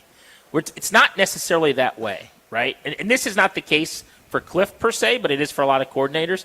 You don't necessarily get a head coaching job because you go out there and you're number one in the running game and you just 1957 people into the ground, Yeah. You get a head coaching job. Ben Johnson's got an amazing run scheme, but it's because of the passing game and the golf numbers and Amon-Ra St. Brown becoming an elite slot receiver and because of the trick plays. So like sometimes you get some of that with coordinators. The Cliff part of this week maybe is I believe that if I'm him, I had a vision of what this offense could be throughout the offseason with Terry, with Debo, with Noah Brown, with the ascension of a Luke McCaffrey and a Jalen Lane, with explosiveness in the backfield with Ja'Cory Krosky Merritt. And now you've got it all for the first time. And so you've been waiting. It's like having a toy. It's like getting a new car or something. And it's not the day you're supposed to drive the car. Well, I got this new car for just driving to and from work, but we're going on this road trip. And we just bought it 2 days ago. It's kind of hard to just leave it in your driveway. I want to drive the car. You know what I'm saying? Yeah, I do. He's been waiting for so long to have this, and in a world where he gets 2 receivers back in the same week and all week long, they see what's being said nationally. This has become this Caleb versus Jaden thing. The story is Ben Johnson's offense and what he's doing for Caleb Williams. There's not a little bit of you that wants to show off some and show your quarterback and your offense on national TV. I think there's more of that than we think. I think it's easier for us to say, go run the ball 30 times. Spread it around. Give Ja'Cory 15 to 18. Give Chris Rodriguez 7 or 8. Give McNichols 7 or 8. And then Jaden and Debo can have the rest. Run it 30 times. Let's go home. Whereas if you're a coordinator on Natty TV, everybody watching, you want Troy Aikman, Joe Buck, and Louis Riddick talking about you after the game. That's a real thing. That's a real thing. That's a good point. I mean, it also depends on what his aspirations are. If he wants to be the head coach again, you're probably right. You would think he would, but I know he hasn't necessarily been chomping at the bit to go take every opportunity or every interview, et cetera. But yeah, there's probably something to that. I mean, to me, the path here and now, how you're best served, and it may not. Honestly, you may go. Here's what I think they're going to do. Right? That is, load the box with 8 guys, have a safety walk up every time, try to thump, knowing that we've been kicking everybody's butt and they stunk at it. So I'm gonna outflank them. I'm gonna do something they don't expect. I'm gonna take shots early and often. Maybe if every time I max protect and bring in Jumbo, it's actually so I can hit a double move to Jalen Lane or throw another deep ball to Luke McCaffrey or something to soften things up to maybe get to where you want to go. You could still have your cake and eat it too there, where you look like a genius because no one's expecting it. Plays are working. That's really at the end of the day what everybody wants, right? Is the uncovered, wide open guys, dudes running free in the pasture. You're making you're one missed tackle away from a touchdown every other play it seems like, and everybody's huffing and puffing while you're on to your next play call. Like you're turning over the play sheet that's laminated because you're using everything because you ran 85 plays for 40 points in a game. You just said something interesting too, which is it depends maybe on Cliff's aspirations, like how you call plays and what you care about being said about you. I was talking to someone this week about this who's pretty plugged in on Cliff and knows him pretty well. And he said, do you think Cliff gets a head coaching job this offseason? And I was like, yeah. Yeah, I mean, I do. No doubt. Of course he gets a head coaching job. And he's like, I thought he was asking, does it happen? And I think his point was, are we sure he wants a head coaching job? He could have had the New Orleans job, didn't take it. Now, that was a no-brainer to me to not take that. Why leave Jaden Daniels, who is a cash cow? You're going to just keep printing off new opportunities to interview for as long as you're with Jaden Daniels to take the first job that comes along, New Orleans. Bad quarterback situation. Right now it's Rattler and Shuck, and there's just not a lot going for you there. No reason to take that gig. I'm actually surprised Kellen Moore did, frankly.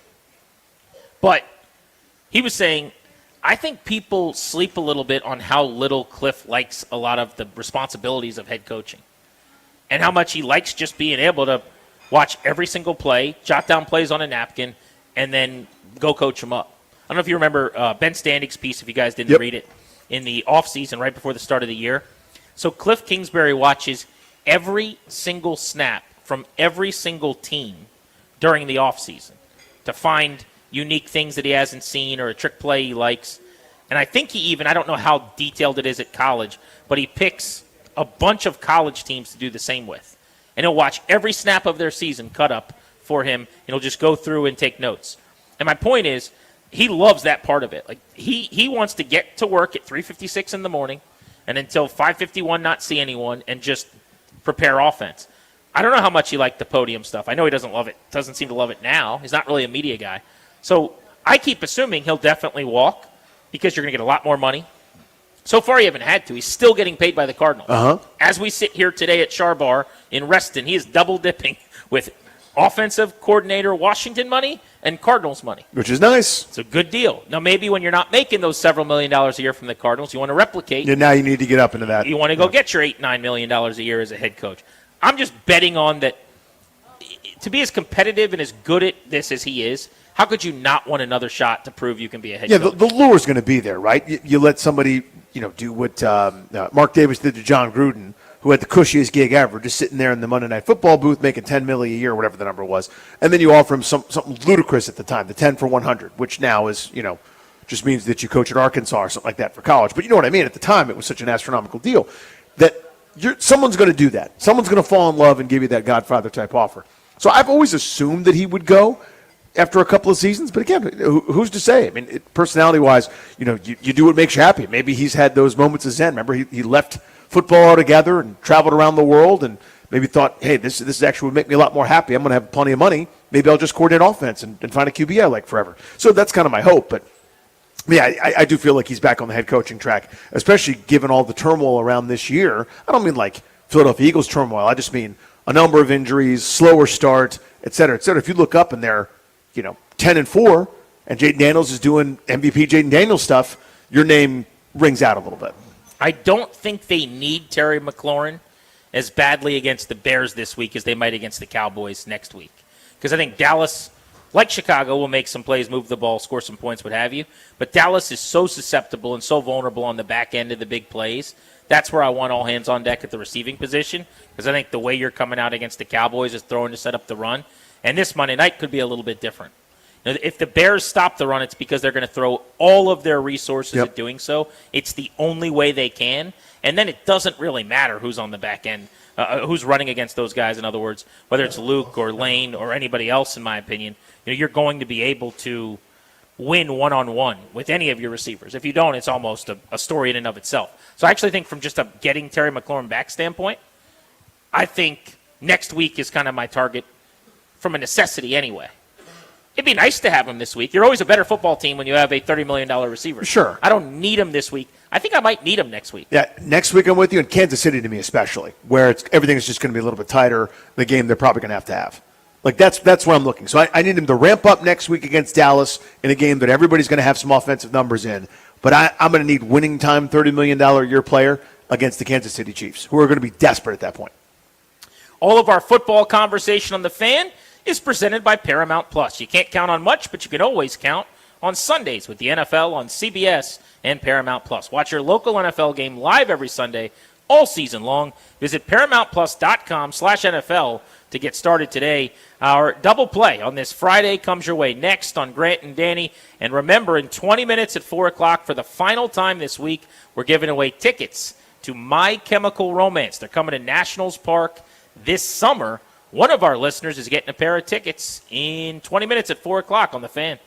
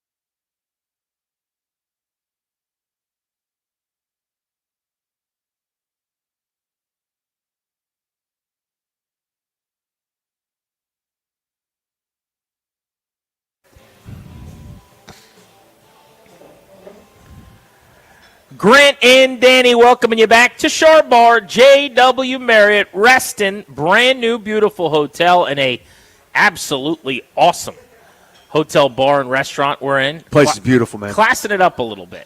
When we walked in here a couple of weeks ago to do our show the first time, we're like, you sure they want You guys know it's us, right? You want us here? Grant, with it? Toby, and me hanging out. They just couldn't be nicer, always so accommodating, take great care of us, and they take care of our listeners as well. So come on out. We'll be here until 6:30 as you guys get out of the office today. Come on by, have a drink, and get some food, and let's talk ball as we get ready for the NFL this weekend on Football Friday on Grant and Danny. Real quick on baseball.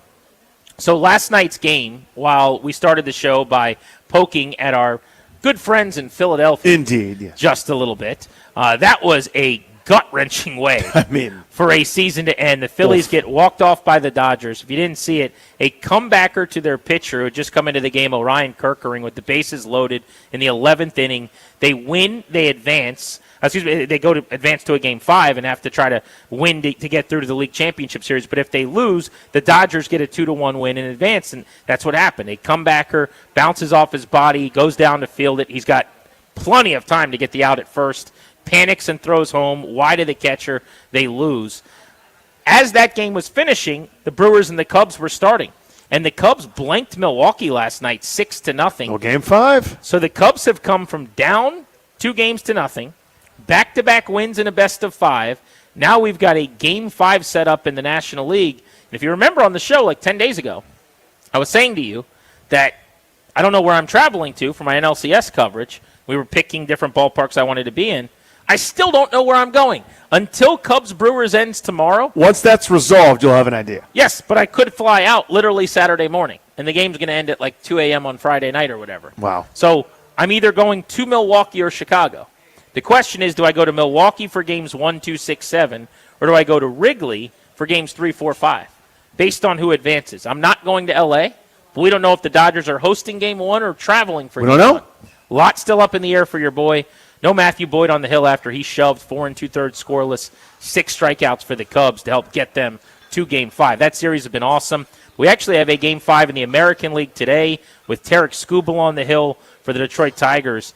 Mariners, Tigers, winner take all to advance to the LCS tonight. It's going to be fun, man. This is, to me, the whole point, and I miss it so much, by the way. I want it back. We had Paul Timoni on yesterday. It was fitting that it was during this time where I'm watching all the fan bases live and die with every pitch, and everything's meaningful, and I'm just looking at my watch going, hey, Paul, whenever you get a chance, can we get some of that? It is hard to watch. As bad as the Nats have been for as long as they've been that bad, knowing how fun October baseball is, and the fact that it feels like it's so far away. It's great to watch. You don't have the bubble guts and the anxiety and the nerves. I was on the phone with a buddy of mine last night who was a fan of the Phillies, and they were absolutely turning off the TV, couldn't watch because they were about to get sick. I mean, I remember what that feels like. Hey, first pitch ball, here we go. Base runner gets on, and you're like, all right. Oh, my God. Maybe we can win game 2. What if I canceled everything? Let's get to our double play. What's going on in our lives? Nothing to do with sports. Driven by your local Washington area Honda dealers, now's the time for a great deal on a new Honda. Visit your local Washington area Honda dealer today. So, Danny, there's no good transition here. No. And there's no good way to do this. But this is something we absolutely need to talk about on the show. And, frankly, a couple minutes probably isn't long enough.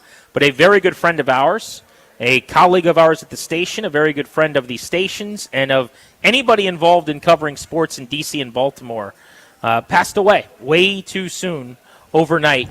And this is one of those out of body, I can't believe I'm saying this kind of things as I say it on the radio, but our friend Craig Heist passed away. And we've done these segments way too often. Yeah. Whether it's Pete Medhurst and John Feinstein and Rick Snyder and so many that friends in this business that we've lost. But for people that don't know, you've heard Heisty on our show a ton. He's a regular on the Beltway Blitz talking baseball. He did updates on the station for many, many years. He's a part of the fabric of the fan. He's our Nats beat reporter. I've known Heisty since I was 10 years old. And he first started coming on my shows back in 2002 on Sirius XM when I was a little kid. And he would just talk all things Major League Baseball with me. And 23 years later, he was still coming on our show to talk baseball a couple of weeks ago. A mainstay in every press box, in every locker room. Grant. Did you ever go to a Nats No. game? And by the way, you could say the same thing in the Baltimore market right now, 105.7 in Baltimore. You never went to an Orioles game where Heisty wasn't in his same corner seat in the press box, centered up behind home plate at Camden Yards. But he had the same seat right there with us in the third row at Nationals Park. In fact, right next to, tragically, the seat that we still leave open for Pete Medhurst. Pete, yeah. And he does post-game for the Nationals with you and I, heavily involved in all things baseball coverage, but just an all-time character. He would come into the press box with like 3 bags, and if I needed a pencil sharpener, he had it. If I needed a charger for a fan, there was probably something in one of his contraptions in one of his bags. He is unrivaled in just how fun he was to watch and take in games with in the press box. You said it, a staple. And, it just literally a couple weeks ago, one of the final Nats games of the year, Toby, me, 6 feet away, Heisty, who knew all the little tips and tricks. He knew when, you go back to the press box food spot because he knew when the second round of hot food was coming out. So he would get the tater tots after, he knew where the best salad dressing was. I mean, he lived at the ballpark, man. Just that it was highly unusual when you'd go into that press box in Nats Park and he's not there, you notice immediately. Right? You go, what's going on? What happened? Is there a conflict? And it was usually he's probably in a Baltimore game. But that was that. I mean, just an absolute warrior when it came to going to game after game after game and grinding like nobody else. He would go to every Caps, every Wizards, every game, every Nats, every O's. He would do 162 or more. There were games I remember, he's told me, where he would do both Nats and O's on the same day. If there was like a Sunday night baseball game and a day game at the other. I mean, just an all-time worker, like Energizer Bunny. Yep. Everybody needs those types of worker bees in their companies who's at everything. There's never been anyone, this is a deep cut for our business, that was better at getting the mic flag in on a shot than Craig Heist. Yep. If you've ever once turned on any coverage of post-game at Nats or Orioles and you've seen the 106.7, the fan mic flag, that was Heist. Heisty's hand holding it there. And nobody's ever been better in that in the history of the world. Loved crabs. Every time I saw him in the summer, he would talk about the crabs he had just had, and baseball. I mean, I don't know anyone who likes baseball more than him. But getting that call today, and we've gotten too many of these, was flooring. Just never prepared for that. Yeah, there's no good way to adequately do it justice and to say the profound or eloquent thing. It just you can't believe it. I could not believe that news that we got today. So thinking of course about his family. Everybody that he worked with and touched over his decades on the radio. I mean, I remember him from when I was, just a teenager, just out of college on TOP. And then, of course, with our station doing just synonymous with the Nationals since they came back to D.C. and on 106.7 The Fan, and a guy that will be missed, a presence that will absolutely be missed. Steve says he just saw him a couple of weeks ago at Camden Yards. I mean, he was at the Caps game 2 nights ago. Yeah. He was doing Heisty bits on Facebook yesterday. You know what I'm saying? Yes. Like, it's tough. It's just staggering. It's a kick to the shins, man. And I will say, too, and this is in the most pleasant, fun way, because this is really an endearing thing between guys, I think. Uh-huh. The best ball buster in the history of the world. I mean, all time. Hall of Fame. All like, time. he would zing you And so hard and so fast. He excelled at the zing and smack. Yes. You know the one I'm talking about, but he too, would right? laugh after. He's he laughing. Would say something to you where before you even know you've been stabbed in the rib, basically. He's cackling. Yeah, you know? and he's already gives you that little bit, that backhand shot to your shoulder as he kind of steps back. I mean, just hilarious, man. Just I'm very going to miss welcoming. him. Everyone in the press box knows him. Every press box attendant would get a hug from him. Just stinks, man. So another one of our family members here at The Fan no longer with us. We're thinking about him and his family. Tough day, for sure, but rest in peace to our buddy Craig Heist.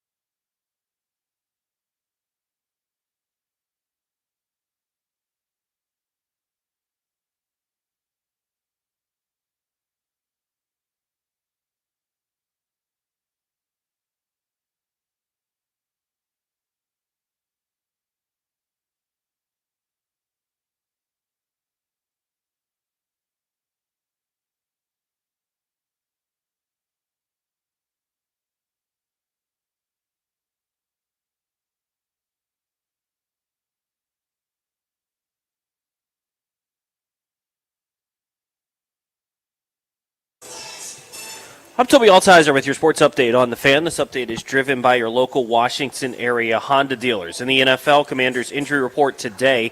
Terry McLaurin still not practicing with the quad injury. Chris Rodriguez missing practice for a second straight day, as well as Noah Brown was limited today once again. Deebo Samuel didn't practice yesterday. He was able to practice in a limited fashion today.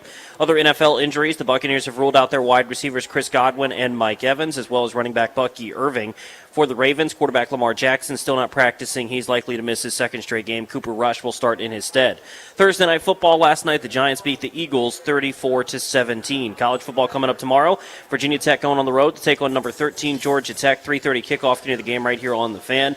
Maryland at home taking on Nebraska. That'll kick off at 3:30. Continue that over on the Team 980. In hockey, Caps and Islanders tomorrow. The Caps on the road for that one. 7 p.m. puck drop. Can hear that one right here on The Fan following Hokies football. Tonight in playoff baseball, ALDS Game 5, Tigers and Mariners. Winners goes to the ALCS. 8 o'clock first pitch for that one. Cubs and Brewers Game 5. Winner going to the NLCS to meet the Dodgers tomorrow. That one coming up tomorrow evening. Now's the time for a great deal on a new Honda. Rugged capability, commanding style, and powerful performance. Honda's got it all. Check out the Honda Accord, Civic, and CRV and find the best deal on the Honda for you. Visit your local Washington area Honda dealer for a great deal today. From the Crop Medcalf 5-Star Sports Desk, I'm Toby Altizer on The Fan.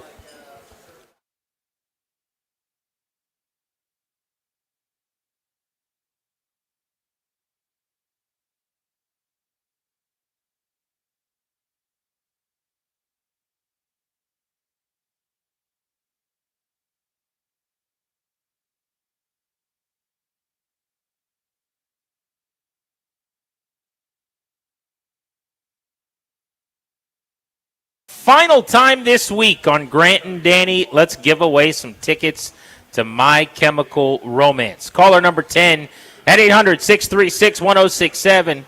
You are going to Nats Park. It's the Black Parade 2026 tour, Tuesday, August 18th.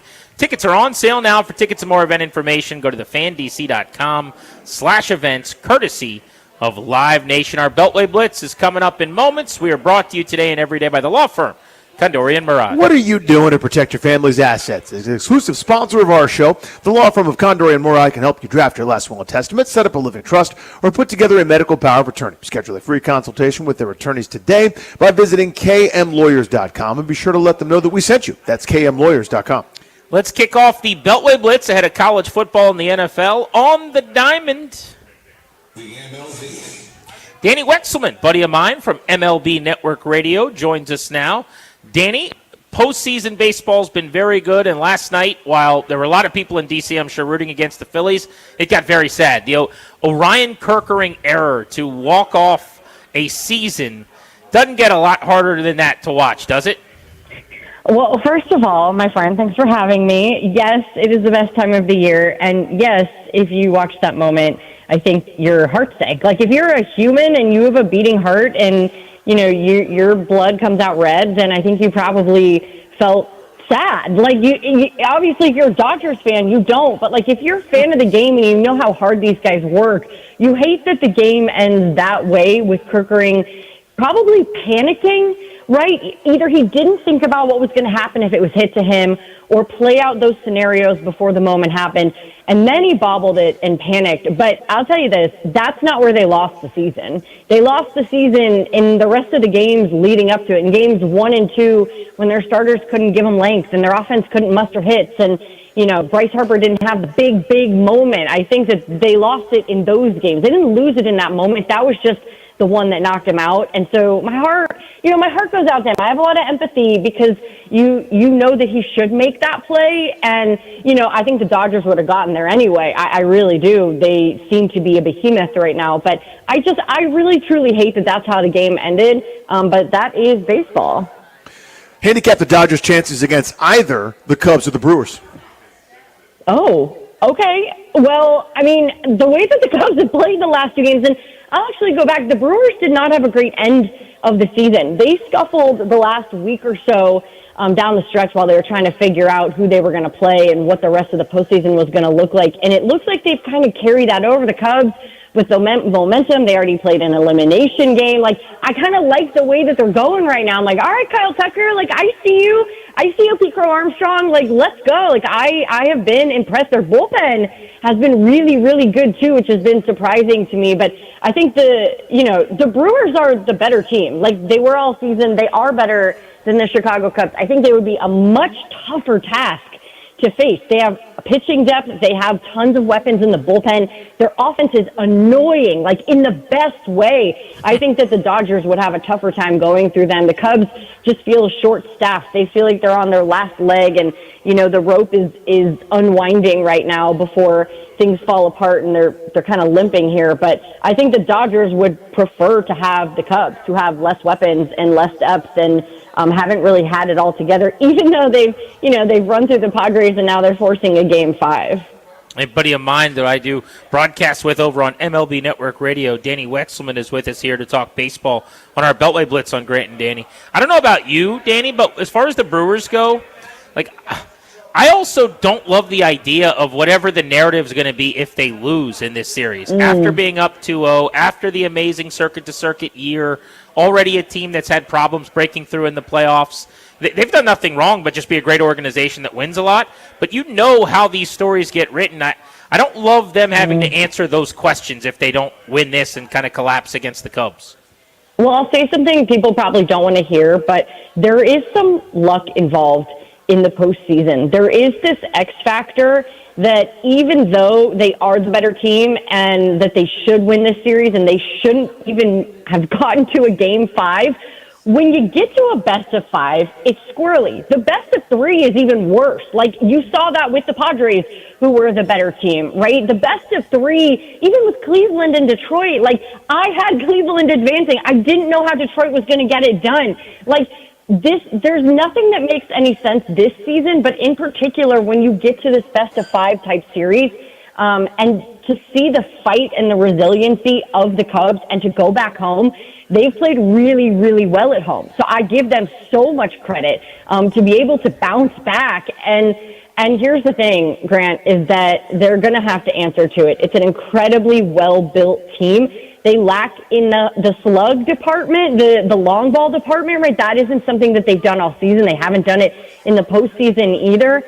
Brandon Woodruff is injured, right? There are a couple little hiccups here, but the fact of the matter is, if the Cubs can find ways to beat who I think is a World Series bound team in the Brewers, then you have to give more credit to the Cubs than point your fingers at Milwaukee and say, what did you do wrong? There's not a ton I could look at in these series. Like, you have Jackson Chourio, who's gone off. You didn't even know if you were going to have him because he was dealing with a hamstring injury, right? Like, I just think that you would give way more credit to the Cubs for being more complete and honestly just grinding it out in the time in the season. You could call it the layoff, you could call it what you want, but the Cubs, who have played just as good of baseball and gotten to the Game 5. So I hear you. Like, I hate it too, but, congrats to the Cubs for getting this far.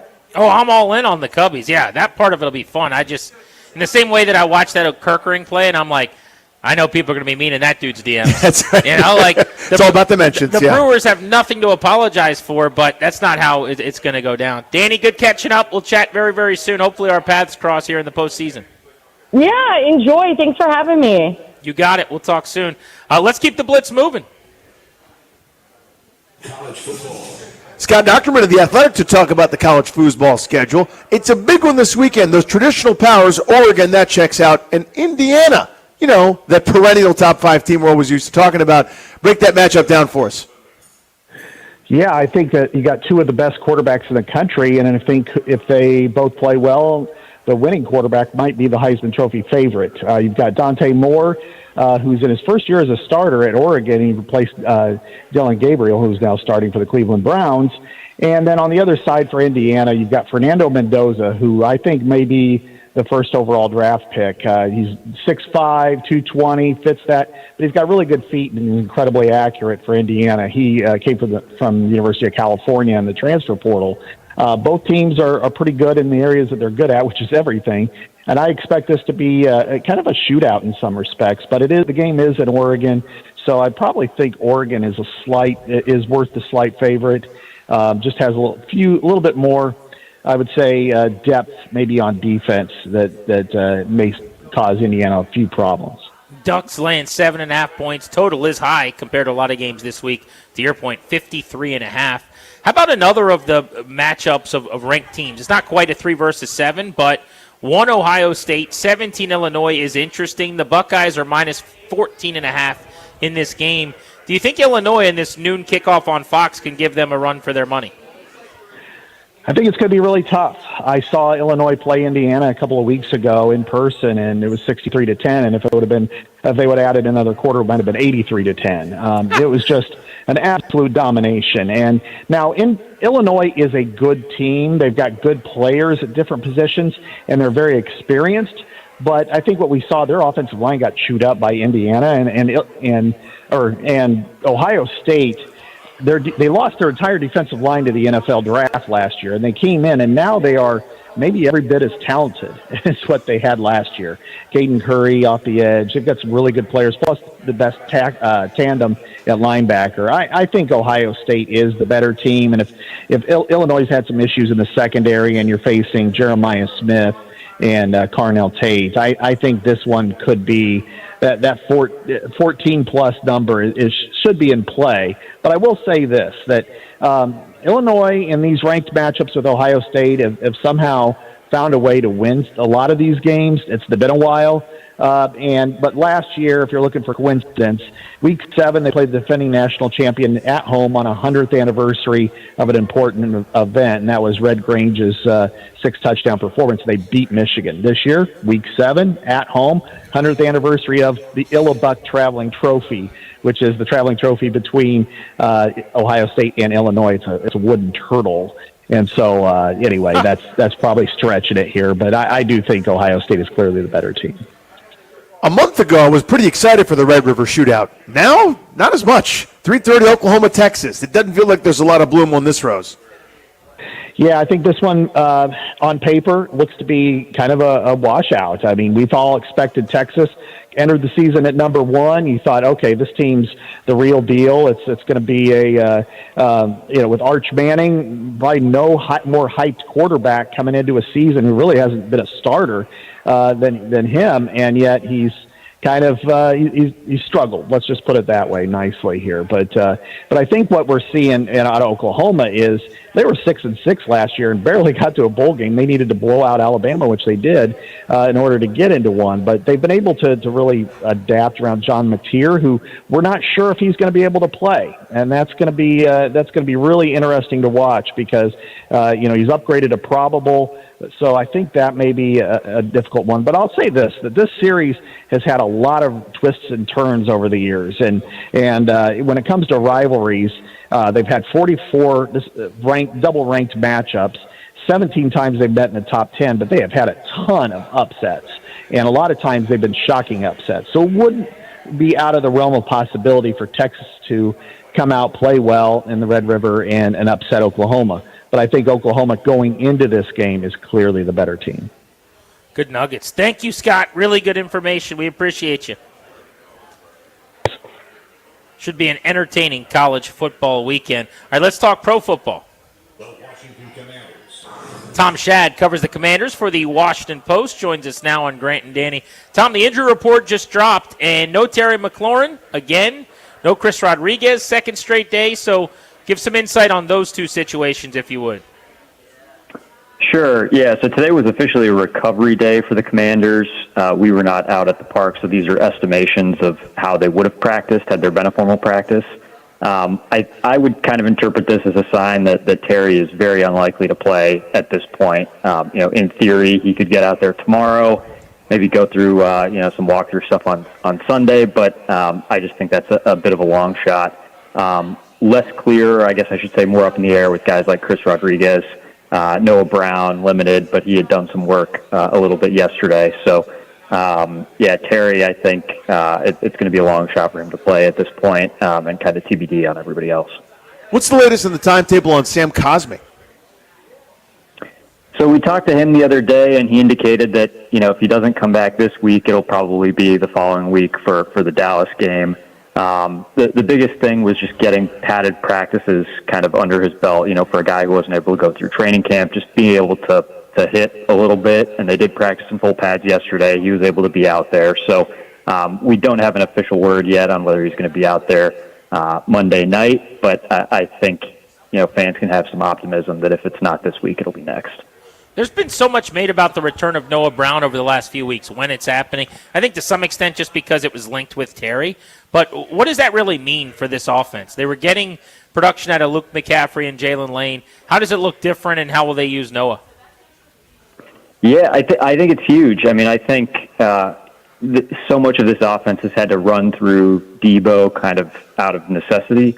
So any additional weapons that you get back at this point, I think just takes pressure off of everybody else. And, Noah plays that outside receiver slot that we've seen, guys like Chris Moore get a lot of snaps in here in the past couple weeks. I think he would add kind of a different dimension to the offense, and then, again, take some of the pressure off of Debo and then free them up to do maybe some different things with Debo that they haven't been able to do, or that it's been more difficult for them to do in these past couple weeks when Noah's been out. And then on defense, do you feel like they got some things figured out this past week, or do you think that was more just the Chargers' offensive line was you, me, Danny, and two random dudes trying to protect Justin Herbert? Yeah, I mean, I think you certainly have to take the opponent into account, but I've kind of always been of the belief that, everybody who's out there is playing in the NFL for a reason. So, I don't know how much of it was that. I think for the defense, it's just about being consistent. And there have been guys who talked about, getting off the roller coaster, quote unquote. I think they've shown us really throughout the year that they can have strong defensive performances. They haven't shown us so far that they can have a couple of them in a row, right? So I think that's kind of the big test this week. And then consistency, particularly with regards to the pass rush and preventing big plays and tackling. That was something that even last week in a really strong showing, you saw some missed tackles and giving up some big plays there in the first half. So I think the name of the game for them is going to be consistency, and that just isn't for this week. That's just moving forward for the rest of the season. As you look at the rest of this defense, they've been, you mentioned the roller coaster, the pass rush against opponents that have been vulnerable, think Raiders, think Chargers, they have feasted. I guess the Giants too, to a degree. And those other games, Michael Penix was very, very, very, very, very, very comfortable picking them apart. How do you tell which pass rush is going to show up from week to week? I mean, it's hard. I think some of it is probably, like I said, opponent. Some of it's probably scheme. Some of it's, game plan and the ability to kind of adjust on the fly, figure out what they're trying to do in pass pro and what you can do to beat it. But yeah, it's really just been like rolling the dice from week to week. If you're a Commanders fan, you have to be really happy with how they've fared against the run. That's been fairly consistent, even in rough games. They've been pretty stout against the run. But there was a lot of talk this week, again, about the importance of Javon Kinlaw and Deron Payne there in the middle, and how, when they have good games, from a pass rush standpoint, when they're attracting, other blockers to them, it frees up opportunities for guys like Dorrance Armstrong, maybe takes a little bit less pressure off Von Miller. So I think those guys are going to be really important. But in terms of which pass rush you're going to get this week versus last, it's just hard to say with the inconsistency so far this season. Tom, thank you. We appreciate you. Thanks, guys. Check out Tom Shad in the Post. That is your Beltway Blitz. By the way, to double down on what he was talking about with numbers, number 10 against the run this year, Washington's defense. Yards per play just over 4, and number 6 at sacking the quarterback. You look at how many, what percentage of the time you get to the QB on dropbacks, only 5 teams have been better. Next, it's still very early this year. The national perception is that Caleb Williams has closed the gap with Jaden Daniels and some of the quarterbacks that outshined him last season. Do we buy that, or is it just a month in and everyone needs to calm down? That's next on Grant and Danny.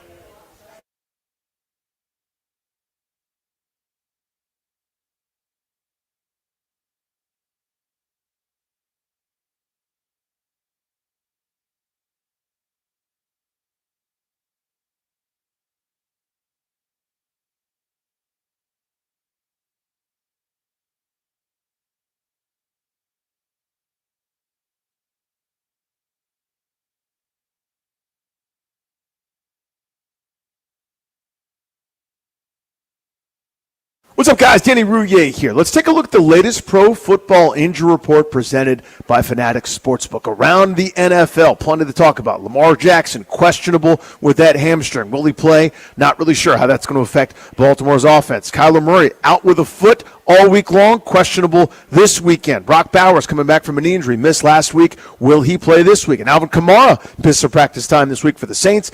Questionable this weekend with an ankle. CeeDee Lamb on his way back with an ankle injury as well. That's kept him out for several weeks. These offenses, thinking about Dallas, thinking about New Orleans, thinking about the Raiders, thinking about Arizona, Baltimore, etc., could all use these guys just in terms of their impact on the game. Hard to overstate that. Locally here, Terry McLaurin did not practice again today, Friday. Chris Rodriguez was a DNP as well. Probably leans in, means a little bit more JCM, Ja'Cory Krosky Merritt, as you are deploying some of your lineups here this weekend. That's today's report. Listen all season long for weekly injury updates presented by Fanatics Sportsbook, the home of fair play. Download the app today. Fanatics Sportsbook, hear me mention it. That is the home of fair play, protecting all pro football player prop bets across straights, parlays, same-game parlays, all season long from any first-half injury. I love Fanatics Sportsbook, and you will too. They were the first to protect your prop bets through the first quarter. Now they've extended that protection throughout the entirety of the first half. That's 30 minutes of player prop protection on all bets, whether it's QBs, running backs, receivers, even defensive players. Fanatics Sportsbook's fair play policy gives you the edge when it comes to cooking up that parlay. So why stick with the book that leaves you high and dry, empty-handed, when you can bet with the one that has your back for the whole first half? If you want to protect your parlays from injuries, switch to the sportsbook that will always have your back across the first and second quarter for all pro football, every single game, all season long. I'm telling you, Fanatics Sportsbook, winning hits different here. Must be 21 plus. Gambling problem? Call 1-800-GAMBLER. MD. Visit mdgamblinghelp.org.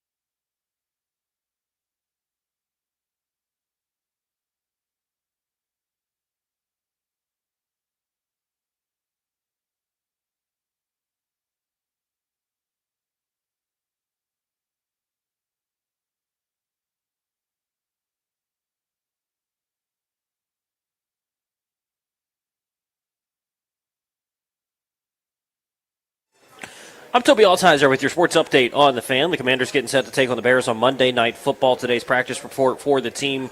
Wide receiver Terry McLaurin still not practicing, likely going to be out for Monday night. Chris Rodriguez also not practicing with a calf issue. Other injuries around the league, the Buccaneers have ruled out wide receivers Chris Godwin and Mike Evans, as well as running back Bucky Irving. Ravens quarterback Lamar Jackson still not practicing, likely going to be Cooper Rush getting the start for the second straight week for Baltimore. Chiefs wide receiver Xavier Worthy's off the injury report. He's going to be good to go for Sunday. The Cowboys have placed running back Miles Sanders on season-ending IR. Cardinals quarterback Kyler Murray is listed as questionable with a foot injury. He's missed the last 2 days of practice, but practiced today, and the Lions have ruled out cornerback Terrion Arnold for their matchup with the Chiefs on Sunday. College football tomorrow, Virginia Tech taking on number 13 Georgia Tech. 3:30 kickoff for that one right here on the Fan. Maryland in action against Nebraska as well. 3:30 kickoff at home on the Team 980. Hockey, the Caps taking on the Islanders tomorrow at 7 o'clock. Playoff baseball tonight. Tigers and Mariners decisive game 5, 8 o'clock first pitch for that one. From the Crop Midcap 5-Star Sports Desk, I'm Toby Altizer on the Fan.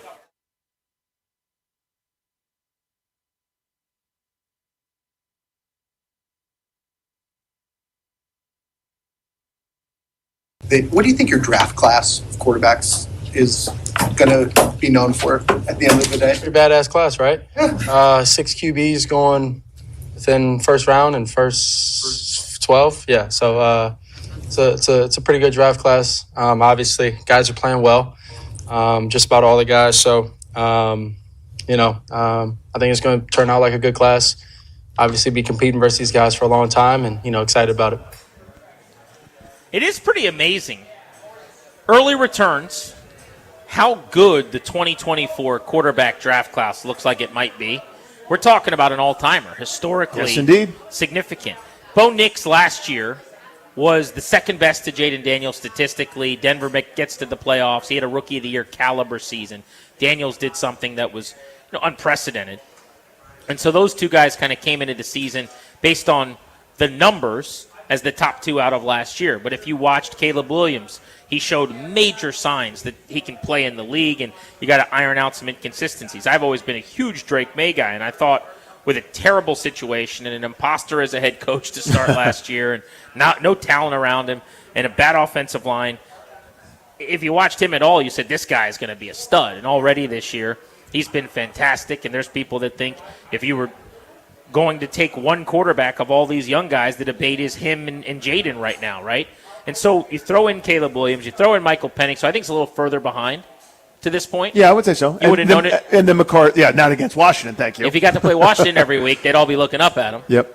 And J.J. McCarthy is in last just because it's the least amount of time. He's been hurt all of last year, now most of this year, and when he did play, he struggled. And Bo Nix was so good last year, probably second place behind Jaden.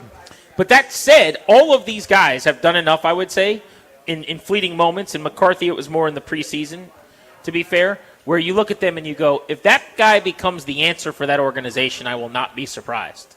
If that guy becomes a 10-year starter in the NFL, that would make a lot of sense to me. And we're talking about a half dozen QBs in the top 12 that year. You just don't see that. That's really, frankly, shocking that it worked out that way. Usually it's like Mitch Trubisky, and then can you believe Pat Mahomes went that late? And then that's your QB class. It's a lot more miss than hit. By the numbers, I would say 6 guys in the top 12, you would expect one to be really good, one to be a solid, long-time, second contract type quarterback, and then a bunch of other scrub, bust, backup types. Yep. I mean, this is, when I say all-timer, I mean it. This is going to go down as one of the great quarterback drafts ever. But we wanted to talk with the Caleb Williams-led Chicago Bears coming back to town, Caleb coming home from the DMV, about Williams and Daniels for a moment. The national perception, I saw this on some shouty shows yesterday, and I was reading a column that somebody wrote about Williams closing the gap. In fact, there was a big piece on NFL Live on this yesterday as well that I think it was Peter Schrager did, where he basically talked about how so far early this year, the script has been flipped in the positivities around Caleb Williams, and now they come back to the scene of last year's derailing of the Bears season with the Hail Mary from Jaden, and he kind of ends his monologue saying, Caleb, it's your time. I'm not so sure if I agree with that, but that's how he ended the monologue. But I want to juxtapose their season so far because I've got a question for our listeners. We haven't opened up the phones yet on a Football Friday. We could do that now. But what I want to get to, Danny, is has Caleb Williams closed the gap to Daniels and these other QBs while either Jaden, Bo Nix, whoever it is taking a small step back, let's say, from the unfathomably impressive years they had last year? Or is it just too early? Are we just, in Caleb's case, he's already had a bye, so he's only played 4 games. In Jaden Daniels' case, he missed 2 games with an injury. And there was an injury that hindered him in a good part of the other game. So he's played 3 games, 2 of them basically healthy. Is that enough sample? Is that enough football for us to actually make any real observations and evaluations about these guys? Because people are doing it. Yeah. They're saying Caleb's having the better year, Caleb's closing the gap, and it used to be 3 car lengths, and now maybe it's a car length and a half or whatever. That's what they're doing. I just don't know if we've had enough football played yet for that reasonable takeaway. Yeah, I think both are fair. And I know that's not the hot take in industry that we're in all the time, but to me, he's on pace. This is an opinion. He's on pace for 4,000 yards, 34 touchdowns, and 8.5 picks. That's Caleb Williams. Who wouldn't take that? By the way, find me somebody. If right? he has that year, you know who should take a bow? Ben Johnson. Ben Johnson, 100%. That's a Ben Johnson alert if I've ever heard one. That would certainly qualify. And he's also on pace for, 500 rushing yards, handful of touchdowns in that regard, too, using some of that playmaking. Ben Johnson alert. Ben Johnson alert. I was vamping. I was just waiting. Yeah. Dad wasn't really picking up what I was putting down. We're out at the Char Bar in Reston. We're out and about. We're not in the studio. Like, I've not seen Ben Johnson here. So I can't point at Darius or get in his ears and tell him, play the Ben Johnson alert. I didn't want to interrupt you guys while you were having conversation. You should never not interrupt us with a Ben Johnson alert. I mean, you could sometimes use your discretion. Ben Johnson Damn it. alert. Now we're over Ben Johnsoning. No, we can't over Ben Johnson. You can. And you have. Ben Johnson alert. See it? Now don't you see? Remember, we got to get them all out because there's a really good chance we never get to hear it again after Sunday. Well, there's a chance we're going to hear it a billion more times because 350 is not that big a deal. Ben Johnson alert. 12 teams average it. The point of the dude's story is this. Caleb Williams has closed the gap in my view. It's not ripping anybody else. The gap was enormous. It was Grand Canyon last year. He wasn't the worst of the rookies. McCarthy didn't play. That was kind of an incomplete. But Bo Nix had such a renaissance year. Drake May, did what he could with, like in a height contest. He was in a 7-foot pit. You know what I mean? Like he did everything he could with a terrible situation. I think Williams was saddled with some of that too. He bears some responsibility for it as well. But he was also in a bad spot, but nowhere near what Jaden Daniels did, of course. Nowhere near what Nix did, of course, and kind of the early returns on Penix. He has closed the gap by playing well through 4 games. Again, on pace for I don't think he gets there, but $4,000, 3,400 yards. Excuse me. 34 touchdowns, 4,000 yards, and just under 10 interceptions. That's a far cry from what he was doing last year. It's just that you've seen improved play. I think that's what matters. So here's what's happened, okay? Caleb Williams played badly at times last year and is playing a lot better this year. The arrow's trending up. Jaden Daniels played incredibly well last year and has not played at that level at any point until the second half of the Chargers game. Again, it's not like he's played 10 games. That was 2 games and the Green Bay contest until he got hurt, basically, but which was the second game. But because of that, the arrow's trending down. So the reactions are going to be positive for Williams because it's like I got a 90 on my report card and you got an 80. But our parents, let's say we're brothers, are talking about how good your 80 was because you used to get 65s. You know what I'm saying? Like, that's what this is to me. The expectation for me is that I come home with an A+. I got a B+. You're an F student. You're a D student, whatever it is, and you got a B, and I got a better B, and everyone's happy with you. That's kind of what's happening, in my opinion. But is it true that Caleb Williams has outperformed Jaden Daniels in a very small sample? Yes, absolutely. And I don't have this same fervor or disdain to acknowledge that a lot of Commanders fans do, and vice versa, Bears fans with Jaden Daniels. I'm looking at this thing from the outside in on Drake May, on Caleb Williams, on Bo Nix, and I'm ready to give flowers when it's time. I'm just watching quarterbacks, talking ball, got no issues. I still have major issues with Caleb's game that I don't have with Jaden's as it pertains to misses. Now, he's missing less frequently, but his misses can be really, really bad. Let's look at some of the numbers here. On the season, Caleb Williams is completing about 62% of passes, which is not good, by the way. Jaden Daniels, believe it or not, 59%. It's worse, yeah. That has been a thing this year. His accuracy has been off. Some of that is where they're pushing the ball down the field. Caleb Williams is throwing for more yards per game than Jaden Daniels, and he's got 8 touchdowns, 2 picks. Obviously, in 1 fewer game, Jaden has 4 touchdowns, no interceptions. They're both running the ball. Caleb 24 runs in one more game, Jaden 26 runs, 110 for Williams, 124 for Daniels, and Williams has a rushing touchdown. Daniels doesn't. If you actually look at some of the more telling or better metrics, because they played a different number of games, the efficiency stuff, Williams' EPA per play is a little bit worse. Daniels' success rate, 49%. Williams is 45%, but as a passer, 5% better than Williams. So he's been more efficient than Caleb Williams. Williams has put up better numbers. That's how I would describe it. I think, yeah. But is the gap closing? Yes. I have no problem with people saying that. It's when they say something like, see, Jaden's just not going to age as well, or if you redrafted today, I would take Caleb over Jaden. I think that's silly. Yeah, I like your student analogy where one kid has never done better than a D, and he showed up with C work, and you're like, that's great. That's it. That's really nice improvement. That, to me, is the story, is that Caleb Williams isn't a disaster, right? And you know, I said after a weird year last year where coaches were fired and they kind of had to retool and sort of start over again, way too soon to bury him. Way too soon to say, okay, the book is finished. There's too much talent here. There's too much to work with. You're basically doing a rookie 2.0 season for a guy that's been in the league for a year, right? Starting kind of everything anew with an offensive guy that should have been there last year, someone like him, in terms of an offensive mind that fit a little bit better. That was a disastrous plan that I didn't realize was that disastrous until sort of looking at it and watching them flounder and fail.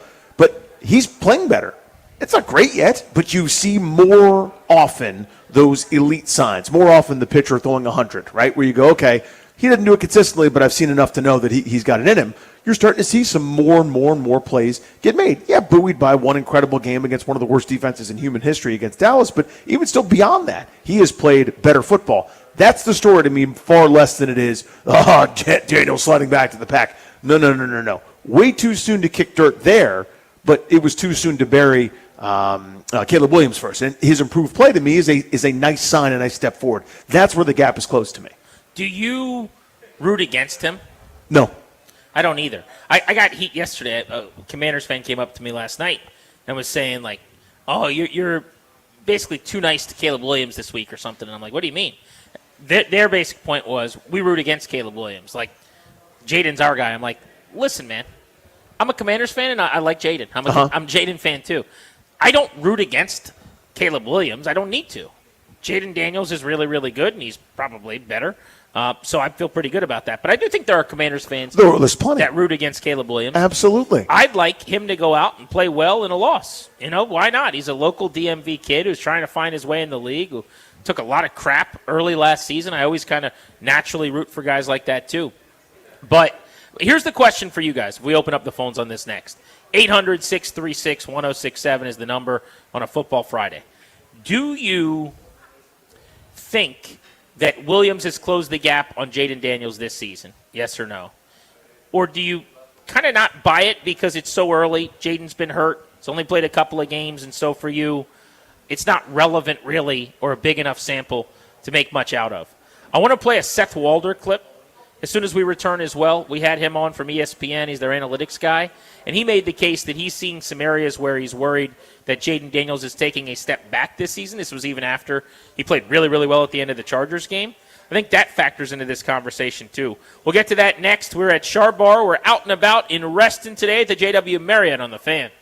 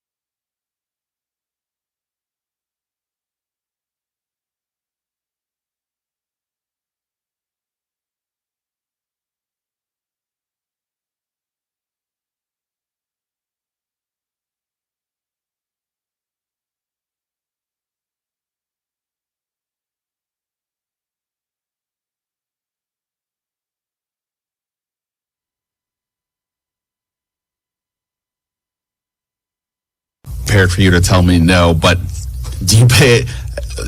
He was number one, you were number two. Does it none of that matters? Nah, he got drafted number one, I got drafted 2. Nothing we could do to change that.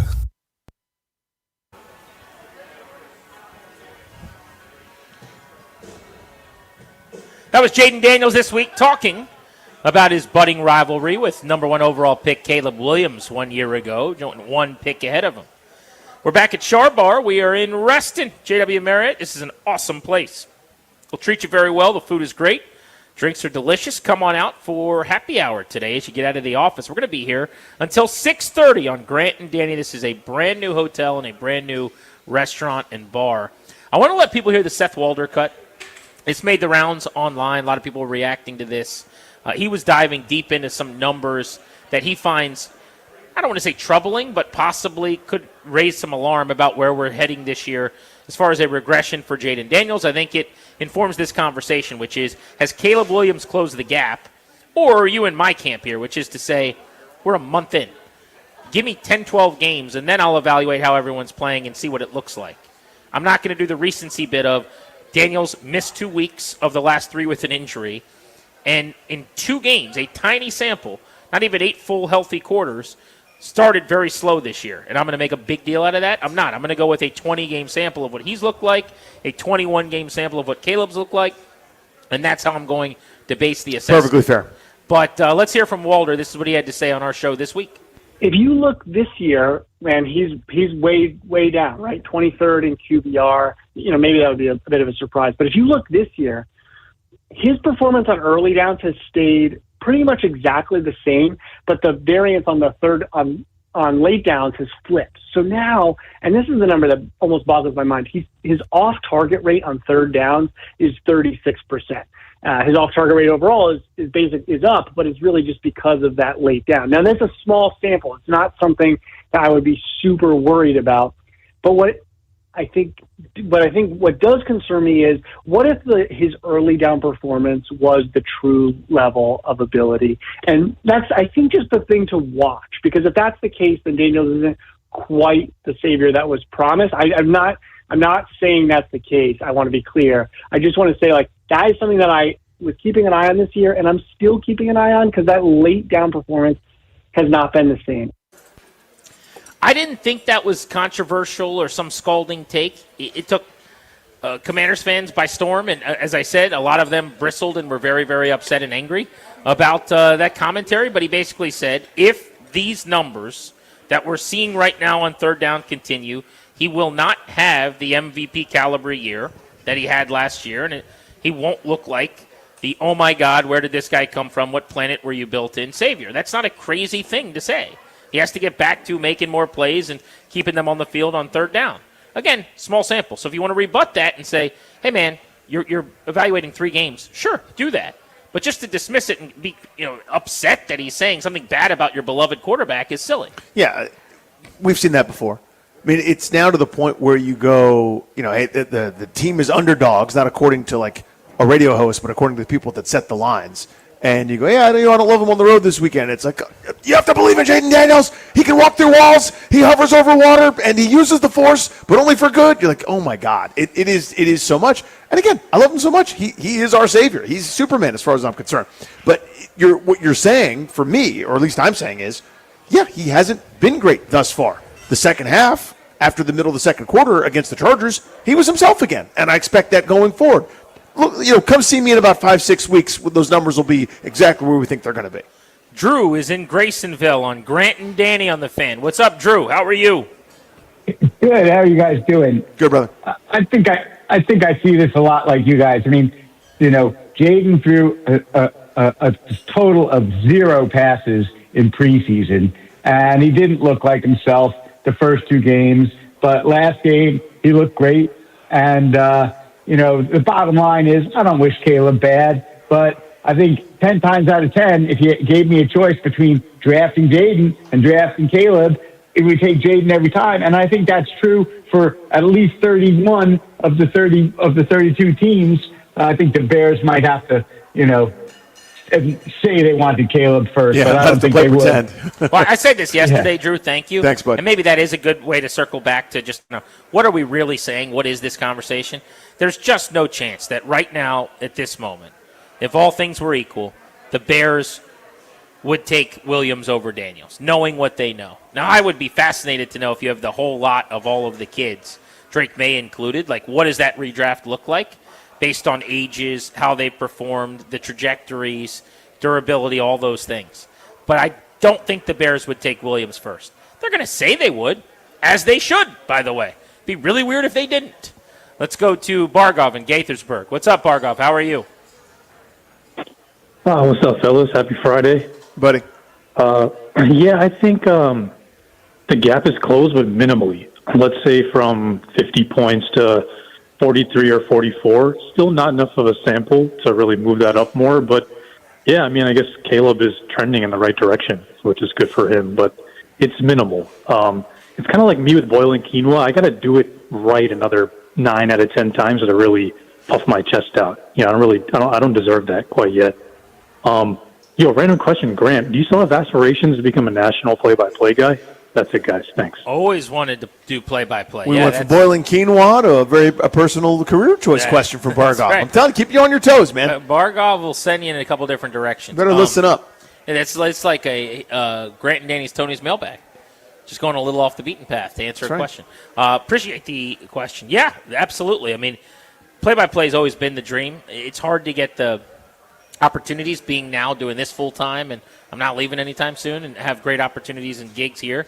But, yeah, that is something I love and have done a lot of, whether it's, at the minor league baseball level, professional football, Valor and Defenders, and so many high school and college games. So, yeah, football, baseball is kind of the two things as a dream that eventually I'd like to do that more. Appreciate the interest in that, though. That's cool. Matt in Alexandria, what's going on? Jaden, Caleb, is the gap tightening or are people overreacting to a few games? Yeah, I think we're looking at this the wrong way, right? If you take the DC element out of it, we never had a chance to draft Caleb Williams. Might be But exactly. who has certainly closed the gap is Drake May. And he is a stud. Now, we got our guy, right? But nobody talks about the Drake May or Jaden Daniels draft pick because they're both doing well, and we have our guy. But Caleb was there all the way. We never had a shot. Well, in fairness, So there's Matt, no reason to I have mean, the this conversation. isn't like a random Wednesday, Thursday, Friday conversation in Week 11. He's coming to town, right? So it's not a matter of should Washington have drafted Caleb Williams. The answer to that is no, and as you said, he went before them anyway. But nobody would do that.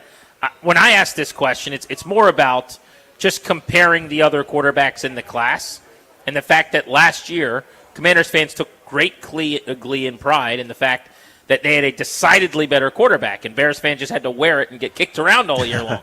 And they get to do a little more chirping now, it feels like. But you're right. I mean, that's a different conversation, I think, than the one we're having, which is when you get at how well Drake May looks, the fact that he's a year and a half younger than Jaden Daniels, that he's bigger and maybe more durable, whatever it is, like you're saying about the number 2 pick, that's the one we should talk about down the road. They're not playing the Patriots this week. No, right. And I guess for me, he was answering a slightly different question that we both waited on briefly. Do you root against Caleb Williams? And my answer is no. A lot of Washington fans do. I don't begrudge that. It's your fandom. But I guess that's my thought is if this was an option, if they had taken a defensive lineman number 1 and Washington somehow weirdly had the choice between the two, then I'd go, I need to make that choice valid. I gotta validate. I gotta feel every week like it's a referendum. There was never an option for Washington to draft Caleb Williams. No ill will there at all. I don't care. All of our football conversation on The Fan is presented by Paramount Plus. You can't count on much, but you can always count on Sundays with the NFL on CBS and Paramount Plus. Watch your local NFL game live every Sunday all season long. Visit ParamountPlus.com/NFL to get started today. We're going to take our first good look at this weekend's NFL games. We'll give you a big storyline out of every single one of them. And eventually we'll circle back to the NFC East, which looks way more up for grabs than it might have about 3 weeks ago. We're Grant and Danny, Sharbar and Reston. Come on out and see us at the JW Marriott today. We're here until 6:30.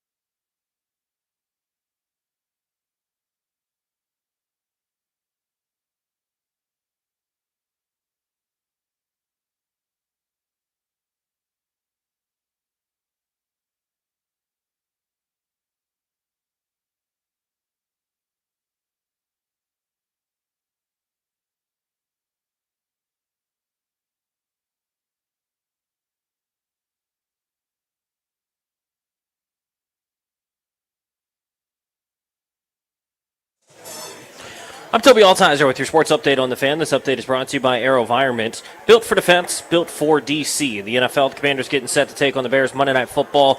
Taking a look at today's practice report, Terry McLaurin and Chris Rodriguez both did not practice. Terry's still dealing with the quad injury. Chris Rodriguez not practicing for a second straight day with a calf injury.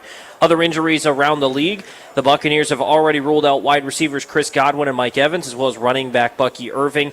Lamar Jackson not going to start for the Ravens. Cooper Rush will start for the second straight week. The Raiders have ruled out tight end Brock Bowers. Chiefs wide receiver Xavier Worthy is good to go. He's off the practice report. The Cowboys have placed running back Miles Sanders on season-ending injured reserve. Cardinals quarterback Kyler Murray is listed as questionable with a foot injury. He practiced today after missing the last 2 days of practice. College football tomorrow. Virginia Tech taking on number 13 Georgia Tech on the road. 3:30 kickoff. Can hear the game right here on the Fan. Maryland's at home taking on Nebraska at 3:30. Can hear that game over on the Team 980. In hockey, Caps and Islanders tomorrow at 7 o'clock. Can hear the game here on the Fan following Hokies football. And in baseball, an ALDS Game 5 tonight. Winner going to the ALCS. Tigers and Mariners at 8 o'clock. Tomorrow, Cubs and Brewers for the same thing to meet the Dodgers in the NLCS. AV is built for DC, built to innovate at the speed of intelligence, built to deploy solutions that give our warfighters the edge, built for now to defend our future. When the mission matters most, DC turns to AV. Visit avinc.com to learn more. From the Crop Metcalf 5-Star Sports Desk, I'm Toby Altizer on the Fan.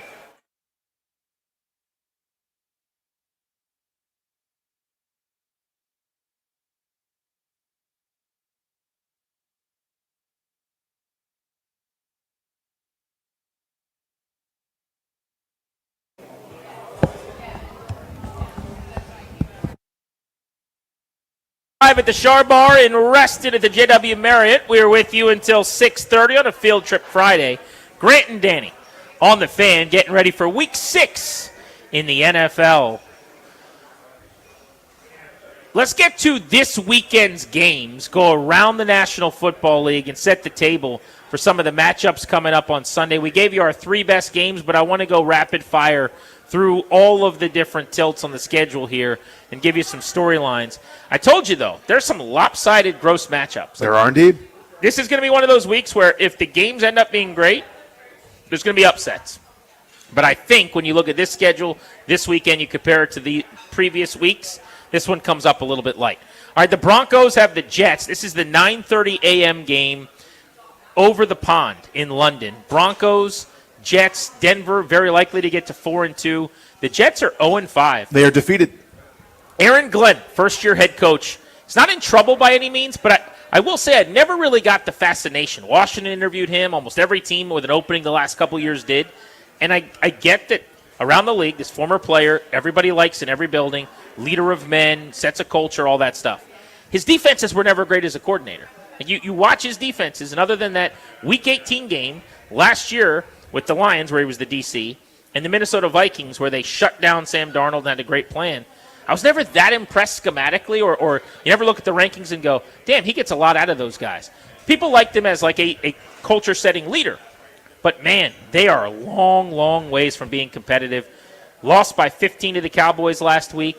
They're still looking for win number 1, and I don't think it's coming on Sunday. No, it doesn't feel that way. Now, again, that's what this league does.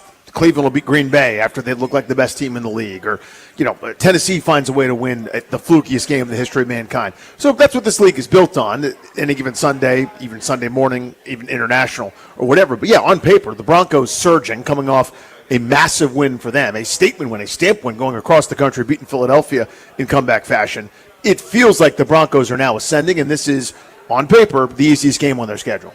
1 o'clock kickoff in Baltimore for the free-falling Ravens as they host the L.A. Rams, who are 3-2. Sean McVay's boys come and go cross-country to take on the Birds. So you give the Ravens an outside shot here because L.A.'s playing an early game. That's tough. They're the West Coast team, 10 a.m. your time, basically. Yep. Record over the years for teams that travel to the East Coast from the West is just not as good as when they're playing at home. That said, there's no better time to play the Baltimore Ravens than right here and right now. Lamar Jackson is still hurt. The Ravens' defense is arguably the worst in the National Football League. And I don't know how many teams are more injured than the Baltimore Ravens are right now. Matchup between the Rams and the Ravens. Sean McVay, John Harbaugh, who do you got? It's got to be the Rams. I mean, you already touched on it. The Ravens are reeling at this stage. No Lamar Jackson. When he doesn't play, they're not very good. And when he does play, they win 70-some% of their games. He's not playing. They were struggling this year with him, and that defense shouldn't be this horrendous, but here we are. It's them, San Francisco, Washington's kind of in that club. Tampa Bay's pretty beat up, but they're the ones that are feeling it the most, talking about the Ravens. They have been a disaster, a preseason perennial Super Bowl type favorite, a team that could represent the AFC or challenge Kansas City or Buffalo. They need to start playing good football, and that's eluded them to this point. The Rams should be kicking themselves. They should have an even better record than they do, and they're a team that I think nobody wants to see come January, but they got to get there first. They should win this game despite the adverse travel situation. I was just talking to a young guy who's here at Char Bar. His dad's a listener, and I said, "Are you a Commanders fan?" He said, "I'm a Carolina Panthers fan." I said, "Wow, okay, good enough." I said, "You got some work to do, bud." They're not where they need to be right now. The Panthers, 2-3, are hosting the Dallas Cowboys, 2-2-1. Dallas, one of the best offenses and worst defenses in football, hits the road. The Panthers have been a Jekyll and Hyde team. They shut out the Falcons 30-0. They got a win over the Miami Dolphins this past week, but sandwiched in between a 42-13 loss. They've also got a 16-point loss on the ledger to the Jacksonville Jaguars. I don't know that there's a team that in its wins have looked better and its losses have looked worse than Carolina. At home, Dallas should get a win here and get to 3-2-1 and be squarely in the mix in the NFC East. So watch me be, just loud-ass wrong, per usual. It's multiple times per week I do that. But I think Carolina is just Hyde. I don't think there's a Jekyll in there. I know what they did to Atlanta. I'm aware of what happened, and that's kind of what they're dining out on. But I think that team stinks. I think that's kind of the story. I don't think Bryce Young can really do it at a high enough level. We haven't seen the progress that should have happened given the second half of last year. Dallas is good enough on offense. Carolina's defense is fine. I know this is very smell testy, and you might even think about doing a segment where like the public goes one way in terms of betting, but the sharps go somewhere else, and you have special access to that. Anyway, the point of the dude's story is the Cowboys should dominate this game. They should be, a huge favorite, and they're not. Kind of tells you a little bit of the story, but I think Carolina is masquerading as okay based on a 30-0 win where the Falcons were a disaster. Other than that, I think they're garbage. We talked about the NFC East earlier, and we just kind of said the Cowboys are kind of laying in wait, but probably not good enough defensively to win the division. Their offense is phenomenal, though. I am blown away by the job Brian Schottenheimer has done, because I did not anticipate this. I'll admit my wrongness. 7 yards per pass attempt, 10 touchdowns, 3 picks for Dak, completing 71% of his passes. They're racking up over 400 yards per game of offense, which is among the highest in the NFL. They run for over 5 yards per attempt. Javonte Williams, who was just okay in Denver, has come over. He leads the ground attack. He's gone for over 440, one of the league-leading rushers in almost every category, 5.7 a pop, 5 touchdowns. Miles Sanders is averaging almost 6 yards a carry, his backup. Tells you there's more than just Williams going on. Like, they're scheming this thing up. They're finding space, yeah. They're good in play action, 29% play action usage rate, one of the highest in football, 8.5 yards per attempt on play action passes. So they've got the run game going. This is like the Schottenheimer plan coming to fruition in a big, big way for the Dallas Cowboys. Next up on the slate, the Cardinals at the Colts. Arizona's 2-3. Indianapolis is 4-1. The Cardinals lost to the Titans in one of the most gut-wrenching, inexplicable, how does that happen, fire people kind of losses you're going to see in an NFL season. Arizona was 2-0, by the way. People forget. They beat the Saints, they beat the Panthers. Bad teams. Then they lose to the Niners 16-15. They lose to the Seahawks. Came back, remember, on a Thursday night, I believe it was. That's right. 23-20. They still couldn't come all the way back after a big hole was dug. And then a 1-point loss to the Titans. So 3 tight losses in a row. They are 2-3. And now you got to deal with the Colts 4-1. Daniel Jones playing his butt off. Indianapolis bounced back from a loss to the Rams to throttle the Raiders 40-6 last week. In that game for Indianapolis, again, Jonathan Taylor, 3 rushing touchdowns. Daniel Jones threw for 2 scores and 212 through the air. If this was a more major market and things were a little bit sexier, talking about the Colts, they would be one of these stories of the NFL and get featured on every show. Instead, it's like Jerry Jones sneezes, so we got to do an hour on that. Let's put Sal Palantonio outside of Eagles camp because they're having a team meeting and fighting over each other. The Colts have the best point differential in the NFL. Number 1. Their one loss is fluky. It was weird. They should have won the game. they are for real at this point. And this was all about finding a fit for Daniel Jones or finding a fit at quarterback. For a couple of years, that's been the missing piece. It's been a solid roster, and now all of a sudden looks like they got it. This is a really good team. I don't know if they're Super Bowl good. That's TBD. I don't know if they have the ceiling of a Buffalo or some of these other squads out there. It feels to me like you win a division, you get into the postseason, and You win a then game. the Bills or the Chiefs or some team like that knocks you off. That's what it feels like. Somebody that's got the pedigree, that's been there before, done that before, etc. But, I mean, to me, this has been one of the cool stories early on in the season is the Daniel Jones rebirth and renaissance, etc. And the Colts being really, really good. Most impressive team in the NFL through 5 weeks. Defensively, they're Super Bowl good. I do think they're. Do you think so? Yeah, I do. I think they turn people over, and they're really hard to move the ball on. I don't think that's changing. They run. They've got team speed defensively. They're opportunistic. They tackle. I like this defense a lot. Looking up what they are ranked right now, they are third in points against. I mean, that's they're just outside of the top 10, which surprises me. I thought they would have been higher overall, but they're top 10 against the pass, which I think is important. The question is, can you get to the quarterback? Can you force takeaways? They are top 10 in sacks, and they are 6th in interception rate right now. So the important stuff that matters, they're doing pretty well. The Jacksonville Jaguars are at home after a primetime win over the Chiefs. They're 4-1, taking on 3-2 Seattle. These are two surprising upstart teams in Jacksonville's case. Remember, Liam Cohen's in his first year. He was hired to fix Trevor Lawrence. That was kind of the job description. But Lawrence has not played great. And yet they've won 4 of their 5 games because they're super balanced. 1,000 passing yards, about 700 rushing yards. Their efficiency is one of the best in the league. 12 total touchdowns, 6 passing, 6 rushing. They've got a positive team EPA right now and a positive per play EPA offensively. But the reason they're 4-1, if you really want to look at one thing, defensive takeaways. 3, 4, and only 1 this past week against Kansas City. That's turnovers. That's the season for Washington is one of those games. They're doing it on a weekly basis. It's unbelievable. They were the first team in league history to generate 3 or more takeaways in 4 straight weeks to start the year. 10 picks, 4 forced fumbles for them. They have 7 sacks, which is not a lot at all. So it's not like a pressure thing you wouldn't think.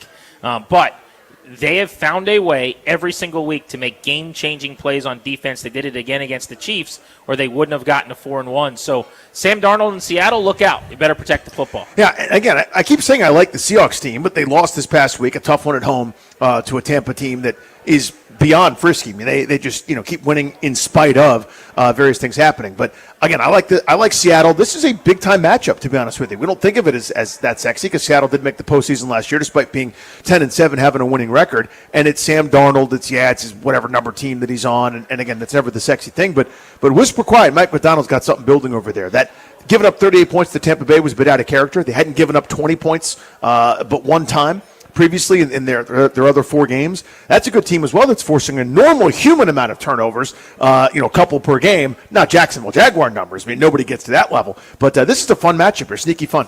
1 o'clock kickoff at the Superdome in New Orleans this week. 1-4 Saints just got a win over the Giants, turned the ball over 5 times in that game last week. They're hosting the New England Patriots. So everybody kind of made last week's game against the Bills, which New England won and shocked everybody by playing so well against Buffalo, the story as to why they're better, why they're good, why they can compete. Yeah. I actually think this is the week where you might be able to figure that out. Oh, you find something out about a team's maturity and have they... Yeah, like you play the Bills on prime time. It's so easy to get up for that game. Yep. A, nobody thinks you're going to beat them. B, the Bills, if you watch that game, they fumbled a couple times on the first few drives. Yes, they did. They just started like pretty lifelessly, and it was a listless performance. So the Patriots, you start feeling strength. You're like the wrestler in the middle of the ring who's like shaking your fist, and everybody's clapping for you, and you stand up, you start cleaning house. What do you do the next week? Yep. It's not the Bills. It's not a division game. National TV's going away. Coaching away. matters to me. You're in New Orleans for a 1 o'clock kick, and it's not sold out, and there's not a lot of life in the building. Let's see. And if this is what I think it is, which is a Mike Vrabel-led team where the culture's changed and Drake May's a dude, then you just go out there and you beat them and you handle your business. But this is also a letdown spot after you basically made last week your season, so to speak. That's a great point. Yeah, this is if you're not the team that has graduated to competitive, this is a letdown spot because last week is your quote-unquote Super Bowl for a team that doesn't care that much. When Buffalo's on to January, they are playing with their food at this point. I think they're that good, and they're not worried about it. You're a fly on their tuchus, but to you, that was the biggest game of your season to that point. What do you do the next week against an opponent that's going to be picking top 5? But to me, that's why I love Mike Vrabel so much. Now, again, if they go out and lay an egg, I'll have to amend it, but I feel like he's very aware of that. Like this is the kind of reason that you hire a guy like this. Not as much for X's and O's and great brilliant offensiveness, but it is for things like that. Understanding that you can get punched in the mouth too, as the Saints just did to somebody last week. I like this 1:00 kick in Pittsburgh, where the Steelers at 3-1 are hosting the 1-4 Cleveland Browns. It's our first chance to get a look at Dylan Gabriel, new starting quarterback for the Browns, played his college ball at Oregon. He debuted last week against Brian Flores and Minnesota, but it was internationally, right? I say it's our first chance to get a look at him in what is a normal NFL situation. You got to prepare all week long, short travel to Pittsburgh, divisional game. The Steelers' defense, this is not your older brother's defense that just shuts you down and TJ Watt wins DPOY. No, they can be had a little bit. You can move the football on this team, so I'm really excited to see Gabriel against Pittsburgh. Aaron Rodgers, by the way, has played well enough to get the Steelers into first place, and because of what's going on around them, like they are the car in a NASCAR race that keeps driving in third, but the other two cars crash. Everybody else is wrecking. And you're looking, and in the infield, head over heels right now, tumbling across is the Ravens, and you're like, well, they're out of the race. And then the Bengals are on the other side. That car is stuck in the fence, and they're just kind of still driving like, how the hell did we get in first? Yeah, beating the Patriots with 200 yards of offense in week number 3 is going to end up being a huge win for them. They get their bye week, and then it's Cleveland. That game, by the way, not that you care, New England fumbled on the goal line two times. Oh, I know. That was such a bad loss for the Patriots. They forced 5 turnovers, or forced. I mean, they were there for 5 turnovers. They get Cleveland and Cincinnati out of this bye week. We are very possibly, is that even a turn of phrase? It's not really. There's a strong possibility, let me put it that way. They could be 5-1, despite not being very good. And everyone will know they're not very good, but this is so Steelers. This is the most on-brand Steelersiness of the last decade. They're doing it again. Bengals, Packers. Cincinnati's a 14.5-point dog at Lambeau. Why am I bringing it up? Not interesting, right? Joe Flacco. There it is, Flacco. Makes his debut. They are benching Jake Browning. They are going to a third starting quarterback already 6 weeks into the season, and it's Flacco who's been in the org for less than a month. My guess is he plays poorly. I think there's much bigger problems than just quarterback there. Yeah. Line's not good. Defense is awful. It's not like Browning played well. I'm not saying he did, but even if he was, they'd be losing football games sans Burrow. Green Bay's got to get it to go. They got to get going here, man. 2-1-1, coming off the bye, the tie with the Cowboys before that. They had played back-to-back weeks after looking like the best defense in the league. They blew out the Lions. They blew out Washington. Then they lost 13-10 to Cleveland. That was before they benched Joe Flacco on another team, oh, by the way. A different team they benched him, yeah. And then you tie the Cowboys. You better come out of this bye ready to clean some house. They got the Bengals. They got the Cardinals. Beatable Pittsburgh team on the road, and then Carolina. At worst, they should be going 3-1 here if they want to win the NFC North. Can you imagine a scenario, by the way, if you're Green Bay and Joe Flacco beats you twice in a 3-week period? That would be hysterical with two different teams. Can you imagine? I think there should be a rule. You should just not get to make the playoffs. Like, respectfully. A big asterisk. You go 14-3. It doesn't matter what your record is, how good you are, or if you win your division. If Joe Flacco ever beats you twice with multiple teams in a 3-week span, you have to forfeit your playoff spot to somebody else. You have to cede it to somebody else. You can pick who? You can pick any team you want. It might be Joe Flacco, whoever team he was on last. Oh, the Bengals get in? That'd be interesting. I mean, can you imagine? But yeah, for Green Bay, bizarre turn of events through 6 days, really. That first Sunday and then against Washington, they looked like a damn juggernaut. Have not been the case since then. Offensively, it was great against Dallas, but so what? It was defensively that I was stunned at what ended up happening. And we've already talked about the other 2 games on Sunday. We put them in our top 3 of the weekend. 49ers-Bucks, the only game in the NFC where 2 4-plus win teams are playing against each other. Mac Jones has been excellent for the 49ers. They're getting healthier. Sounds like Ricky Pearsall's a go. I think Juwan Jennings will also play I think. in this game. The Bucks have trailed in all 5 of their games in the final minutes, and they've won 4 of them. Baker Mayfield, a front-runner for MVP, has been marvelous down the stretch of their games. And then on Sunday Night Football, the Lions at 4-1 and the Chiefs at 2-3. Because the Chargers have fallen apart, and Denver got off to a slow start at 3-2. It's not like the Chiefs' season's on the line, but teams that are 2-4 don't make the playoffs very often. Kansas City really, really needs this game. They're favored at home by a couple points. They need to start picking up some birdies here, talking about Kansas City, because their schedule is arduous. It's Detroit this week, as you mentioned. Then it's the Raiders, Washington, Buffalo, Denver, the Colts. Teams are all talking about being pretty damn good. So you might win some of those because you're Kansas City, but still, if you start digging yourself enough of a pit, it becomes tougher and tougher to climb out of it, especially because Denver's schedule gets much easier as it goes. So, yeah, Kansas City at some point needs to start playing well. Last week without Rashee Rice for them, going forward, that'll be a huge asset to their offense, but they kind of survive. If they end up 3-3 without him much doing on offense, that'd be a pretty big deal for them. Lions offense, I know it'll be on the road, tough place to play in Still Arrowhead. just awesome. They have been great. Jared Goff, 12 tutties and 2 picks, completing 75% of his passes, putting up MVP numbers for Detroit. Isaiah Pacheco of the Chiefs finally got it going on the ground. He had a month in a row here, 4 games where you're kind of going, can they run the ball at all? At all. But he just had his best game against Jacksonville, averaging over 5 yards per carry. So there you go, your NFL Week 6 slate, game by game for you. A Sunday that gets going at 9:30 with a little eggs, bakey, and football in Europe. And then finally, we close things down with Sunday Night Football and a marquee matchup, intra-conference, between the Lions and the Chiefs. We'll scout the Bears next with one of the members of their beat in Chicago. What's Washington getting itself into on Monday night? We're about to find out. Grant and Danny from Sharbar and Reston.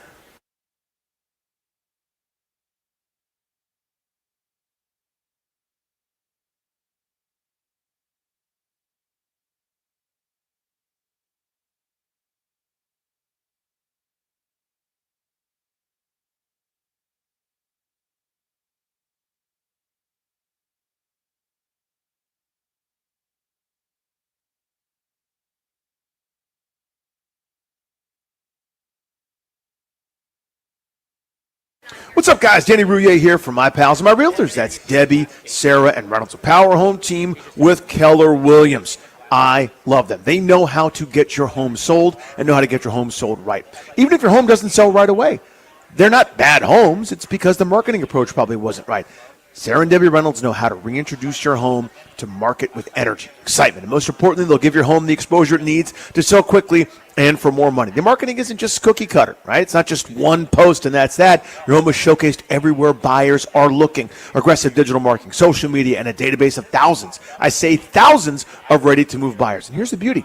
They'll show you side-by-side comparisons of your selling options, market sale versus a cash offer, so you can see the numbers clearly and make that best decision for you and your family. If you're not convinced, listen to this game-changing guarantee. If your home doesn't sell, Debbie and Sarah will buy it at a price you agree on. That is their guarantee. They're my realtors. They should be yours too. 844-654-SOLD. That's 844-654-SOLD, or go to DebbieHasTheBuyers.com.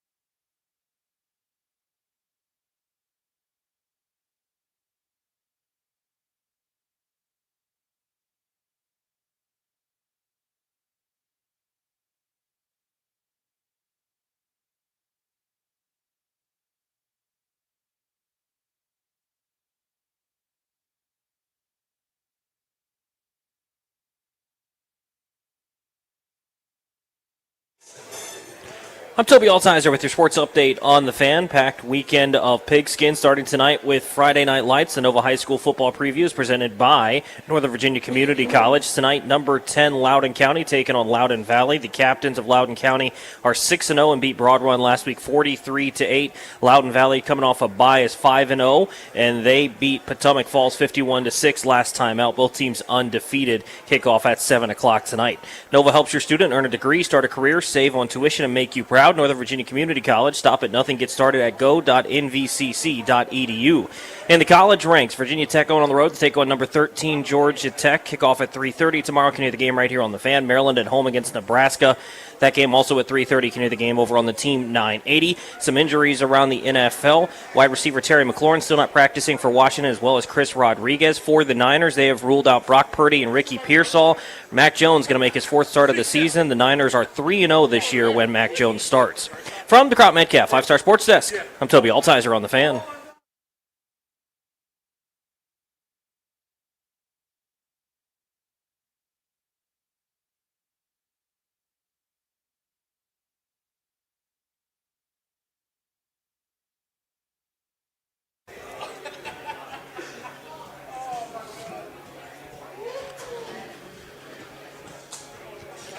Welcome back to Grant and Danny on the Fan. The show's brought to you by the law firm Condori and Murad. And today, we're out and about at Char Bar in Reston at the JW Marriott, where they take great care of us. They literally just now, just a couple of minutes ago, without us asking anything, just because they're so nice to us, they dropped off individual plates for the three of us of cheeseburger sliders. I mean, these are Jacob deGrom sliders.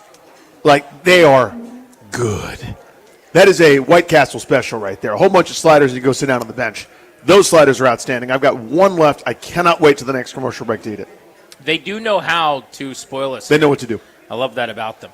We are getting ready for the Chicago Bears on Monday Night Football. It is a field trip Friday on Grant and Danny. Let's get some insight on the Bears. The Bears. What Washington's getting itself into in prime time. Scout the opponent.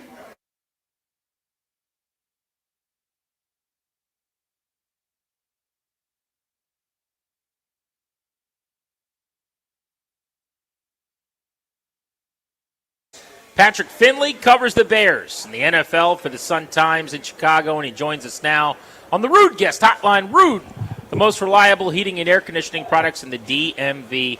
Patrick, 4 games and a bye weekend for Chicago. What is the state of the union on the program under Ben Johnson and the way things are trending overall? It's trending well, and the state is a lot better than it was through 2 weeks when the Bears had watched the Vikings march and beat them in the fourth quarter, and then got their doors blown off by the Lions. Right now they're riding a 2-game win streak. They had a blocked field goal to beat the Raiders, and then they got a week to think about how hot they were. Things are looking up for the Bears, as flawed as they may be. What's the vibe on Caleb Williams? It feels, outside looking in, like he's played a lot better than he did, at least consistently last year. There were some great moments, certainly. Think of the comeback against Washington late, where he was bad for 3.5 quarters, 3 3/4 quarters, and was awesome in the final couple of minutes. But how much better has he been, and what's the vibe now kind of among the fan base and those covering it? He certainly seems pointed in the right direction, and he's been better this year than he was really at any point last year, except for maybe a 2 or 3 game stretch against some of the league's worst teams. I think that Ben Johnson has been really, really good for him for a lot of reasons. You know, it's the scheme, yes, but it's also the intensity that Ben brings every day. I think that is rubbed off on Caleb. And, you know, the other thing, too, is the best part about being a sophomore is that you're not a freshman anymore. And, you know, Caleb has been through, the rigors of the NFL. He knows that it's a long season, and he knows that there are going to be ups and downs. And I think that is very much to his benefit here in year 2. To me, he looks a lot sharper than he did last season. And even the mistakes he's making, you can kind of see what he's thinking when they happen. And I didn't really get that vibe for most of last year. How is Ben Johnson to deal with? He's long been considered one of the best offensive minds in the league, but when we see him nationally, he's, being weird with a sideline reporter, or he's yelling at somebody who's asking him about a Bears situation. I mean, is he a likable guy to deal with? I think he is very, very intense, and I think he does a good job of trying to act normal when it calls for it. There's an emotional intelligence to him, though, that I don't think that you see just when you look on the sideline and see a guy staring daggers through somebody. Brian Piccolo, a former Bears player, died of cancer. You know him from Brian's song, that old movie. The Bears honor his family every year by donating some money to cancer research. And Ben got in front of the room in April and read a poem that he wrote about Brian Piccolo. Like that's a little different than the vibe that you get from Ben on the sidelines on Sundays. I think that he, like I said, he's driven, he's intense, but I think he knows when to dial it down. And that's something that you don't see every day in football coaches. Patrick Finley covers the Bears. That's why he's scouting the opponent with us here on Grant and Danny. In terms of scheme design, et cetera, he did such a good job, talking about Ben Johnson, of adapting to Jared Goff, who's kind of like a human praying mantis who doesn't move around real well. Williams is so athletic, right? I mean, maybe not in terms of winning a sprint. I don't know if he beats Jaden Daniels in a race or anything like that, but that's not the point. He moves around, and some of those off-schedule plays, you go, I don't want to coach that out of him. How has he kind of adapted what he's done before to maybe what Williams does well? I'll tell you this, when Ben got here, one of the things he was really intrigued about was being able to have a quarterback who is able to move the way that Caleb can move. Because as you guys know, in the modern NFL now, you need that. If you don't have that, you're at a disadvantage. So they've been running a lot of play-action stuff for Caleb, and it's just a different animal than it was with Goff. Now the problem is that the Bears just aren't running the ball very well. So because of that, the threat of Caleb tucking it and either running or rolling out and throwing isn't what it needs to be. So they know that they need to fix that first. The Bears are terrible on defense against the run, and they're merely awful running the ball right now. And those were the two main things that Ben focused in on during the bye week. Now, if they can get that going, then Caleb's going to seem that much faster on play-action passes. Why is the Bears' defense so terrible? That's a great question. And the fan base here asks that all the time because we might be the one city in America where people are more excited about a good defense than they are a good offense. Injuries have not helped them. You have T.J. Edwards, who has played about a half of football all year because of a hamstring injury. Kyler Gordon has a hamstring. He's set to make his season debut against the Commanders on Monday night. Jalen Johnson's one of the best cornerbacks in the NFL. He missed the first game, got hurt in the second, and might be out for the season. That's got something to do with it. You have Grady Jarrett, who they gave a lot of money to, and he hurt his knee and really hasn't been the same since. So that's the excuse making right there. Now, the reality is they've got to learn to shed blocks faster, and their linebackers in particular need to get guys to the ground. The Bears are giving up 6.1 yards per carry this season. That is the second worst number, guys, in the history of the sport. And the worst number, I believe, is the 1933 Cincinnati Football Reds. Oh, you remember those Reds? The old Cincinnati Reds, yeah. That team, I remember thinking, these guys never make it with Hunter Green and Ellie De La Cruz, those guys? Yeah, I believe, and this is no joke, I went looking it up. I believe that with 3 games left of the season, somebody from St. Louis bought the team and had them play under a different name for the rest of the year. So that team was really, really bad. The Bears obviously aren't going to give up 6.1 yards a pop for the rest of the season. There's some, they've only played 4 games. It's a small sample size. But, boy, they've got to fix it fast because they're making, Javonte Williams and Ashton Genty, look like Tony Dorsett and Walter Payton, and you can't win games that way. Patrick Finley with us here on Grant and Danny scouting the opponent. We've been wrestling with this one all week, Patrick. There's some of my Washington's fan base that have a little bit of irritation towards Bears fans, and they're doing the Bears fans started it or whatever. It's hard to speak for all fans, obviously, but do you feel like Bears fans are irritated at Washington, rooting against Daniels, some kind of animus there? Is it based on the Hail Mary? Is it he was more successful earlier than Williams was? Talk to me. I think that's probably it. Bears fans annoy a lot of people, so I wouldn't take it too personally if I were Washington fans. At the end of the day, this is a franchise that hasn't had a great quarterback ever. And so the Bears ever means 105 years. So anytime you have a conversation about the quarterback, whether it's Caleb Williams, whether it's Justin Fields, whether it's Mitch Trubisky, Jay Cutler, we can go on and on. Bears fans aren't particularly rational when it comes to that. And part of it is just the frustration of, oh my God, is our guy going to be disappointing yet again?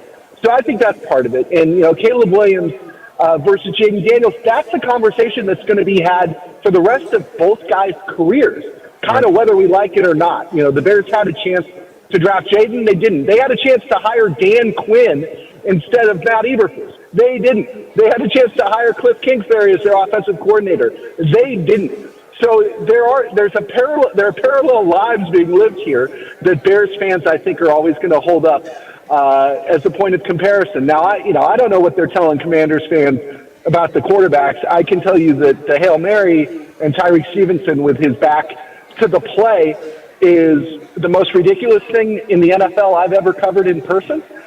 Just in terms of, how irresponsible it was of Tyreek and how it sent the Bears into a 10-game losing streak that got their head coach and offensive coordinator fired. So I do not blame Bears fans for having that as a sore spot going into this game. Patrick Finley covers the Bears, helping us scout the opponent on Grant and Danny. We really appreciate all the information. Thank you for hopping aboard. As a sports writer, I have to ask, do you get Marriott points for doing the live remote? Because that's what we deal in sports writing. Is we're all Marriott guys. And, I asked, and haven't gotten a good answer yet. I will get back to you. I might just go get a room. Just even though I'm not going upstairs, my wife will be like, "Why did you get a room this day? That seems precarious." Well, it's just because I wanted the points, babe. I was there. I love points so much. Yeah, I got to chase points, guys. Exactly. Thank you, Patrick. Thanks, Be Patrick. good, bud. Hey, thank you, guys. Yep, we'll see you on Monday night when you come to Landover for the Bears and the Commanders. We are only 3 days away. At some point before we get out of here at 6:30, I want to talk about Jalen Hurts and the very complicated, lengthy conversation on how good is he actually. Last night was pretty ugly. You're listening to The Fan from the aforementioned J.W. Marriott. We are at Sharbar in Reston.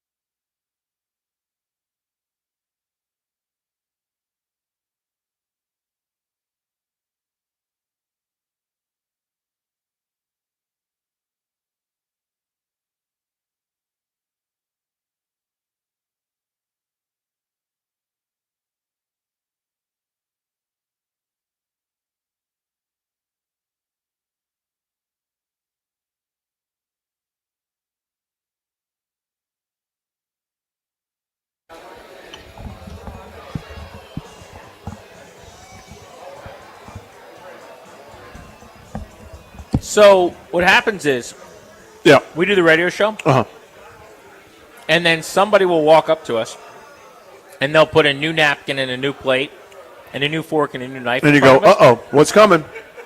And we're like, wait a second, we didn't order anything. And they just keep doing that. Yeah. And what happens right after that is food comes over. And it's delicious. This time, it's like designer desserts. Fancy dessert. Like there's a pastry chef back there just working, just making moves. So here's an idea. This with this and also this, but it's sugar. Go. I'm having what's called a cigar cake. Is that what this is? A chocolate cigar, maybe? I don't know. It's shaped like a cigar. Yep.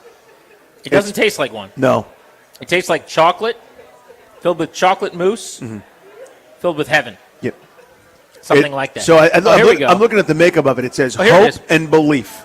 Cuban cigar crunch, Piedmont hazelnut raspberry, Yeah, there you go. and hibiscus jelly, 64% chocolate and crunch. I thought it was hibiscus. I didn't. My palate's pretty refined. I couldn't tell Damn. right away. This thing's good. Yeah. Next time you're at Char Bar, get this. It slaps, as the kids say. As Charlie Slow says. It slaps. He's been known to say that. I saw this, Danny. I wanted to bring this up. I'm going to get back into football. We got some things to get to before we get out of here at 6:30. That's right. Fear not. There's a robot that's apparently going to be available for people very soon to purchase. And as a show, we've got a stance. Stop doing this. Yep. Everyone who's involved with making the robots, selling the robots, designing and improving the robots, stop doing it. Watch a movie once. Turn on a TV show. Skynet becomes soulful. We are August 13th, 2029. Every movie ever. Nobody's ever seen a movie in this industry. So there's this robot. I think this is one of the guys. I could be wrong. That I saw like arguing with the person that made it. Do you remember that video? I think it was real.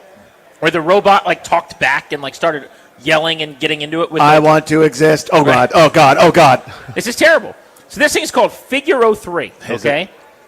Designed Death of Us 2. for the home and the world at scale, Figure 03 establishes the foundation for true general-purpose robotics. What I'm reading here from Outkick says, you wouldn't have to do laundry, dishes, or serve hors d'oeuvres to your friends while standing around a swimming pool. The reason is the robot would do all that. The robot is just a live-in, do all my chores creation. It'll do your laundry. I'm sorry, but if this thing is smart enough to do laundry, no. Stop, everyone, right now. Laundry only gets dirty because of humans. Eliminate humans. No more dirty laundry, said the robot in 2 weeks. What do you think the price point is for this bastard? And let's just say you were in on robots. Not that you're correct and you're out, because no one should be in on robots because it's an outrage. But let's just say you're one of these crazy rich people, maybe, who want a robot to do their laundry and to make their delicious food and to serve their friends when they come over. Yeah, he's going to make me Devi eggs. What do you think? If this guy does your laundry, or lady, I don't know what this robot is, it's a robot, or the dishes, or serves hors d'oeuvres, how much would you pay for this thing? Again, I'm trying to put myself in the frame of mind where I'm not terrified that it's going to kill me like every movie. No, you're going to be So imagine I'm in. not correct. You've never seen Yeah. a movie, and you're team robot. Now, that to me sounds like millions of dollars. In other words, you're basically having the ultimate convenience with like the most advanced technology possible. Like, isn't that like $1 million toy? Like, not a toy, but like, you know what I mean? Like, that's like a. Apparently, this thing's going to go to market at $20,000 to $30,000, where people can buy a robot to do all the stuff they need them to do. Has there ever been a single movie with robots that didn't end terribly? And I know everyone's like, "Oh, it's a movie, man." Where do you think this is going? Like, it's just gonna. We're all gonna one day wake up and stop. We're like, all right, now we got robots to do our laundry, and I don't know why this thing keeps saying pass out hors d'oeuvres. Like, that's a very weird thing for it to do. It's a very specific subset of things. It is. Could it vacuum? Only hors d'oeuvres and laundry. Okay. Exactly. But we've got a robot that does some stuff for us.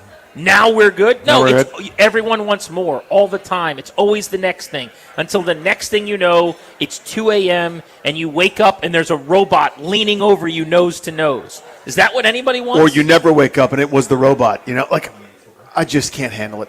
I can't handle it. I understand the desire to remove the menial task, but the uprising is inevitable. The AI, self-preservation, the nature of life right? That's the nature of life in the wild. Animals don't know why, but they try to survive. That's what they do.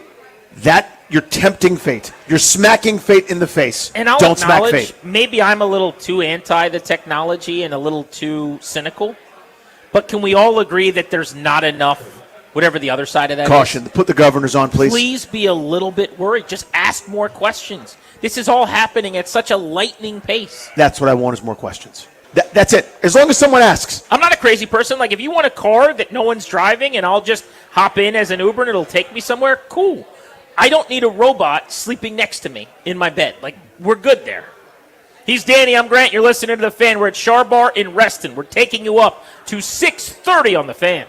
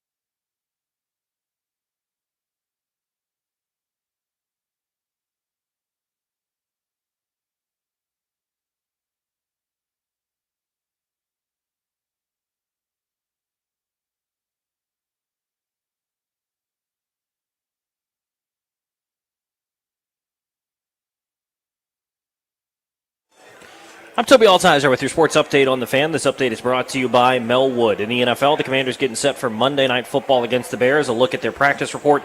Terry McLaurin didn't practice for a second straight day with the quad injury. Chris Rodriguez also didn't practice for a second straight day with a calf injury. Noah Brown and Deebo Samuel were limited. Second straight day being limited for Noah Brown. Deebo did not practice yesterday, was able to practice today. Other injuries around the NFL. The Buccaneers have ruled out wide receivers Chris Godwin and Mike Evans, as well as running back Bucky Irving. Ravens are going to be without quarterback Lamar Jackson for a second straight week. Cooper Rush going to get the start there. The Raiders have ruled out tight end Brock Bowers. The 49ers have ruled out quarterback Brock Purdy and wide receiver Ricky Pearsall. Mac Jones making his fourth start of the year. The 49ers are 3-0 in his starts this year. Chiefs wide receiver Xavier Worthy was at practice today. He's good to go for Sunday, no injury designation for him. Cardinals quarterback Kyler Murray is listed as questionable after he missed the last 2 days of practice, but practiced today. College football tomorrow, Virginia Tech at number 13, Georgia Tech at 3:30. You can hear that game right here on the Fan tomorrow afternoon. Maryland at home against Nebraska. 3:30 kickoff for them as well on the Team 980 tomorrow. In hockey, Caps back in action tomorrow, looking to bounce back from their season-opening loss to the Bruins. 7 p.m. puck drop over on Bloomberg 99.1, and then right here on 106.7 The Fan following Hokies football. Support people with disabilities in your community by donating your unwanted vehicle to Melwood. Donating is fast, free, and easy. Visit melwood.org or call 1-877-MELWOOD for more information. From the Crop Metcalf 5-Star Sports Desk, I'm Toby Altizer on The Fan.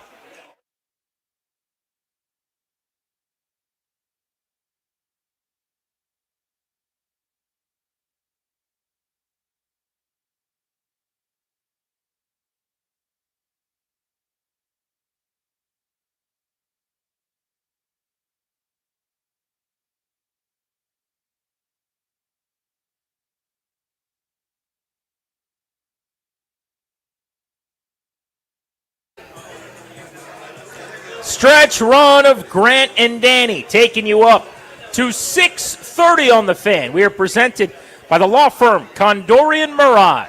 They're going to help you to draft your last will and testament, set up a living trust, or put together a medical power of attorney. Schedule a free consultation with their attorneys today at kmlawyers.com, and be sure to tell them we sent you. That's kmlawyers.com. Another phenomenal show at the Char Bar, which gets my highest recommendation. My goodness gracious. These desserts that were just brought in. The wonderful server told us all the different things. I don't know what he said. Like, it's a ganache mixed with the hibiscus. What? Whatever. Delicious. Do more of it. Yeah. Like, don't you stop sending them out here. Well, I just mean whatever you did, whatever you threw into that pot to get this whole thing started, just keep doing that. I think one was the strawberry cream ring, 3-bean vanilla, steeped cream, balsamic strawberry pulp, mascarpone fluff, and toasted canilla chiffon. I don't know who chiffon is, but he's delicious. The Arrowhead, the cigar crunch, the whole 9 yards. Everything's the delicious. Stadium? They brought the Chiefs Stadium. They did, yeah, and they somehow did the tomahawk chop, and no one talks about it. Didn't even know. Yeah. Was it playing in the background while we were eating it? And I was so busy focusing on the food. This is tasty. Yeah, just like that. Yeah. But Arrowhead Stadium's coming up. You and me are going there. I cannot wait. Yeah, you've been there or you've not been there? No. When I got off the beat, I missed 4. Because I did the 4-year run, basically. Right, which means you do almost everything, You right? do like all but 8 or whatever it is. And somehow, some way at that point, I'd only not done 4, one of which was Arrowhead. So checking a big old box for me. I'm excited. I've been in the parking lot a bunch because it's like Philadelphia. Oh, it's a complex? Exactly. Yeah. So the Royals and the Chiefs, like you hit a golf ball from one building to the other. And I've been at Kauffman Stadium for the Royals probably 10 times for different postseason coverage I was doing when they were good under Ned Yost, I guess it was back in the day. But never at Arrowhead. I've heard from people that cover them out there that like it's aged, and it hasn't aged great, so to speak. There's a little bit of a nostalgia and a romanticism. It's their rundown place. Exactly right. So it's not like we're going to show up at Arrowhead, I don't think, and be like, state-of-the-art, incredible, let's build Washington's thing like this. But it's the tailgating. It's the noise. It's supposed to be very, very loud. And it's Arrowhead, man. It's one of the – when I was a kid, I was watching games with, like, Derek Thomas getting 5 sacks there, you know? Like, I want to go see a game there. So that's going to be really, really cool. I'm into it, dude. I'm into it. What I'm hoping is that Washington is winning at that point a couple weeks from now, and then they win that game too. I'd like to for them to go on the road to Kansas City and win. Well, stick aside, I mean, this Bears game is actually a pretty big pendulum swinger. They're all that way when you have a 17-game schedule in the National Football League. But if you get to 4-2, there's only one more, and you're probably beating Dallas, but who knows? It's a division game, and you could lose. Sure. But you got a chance to go to Kansas City at worst to get to 5-3 at that point. Well, when you think about last year, they were 7-2. They dropped a few games in a row. 3-game losing streaks in the NFL usually sink you. Not so, because you put a lot of hay in the barn. They haven't put the hay in the barn yet. They got all the tools ready. They're trying to put the hay in the barn. Winning this game would go a long way. Let's look at our Metropolitan Moving and Storage poll of the day, speaking of the NFL. Local, long distance, residential, or commercial, 3 decades of best-in-class service and experience. Metropolitan Moving and Storage poll of the day today. Which of the NFL matchups on the Sunday window will you lock in on the most? Because you've got the ability to put your feet up a little bit. No stress Sunday with the NFL, which is going to be great. Commanders don't play until Monday Night Football. So the 4 games we're giving you on the poll, Cowboys, Panthers. I think that's kind of a gross game, to be honest. I'm not overly interested in that. Seahawks, Jaguars is very good, 3-2 at 4-1. Rams, Ravens should be an LA romp. And then 49ers, Bucks is awesome. So I'm debating Seattle, Jacksonville, San Francisco, Tampa. I'm going to go Seattle and Jacksonville. Seahawks, Jags, only 16% of people are saying that that's the game they want to watch. And I'm one of those 16. 49ers, Bucks is your 2 NFC teams, both 4-1. I 100% get it. I'm not besmirching anybody that cast their vote there. But for me, give me Seahawks and Jaguars. Here's why. I'm still not totally sure what each team is just yet. They haven't really been here. Seahawks last year were 10-7, pretty good. They've stubbed their toe a couple times here, including losing to the aforementioned Bucks last week. But this Jaguars kind of new thing on the block, new energy, new coach. How long before they get figured out, or how long before they kind of prove everybody wrong or any doubters wrong and put enough? Again, talking about hay in the barn. What if they're 5-1 through 6 weeks? The Jaguars 5-1 through 6 weeks. A couple years ago was Urban Meyer kicking kickers in the privates, and now this is a 5-1 team with Liam Cohen going Duval to get you started. For the Seahawks, are you finally ascending here, and you lost a couple games and people like me keep going, oh, well, and excusing it for you? That's the matchup I'm probably most fascinated by. So there's 2 things about the Jaguars. One, Liam Cohen's the real deal. He's one of the real good designers in the league. Like, you talk about how much I love Ben Johnson, and everybody does the shtick about that, and I get it. But Liam Cohen's on my short list of guys that I obsess over, too. And if the timeline was different and he was available, how about his resume, by the way? At a head coaching search, then he would have been my Liam Cohen alert. You know what I'm saying? Like, he's very, very good. But what I find fascinating about Jacksonville's 4-1 record is he was brought in to fix Lawrence and to make Lawrence really good, and it hasn't really happened yet. Lawrence has actually struggled, and they've still won with that defense turning teams over at the highest rate in the NFL. First 4 games, 3 or more takeaways, scoring defensive touchdowns. I still think he's going to get Lawrence right. I think they're going to continue to improve. You might have actually started to see that this past week in primetime when they beat the Chiefs on Monday night, was it? Where Lawrence had the incredible fourth quarter and made some big-time throws and ended up putting just the game street ball stuff that you don't normally see from him, right? So maybe he turns a corner, but I think when that happens, if their defense continues to play at the level it has, they're going to be a real tough out. Well, they've quietly assembled pieces, and the fact that their defense has won them these games, and in a lot of cases, I know they gave up a bunch of points to Kansas City this weekend, but they're turning you over so much, talking about Jacksonville, but with Etienne, Brian Thomas, Brenton Strange, Travis Hunter, I'm not going to go further down the list because it's guys like De'Ami Brown, but they've got a nice little assembly There's kit one more here. guy, Bashal Tootin can scoot. And yeah, he's a playmaker. And Tootin as another supplemental weapon there. Like, there's good bones I like for a Parker nice offense. Washington, who's their return man, the former Penn State receiver. He's got some quicks. He's made a couple big plays, and they're just starting to put it together. They've got a super young executive. Forget this kid's name from the Rams, who's like 33 years old, who's their new GM. A lot like a Paul Taboni, who's coming in at 35. James Gladstone? To run the Nationals. James Gladstone, There we go. Gladstone is in his first year. And I think him and Cohen, this is what you want. We got it here in D.C. It's the dream scenario of the GM, Adam Peters, running the show with a head coach who says yes a lot, basically. Yes, sir, no, sir. But there's a relationship and a rapport where Peters is going to ask and find out what Dan Quinn needs. He's going to get it for him. And, Dan Quinn's going to – it's Adam Peters' show. We all kind of know that. But Dan Quinn's going to be able to have some input. And Peters is going to take that into account. And they have, I think, a pretty good situation shaping up there with – that's the relationship you need. The one that kind of taught me about this was Dan Campbell in Detroit, when he was so close with Brad Holmes. And everything those guys do, they do together. And they're always on the same page.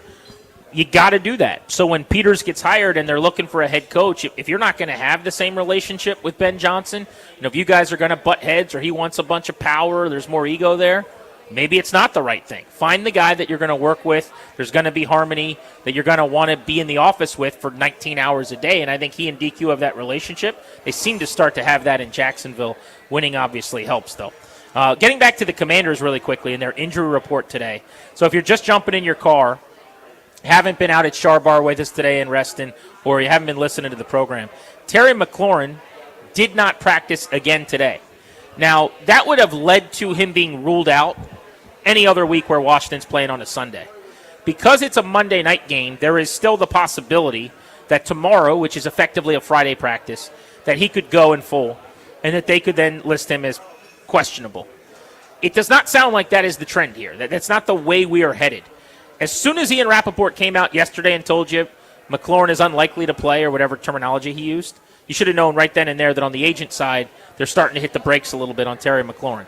But DNPs with the quad on Thursday and on Friday, and so for a third straight game, now half of their games almost, certainly he will not play if he can't make a pretty speedy recovery into tomorrow. And then again, when he does come back, does he have his legs underneath him? And you're talking about someone coming back from injury. How close to 100% is he for a guy that was ramping up still to try to even get back to what we saw last year, where he set a lot of career highs? I think that question's good. I would hope, I don't know anything, I would hope the reason you're not coming back now is so that Jaden Daniels style, when we see you next, you're just yourself again. Like the Jaden Daniels against the Chargers, I'm not saying he got off to a great start, but second play of the game, designed run, twitchy in the pocket, like you're like, oh, okay, he's completely fine. He looks like Jaden Daniels from last year if he was wearing a knee brace. You know what I'm saying? Yeah. Like, I would think, I don't know anything, but if I'm McLaurin and I'm not playing for 3 games after it sounded like it wasn't going to take that long, that in that next one when I come back, I was just being extra precautious so that I do come back sprinting. Yeah, so that's like the regular physically. Are you in danger of re-injuring or aggravating things like that? I just kind of mean we practiced, again, Michael Phillips told us he practiced twice regular practices with Jaden Daniels and company, the first-team offense, before the season started. We were still working our way to him being in rhythm, in football shape, and all the different stuff. Not questioning his effort or anything in that regard, but that takes time. There's a reason even the greatest of all time practice with each other. I don't know what McLaurin we're getting. To me, the whole reason you're so worried, not the whole reason, but one of the big reasons you're worried about an injury for someone like this, if this had happened again in week 10 or 11, you go, yeah, you got plenty of deposits in the bank, sit out, get ready, you're already in football form. He wasn't in form yet. This is 2 for 27, Terry McLaurin, not 5 for 100 with a touchdown in traffic, right? This isn't the star just yet. This isn't $30 million Terry McLaurin. This is a guy named Terry McLaurin, and when they get him back, which I think is essential for them to get to where they want to go, the sooner the better, obviously. I don't know when to expect that. Another guy who didn't practice today, and this one's kind of floating under the radar a little bit, back-to-back days without Chris Rodriguez. So we did see Bill not practice Wednesday, Thursday last week, which is kind of like what Thursday, Friday is this week. So if Chris Rodriguez with a calf is full go tomorrow, then he'll play in the game. But I just want to bring this up so that we don't end the week without talking about it, because we've seen Bill get banged up in a couple of games. It would seem like that's a non-issue because Rodriguez didn't even play till really the final drive last week, and they kind of turned everything over to Ja'Cory Krosky-Merritt as a bell cow. But there's a world where Bill, who has been banged up, is carrying the mail early in the game and something happens, and now it's the Jeremy McNichols show, and maybe you elevate one of the backs from the practice squad or something. Rodriguez, you could tell me after last week, is not a significant piece, but I think he's a part of every plan they're putting together still. So color me very intrigued as to how that looks tomorrow, because they've done this committee thing. It's only 2 weeks ago that Rodriguez was the starter, the guy that got the first 3 or 4 carries and had a 48-yard run in the early part of the game. He has been heavily involved until this past week.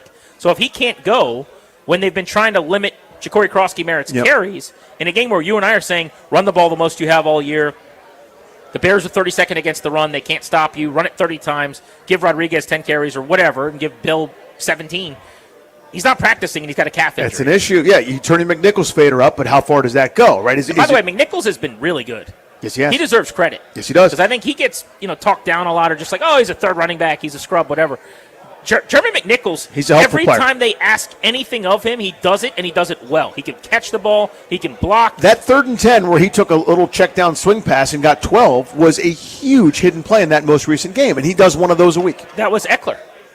Yeah. That was That J.D. was Eckler's McKissick style, right? from 5 years ago, but it was. I was literally about to argue with it. I was like, no, Grant, it was McNichols. But now I see your point. That's when Alex Yes. Smith used to check the ball to J.D. McKissick all Yeah. the time, it looked like that. You're nowhere near the chains. By the way, that's a give-up play because the defense won. I can't turn the ball over, and I'm not allowed to take a sack here. Cliff just told me in my headset, don't take a sack, don't turn the ball over. They've covered everything. There's nothing here. It's a 3rd and long. 3rd and 10 is a dead play. I'm just checking the ball down. He's going to get 5 yards, get tackled. They're going to rally, and we'll live to fight another day. Except, whoop, makes a guy missed, goes and gets the first down. And all year long, 60-yard touchdown run, he's giving you a little more on a lot of plays than you bargained for. So he'll be big. But back to Rodriguez, to the point of the story here. I'm more. I think I'm higher on Rodriguez than a lot of folks. People always look to the new thing and get really excited about it, and I get that. JCM is the most exciting thing they got going right now because it's new and fun, and everybody's in, and he'll join us every Tuesday, and I can't wait for that. But I would still give Rodriguez the football some, and not having him, I think, is a detriment. He does some of those Brian Robinson things, but I think better, honestly. It's like that one-cut burst. It's those kind of angry runs to borrow from Kyle Brandt and company. I think you need a little bit of that. That's why I would have said before the season, not knowing exactly what they had in JCM and the rest of the running back room, why I might have kept Brian Robinson. There's room on my team for that guy. Not as the feature back. I don't do plodding, visionless 3.7 yards a carry as my leading running back. I just don't. Sorry about that. But there's a place on my team for that guy. There's a place on my team for a thumper as a supplement, as kind of a change of pace. It's like having a thumber pitcher. After 9 guys that throw 99, you bring out one dude throwing absolute pus just to make sure you change the eye line. There's reason for that. So not having him, I think, could be an issue, especially this week. So I'm going to table our Jalen Hurts conversation that I want to have about how good is he. There's plenty of time to do that into next week. Some other more pressing NFL stories that have come out today while we're out here live at Char Bar in Reston, which is the lobby bar at the hotel here at the JW Marriott, which is brand new. It's a really, really beautiful place and a brand new facility. You should come out here. The food, the drinks are great, and they will teach. They treat you really, really well. And they've coached us up all day long on all of the amazing things they keep sending us. Seriously. Love being out here with these guys. But a few NFL notes to hit. First, Lamar Jackson has been ruled out by the Baltimore Ravens. So they're going with Cooper Rush again. So if you're a fan of the 1-4 Baltimore Ravens and you're hoping you can turn things around, you're probably going to have to wait a week. It's about to get darker before it gets lighter. They play the Rams on Sunday at home, then they have a bye week. So you're likely going to be 1-5. Now, maybe Cooper Rush plays a lot better than he did last week. Again, this is kind of a Jake Browning discourse where I don't think he's the problem. He's not playing well. He's a problem, but not the. When the defense is awful and everything around you's bad and the line's not blocking and you're not running the ball particularly well, there's a lot of issues. And the Ravens' biggest problem is their defense. Rams are going to have what they want through the air with Sean McVay. They're going to be 1-5 going into their bye. And you come out of that with the Bears, the Dolphins, the Vikings, and the Browns. So maybe you can go 3-1, flip the script, and you can get to 4-6 and have a shot. But they might be cooked after this weekend. The hole might be too big. Now, the hope is that nobody runs away with it, or there's still a backdoor chance at a wild card in the AFC, which is a little more shallow maybe than the NFC, at least on paper, in terms of what teams' records might be. But I think you touched on it. For them, because they've got the bye week coming, maybe if this was a playoff week, maybe they force or do everything they can, tape them up, Toradol injection to get Lamar back on the field. Because the bye week's coming and their softest part of their schedule is post-bye week, I think they're hoping, let's fix this broken defense, which shouldn't be as bad as it is. It shouldn't be good, but not one of the worst historical defenses in history. And, have Lamar Jackson at fully armed and operational capacity, and let's whip off a run here to do a weird 10-7 or 9-8 type season, sneak into the postseason and be a team that nobody wants to play. We've been the overdog before. Let's be the team that's hungry down the stretch. That probably wasn't the plan at the outset of the year, by the way. It was probably to not lose a bunch of games. But given what's happened, I think they're going to accept this 1-5 start. Maybe we find a way to eke by and steal one against the Rams, who are traveling east, playing in the morning their time. But for the most part, our run is coming, or we're going to try to do pull a Bengals from last year, basically, see if we can get in. This one's more fantasy relevant for people in the DMV, but Brock Bowers is going to miss a second consecutive game with his knee injury. Bowers had one of the great years in tight end history as a rookie last year, over 150 targets, 112 catches, and about 1,200 yards in his first year with the Raiders. He's been fighting this knee injury for almost a month, and now he's succumbed to it the last couple of weeks, missing games. He will be out this weekend. The Raiders will have to play without him on Sunday. So if he's a fantasy stalwart of yours, you're hitting the waiver wire. I think they'll be okay. They host the 1-4 Titans. I can't imagine Tennessee winning 2 in a row. They're just not good enough to do that. But it's not like the Raiders are very good. No. Vegas is 1-4. They're at home, but without Bowers, that's a different-looking team. It has backfired big time. Brady running the operation there. You know, they hire Pete Carroll, who's the oldest coach in the NFL. You wouldn't know it. He's got a lot of energy. They bring in Geno Smith. Instead of going younger and high upside at quarterback, they get a placeholder who can kind of raise the floor. And here they are, 1-4, needing to beat the Titans to avoid being the biggest disappointment in the league through 6 weeks. Yeah, ancient history, their week 1 win. They've dropped 4 straight. One close game in there to Chicago, Washington's opponent this week, but they've been double-digit losers, double-digit deficit losers in every one of their other games. 11 to the Chargers, 17 to Washington, and by 34, a tidy little 34-point loss to the Colts this past week. So it's not as if they're very good either. You touched on it.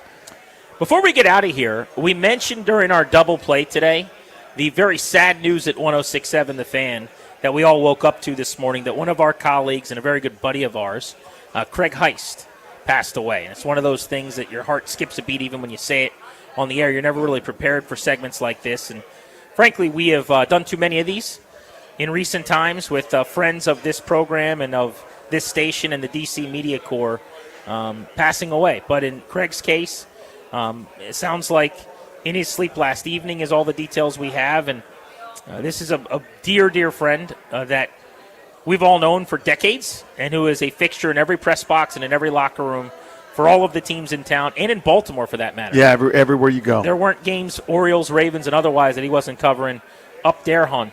And he loved his Crabs, and he was really more of a, I would say, in terms of baseball, an Orioles fan.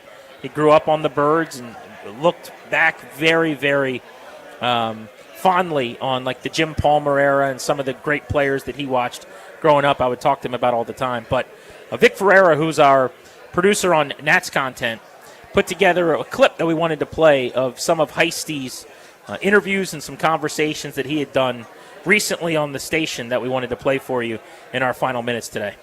Craig Heist is waiting to get at least one of the two for our broadcast here. Maybe he'll get both also. Maybe he'll get the tandem interview as well. And then maybe Josh Bell can go over and dunk Heisty just so they'll all be suitably wet. Yes, you know, we don't want anybody to go away dry. I always say the good thing about doing the radio walk-off interview is we don't get drenched with Gatorade. Yeah, exactly. Out of the water zone there. Out of the water zone. Riley, congratulations on the win. Thank you. Appreciate it. It's a big game for James Wood, and he gets the privilege of looking down on Craig Heist. And doesn't everyone? Anyway, we got a big, big win out here. James, congratulations on the win. Go get him tomorrow. Thank you. All right, guys, back up to you. It's wet down here. A very wet Craig Heist with James Wood. Weather was pretty good early on, but what's it like playing in temperatures in the 40s? Well, you know, I got that Wisconsin blood, and then played ball at Ball State in Indiana, so I'm no stranger to the cold, so it feels like home. Alex, thanks for the win. All right. And the visit. Yeah, of course. Appreciate it. Thanks for the win. Deep down, Heisty was fired up about that win. You know it. We all get into this because we're fans, and I don't think he forgot that. He loved it. Now, he would be in a Nats park covering the game. He kept score of every single game, every single pitch. Game. Had the Bob Carpenter scorebook in front of him with his pencil, and he would have a pencil sharpener and all his number twos laid out in front of him. But he had the Orioles game on right in front of us, too. He would always turn our TV to whatever was going on with the O's. So here he is covering one game, glued to the other one as well. Nobody loved baseball like Heisty.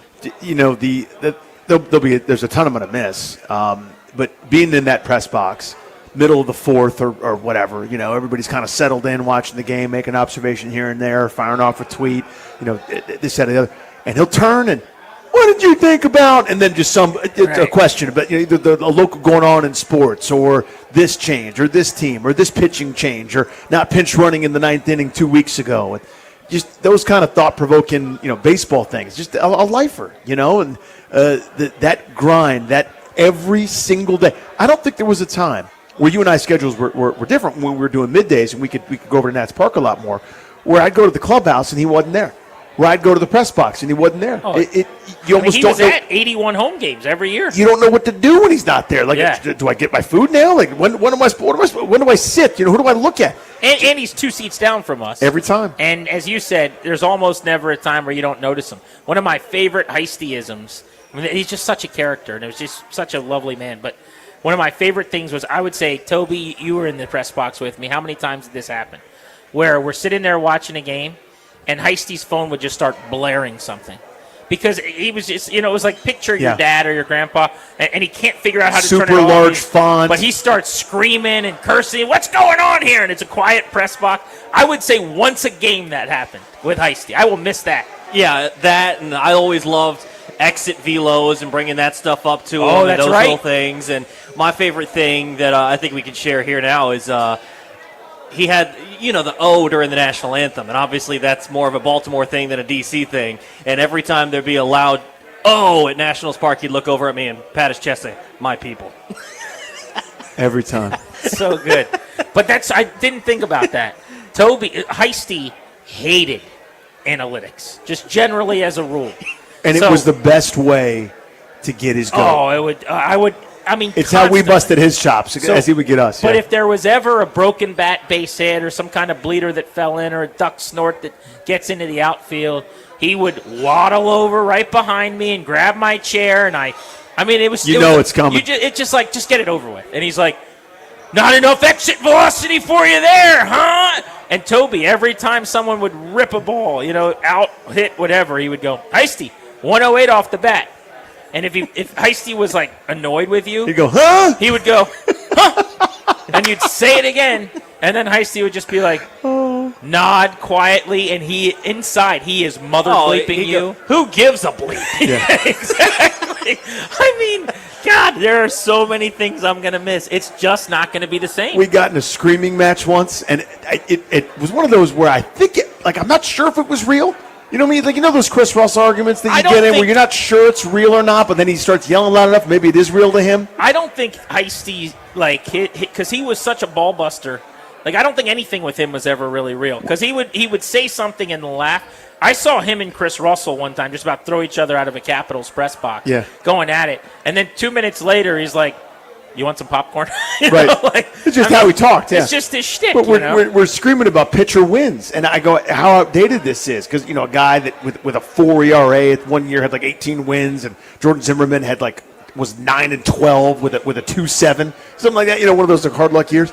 And, he didn't win that many games. What do you mean? He was better than the other guy almost every damn time. So the other guy gave up.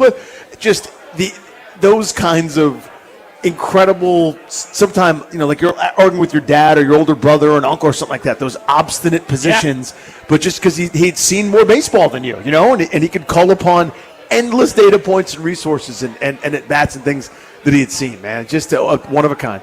Yeah, and you just don't know when you're going to get that text or that call about a buddy or a colleague or someone you work with. So text a friend. Do that tonight. Just tell them you're thinking about them and bring up an old story, whatever that looks like. You just don't know. I saw him in the Caps press box the other night, and the last memory 2 nights ago, by the way. 2 nights ago. The last memory I'll have of Heisty is saying hi to a 50-50 raffle worker at Capital One Arena. That's Heisty. He knew everybody around. Yes, he did. And would say hi to everybody, friendly to everybody.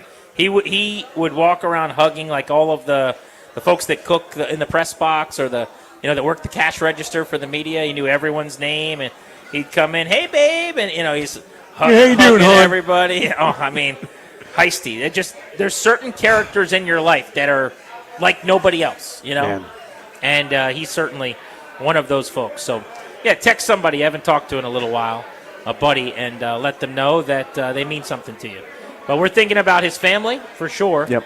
And it's not going to be the same at DC sports venues. I would say Nats Park, but he would have been there on Monday night, 2 seats away from me at Commanders Bears. He was at everything. He was at everything. Everywhere you ever went, Heisty was there, and you would hear him because he was doing updates on the phone. And he would let you know if you were doing anything that was keeping him from getting the job done. Yeah, when I'm driving around on a Sunday, I hear him checking into Westwood One's, the coverage. Well, the Ravens haven't done anything so far. Thank you for listening to the program today and every day. It does mean a lot to us. Thanks to the great people out here at Char Bar. We're going to be out here one more time next month I believe November 17th, if memory serves. We're going to be out here, but we will be at Char Bar one final time. So if you're in the Reston area, look us up. This is a great spot. Place is Come amazing, on man. out on a football Friday. G&D saying so long. We're back at it on Monday at 2 o'clock ahead of Monday Night Football. Enjoy your evenings. Enjoy your weekends. Ladies and gentlemen, the weekend. That's right, hon.